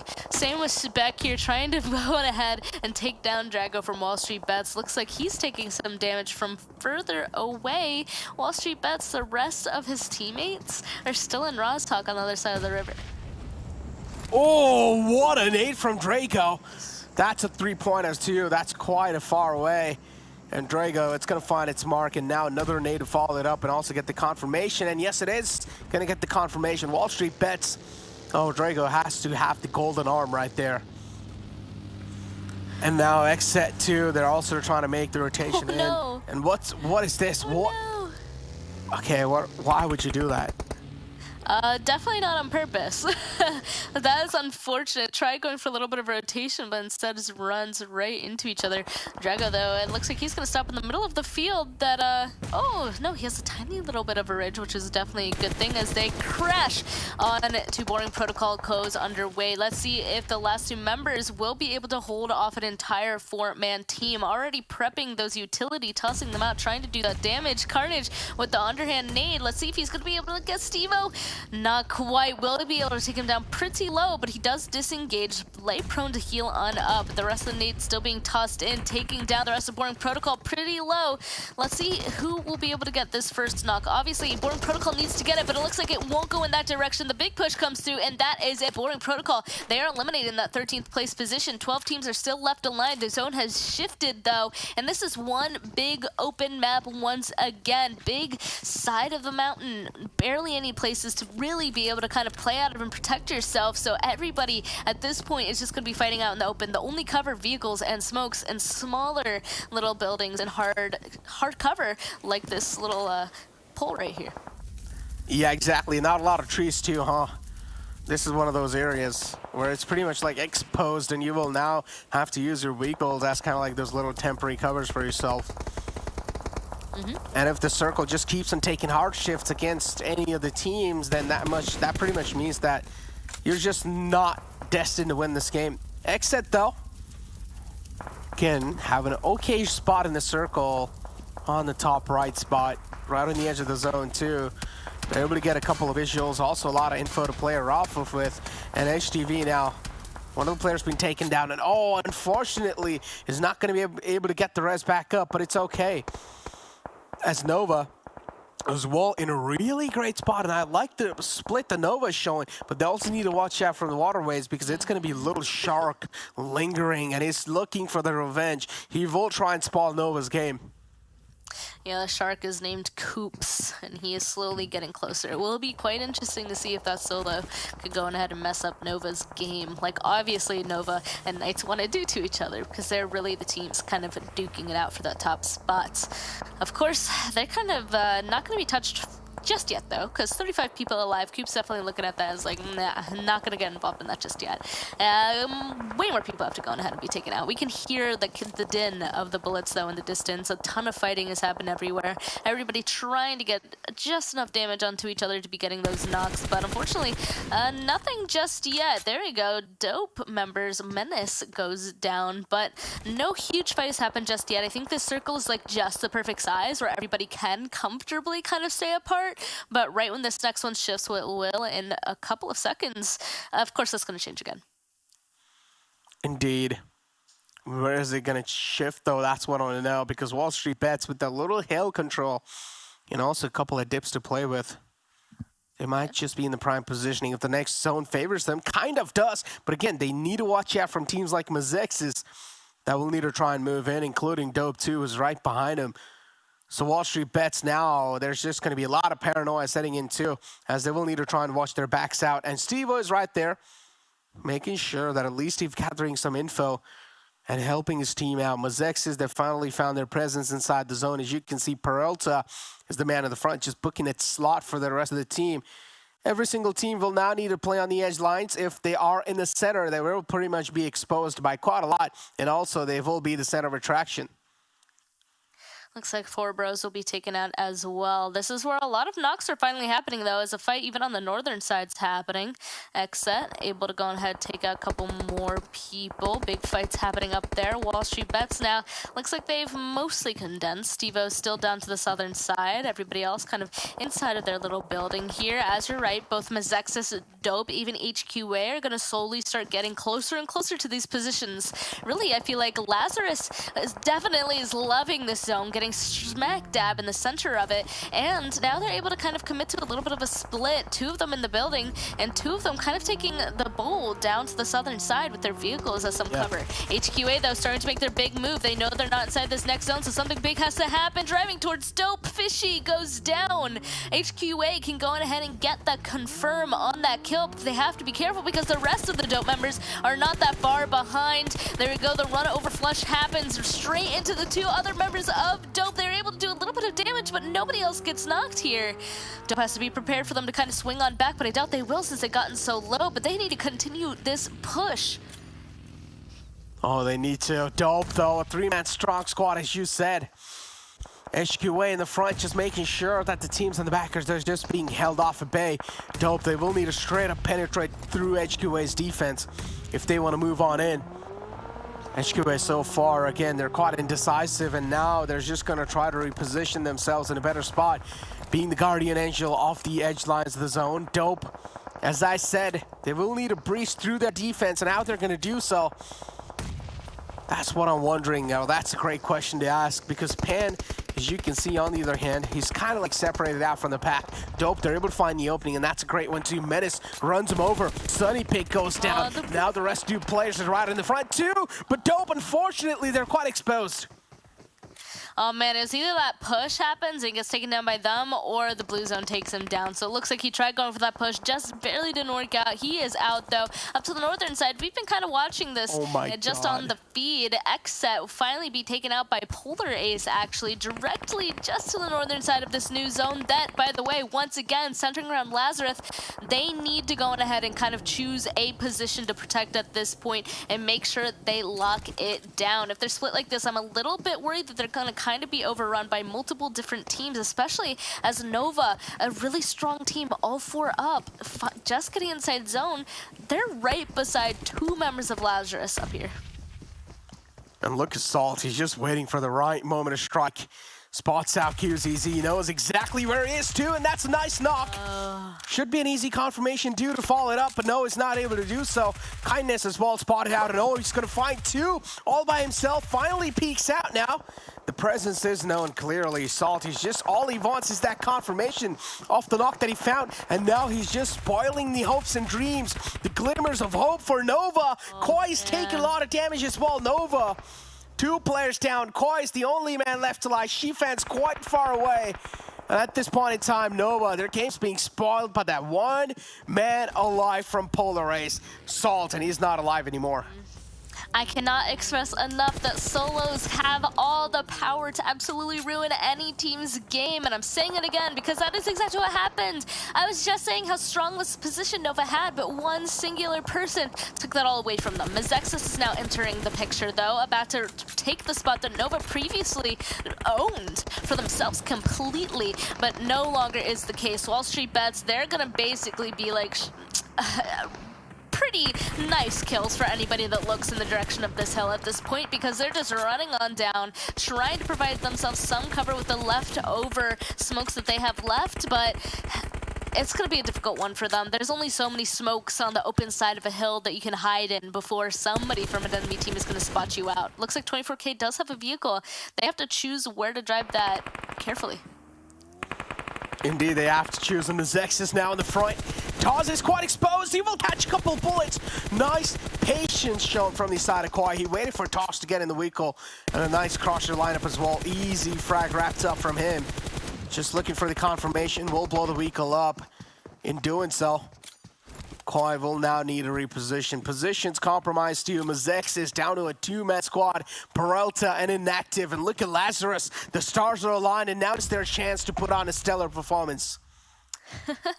Of course, you can see all of the ribbons from the utility being tossed on over in the direction of Koi, not quite catching him out just yet. So Mezexis, we'll see if they continue to use their resources or if they'll just save it a little bit longer, because this fight is not over just yet, this match. There's still 4 teams still alive. 3 now, actually, as the last member of WallStreetBets finally is spotted out there. They did get a knock onto one of the members of Lazarus, though, so we'll see if they'll be able to obviously get that res, but if they'll be able to get more kills at this point, or if Mezexis is going to take out Koi before they get there. I'm a little bit surprised that Lazarus isn't being just a little bit more aggressive on this. They know that there's only 3 people left. Exactly, and look at the split too from the side of Lazarus, right? 2 players pretty much in the gas station, making sure they have the little control over. You can see the nade trajectory as well from the side of Nova. Mezexis is the only team that's standing in their way. And nice little jiggle movement coming through from the side of Peralta. 2 teams alive. Mezexis versus Lazarus. A 2-on-4 situation as Jet. He has the nade lined up, and this nade might just seal the deal. Oh, it crawls quite close, but not close enough. Not really finding that sweet spot for himself. Peralta now is going to find a nice return knock on the players of Lazarus as Fierce is being taken down. Inactive's position is quite known too. Peralta is low and hurt, but always able to patch himself back up. Now Kaseki, again, they're just trying to find these openings, but nothing is lining up for Lazarus. Oh man, Inactive now hiding behind a very broken vehicle. The zone is just cutting him down. And of course, Jet will actually spot him out. I was a little bit worried that the blue zone was going to claim yet another life. There is one person left. You can see Joey starting to climb over the fence there to try and spot out Peralta, but he is prone on the ground. They know exactly where he is. Lazarus gets that last one and get the winner chicken dinner, which I feel like personally, it was their game to lose. They kept getting the sniggles to them. They had such a strong start. Yeah. It's nice to see them grab that. I've never seen a team being this lucky in the entire thing, because you saw the final zones had no cover left. I mean, the only cover was a couple of trees, the pole right there in the front to play around with, and then maybe the vehicles and some smokes to just try and use them as like some visual blockage. And then there's this gas station which is controlled by Lazarus, and the circle just keeps on shifting on top of that gas station. And none of the team even tried to full send it on that gas station in the first place. So it's like, at this point, Lazarus, they had the luck on their side, but hey, again, don't get me wrong. This team has the individual, this team has the fragging prowess, and hey, they just put it to use. And it looks like we're seeing a couple of them on our round report once again. Joey and Jet grabbing that most limbs and highest damage. Drago and Koi, again, not strangers to this round report either. Exactly. I mean, they've been here for a long time, but yeah, indeed, man, the way Lazarus were also able to hold it off, they sometimes were splitting themselves apart, then instantly when they realized things are heating up a little bit too much, they would regroup and just try to play with each other. But now it seems like that's going to be it from our side after the final game, but don't go anywhere. It's going to be the analyst desk after this short break.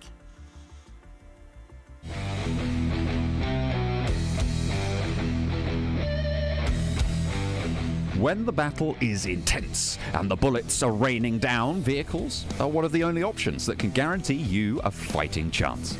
However, each vehicle is unique, hence it pays to know the details. When hell breaks loose on Erangel, you cannot stay exposed while traveling. You can put your faith in the UAZ here for its superior durability and cover. But it's not invincible. If you blow even one of its rear tires, it goes from an asset to a liability in an instant. To stay up and running, no matter how much hit your rear takes, the Dacia indeed comes as a savior. It can storm through the fields at top speed, even with 3 of its tires blown off. The only downside here is its off-road performance. However, when you are in a race against time, the Coupe is unbeatable. With its lightning-fast acceleration, it's your ticket to a narrow escape when you are bleeding at low HP. The buggy is great for scouting, and for a driver, it offers the best possible protection from the back. But the same cannot be said for the passenger. But PUBG Mobile offers even more choices apart from the ones we covered. Which one will you choose for your next trip to the safe zone?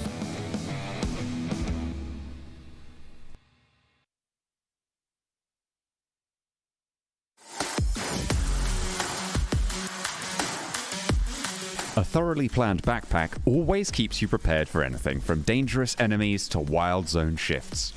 So let's get into the concept of loot. You already know that it's important to find a backpack to better equip yourself in the game. Backpacks come in 3 sizes. The level 1 backpack comes with a capacity of 150. While it is sufficient for early fights and hot drops, it is never enough to carry enough supplies to get yourself to the final zone. The level 2 backpack, which comes with a volume of 200, is indeed better, but no one wants to settle for any less than the level 3 backpack, which comes with a maximum capacity of 250. Additionally, The vests that you'll find around the map will give you an extra bonus capacity of 50. The capacity of the vest remains the same for each level, and even if the vest is damaged. With these stats in mind, you may like to customize your loot properly without depending on auto pickup. For example, if you're an assaulter who dons a duo of AARs, like the widely used M4 and AKM combo, you can carry around 240 rounds of 5.56, 120 of 7.62 ammo when you have a level 3 backpack. But when you're using the same combo with a level 1 backpack, you must cut short the amount of ammo you are carrying and decrease it to around 150 and 60 respectively. Do note that different types of ammo take up different percentages of the backpack's volume. Furthermore, it is important that you don't compromise with your utilities for ammunition. For example, when you're out of enough ammo, you can adjust your playstyle accordingly and play a little passive. On the contrary, when you run out of utilities like smoke grenades and health supplies like first aids, it becomes much more difficult to make adjustments. As PUBG Mobile is a survival game, it is important that you reserve some space for carrying enough survival items. PUBG Mobile will always require you to act according to the situation you're in, but a little bit of pre-planning while you loot goes a long way. Always remember to check your backpack and ask your teammates to check theirs too, so that the loot is properly distributed among the team and you don't run out of essentials during intense firefights. Remember, no amount of loot is good enough to die for, so keep your priorities organized.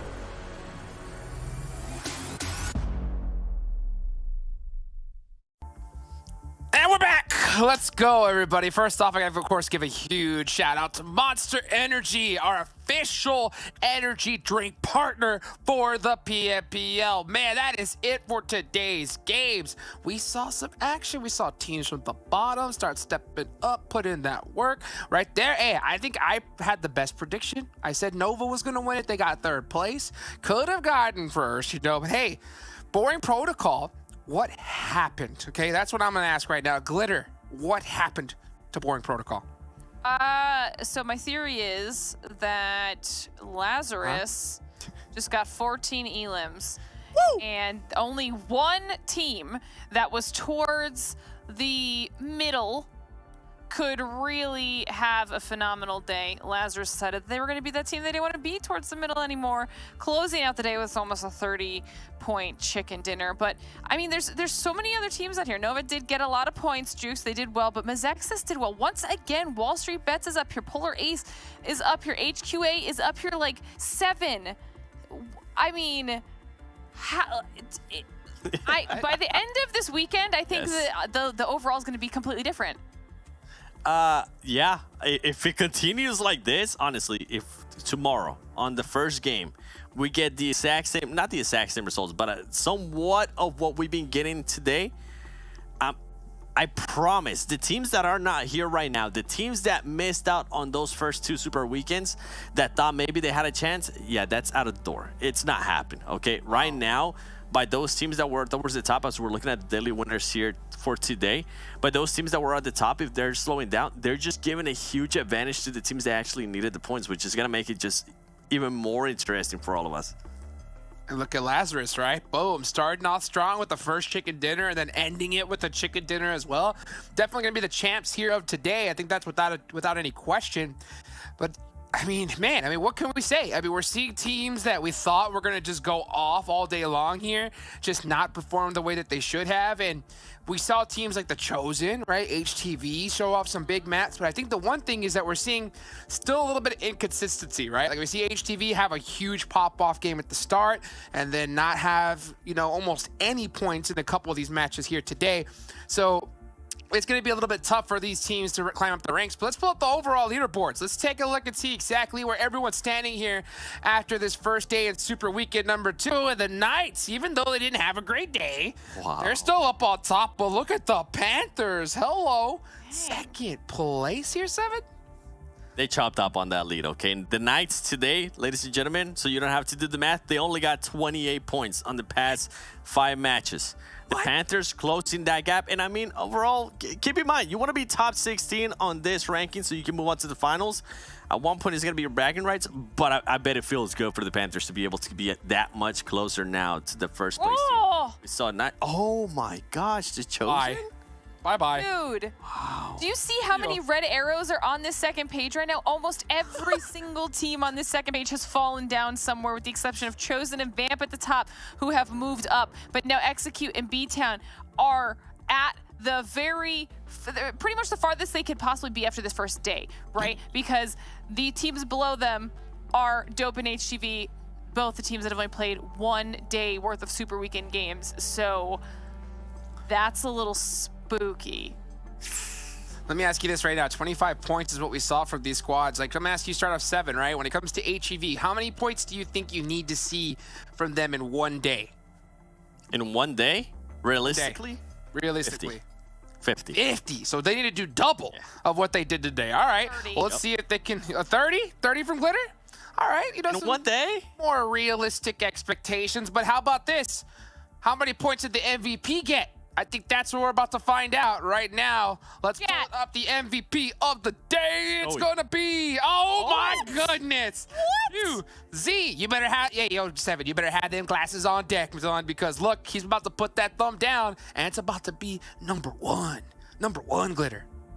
I need to get myself some heart-shaped glasses after this, because even on a day where, honestly, we barely really got an opportunity to talk about Nova as a whole because of all the other teams really stepping it up, QZ is the ever-silent assassin and still putting him in a spot to be the top player for the day. I mean, Seven, at this point, I feel like it's pretty set in stone that the performance that we saw last time was a fluke out of QZ.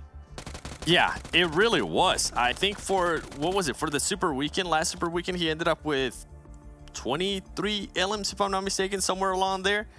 And this man just showing up. And this is what we're talking about. We're wanting to see consistency. By the way, ladies and gentlemen, in case you're just tuning in, no, you are not seeing things. I do have 2 glasses on because this man was the MVP. QC, come on, just make a Twitter account. Somebody at Nova Esports, make this man a Twitter account so we can start following him and start seeing some of the crazy stuff that he's able to do. Hey, it might change it up. He could be now front running for the MVP. Ooh. Man, I went down. I started looking to see if I had some hard glasses somewhere, but I couldn't find them. But you know what I have hard glasses for? Of course, the PUBG Mobile Club Open, man. Dude, the spring's in. The registration is now open. So, guys, make sure you go click that pin message in the live stream and go get your squad registered. Let's go. I want to see you guys perform here at this top level. Look, it happen to anybody. I mean, guys, that's how I started, right? I started off in a PMPL, and now I'm freaking hosting this thing, you know? So anything can happen. Guys, get it done. Get it done just like the way QZ got it done today, Seven. Yeah, that's right. QC. That was such a huge surprise. I actually thought it was going to be somebody from Lazarus. Me too. What do you guys think? Same. You too? Okay. All right. I'm glad I'm not the crazy one here. Man, you know what? It's Kaseki. Make it happen, bro. Right? Make it happen. 2 chicken dinners today. Let's see if you can pull off that MVP tomorrow. But that's going to wrap things up today, guys. Thank you so much for watching. Of course, make sure you follow all the socials. Keep up to date what's going on. And we will see you here tomorrow. All right? Thank y'all. Take care.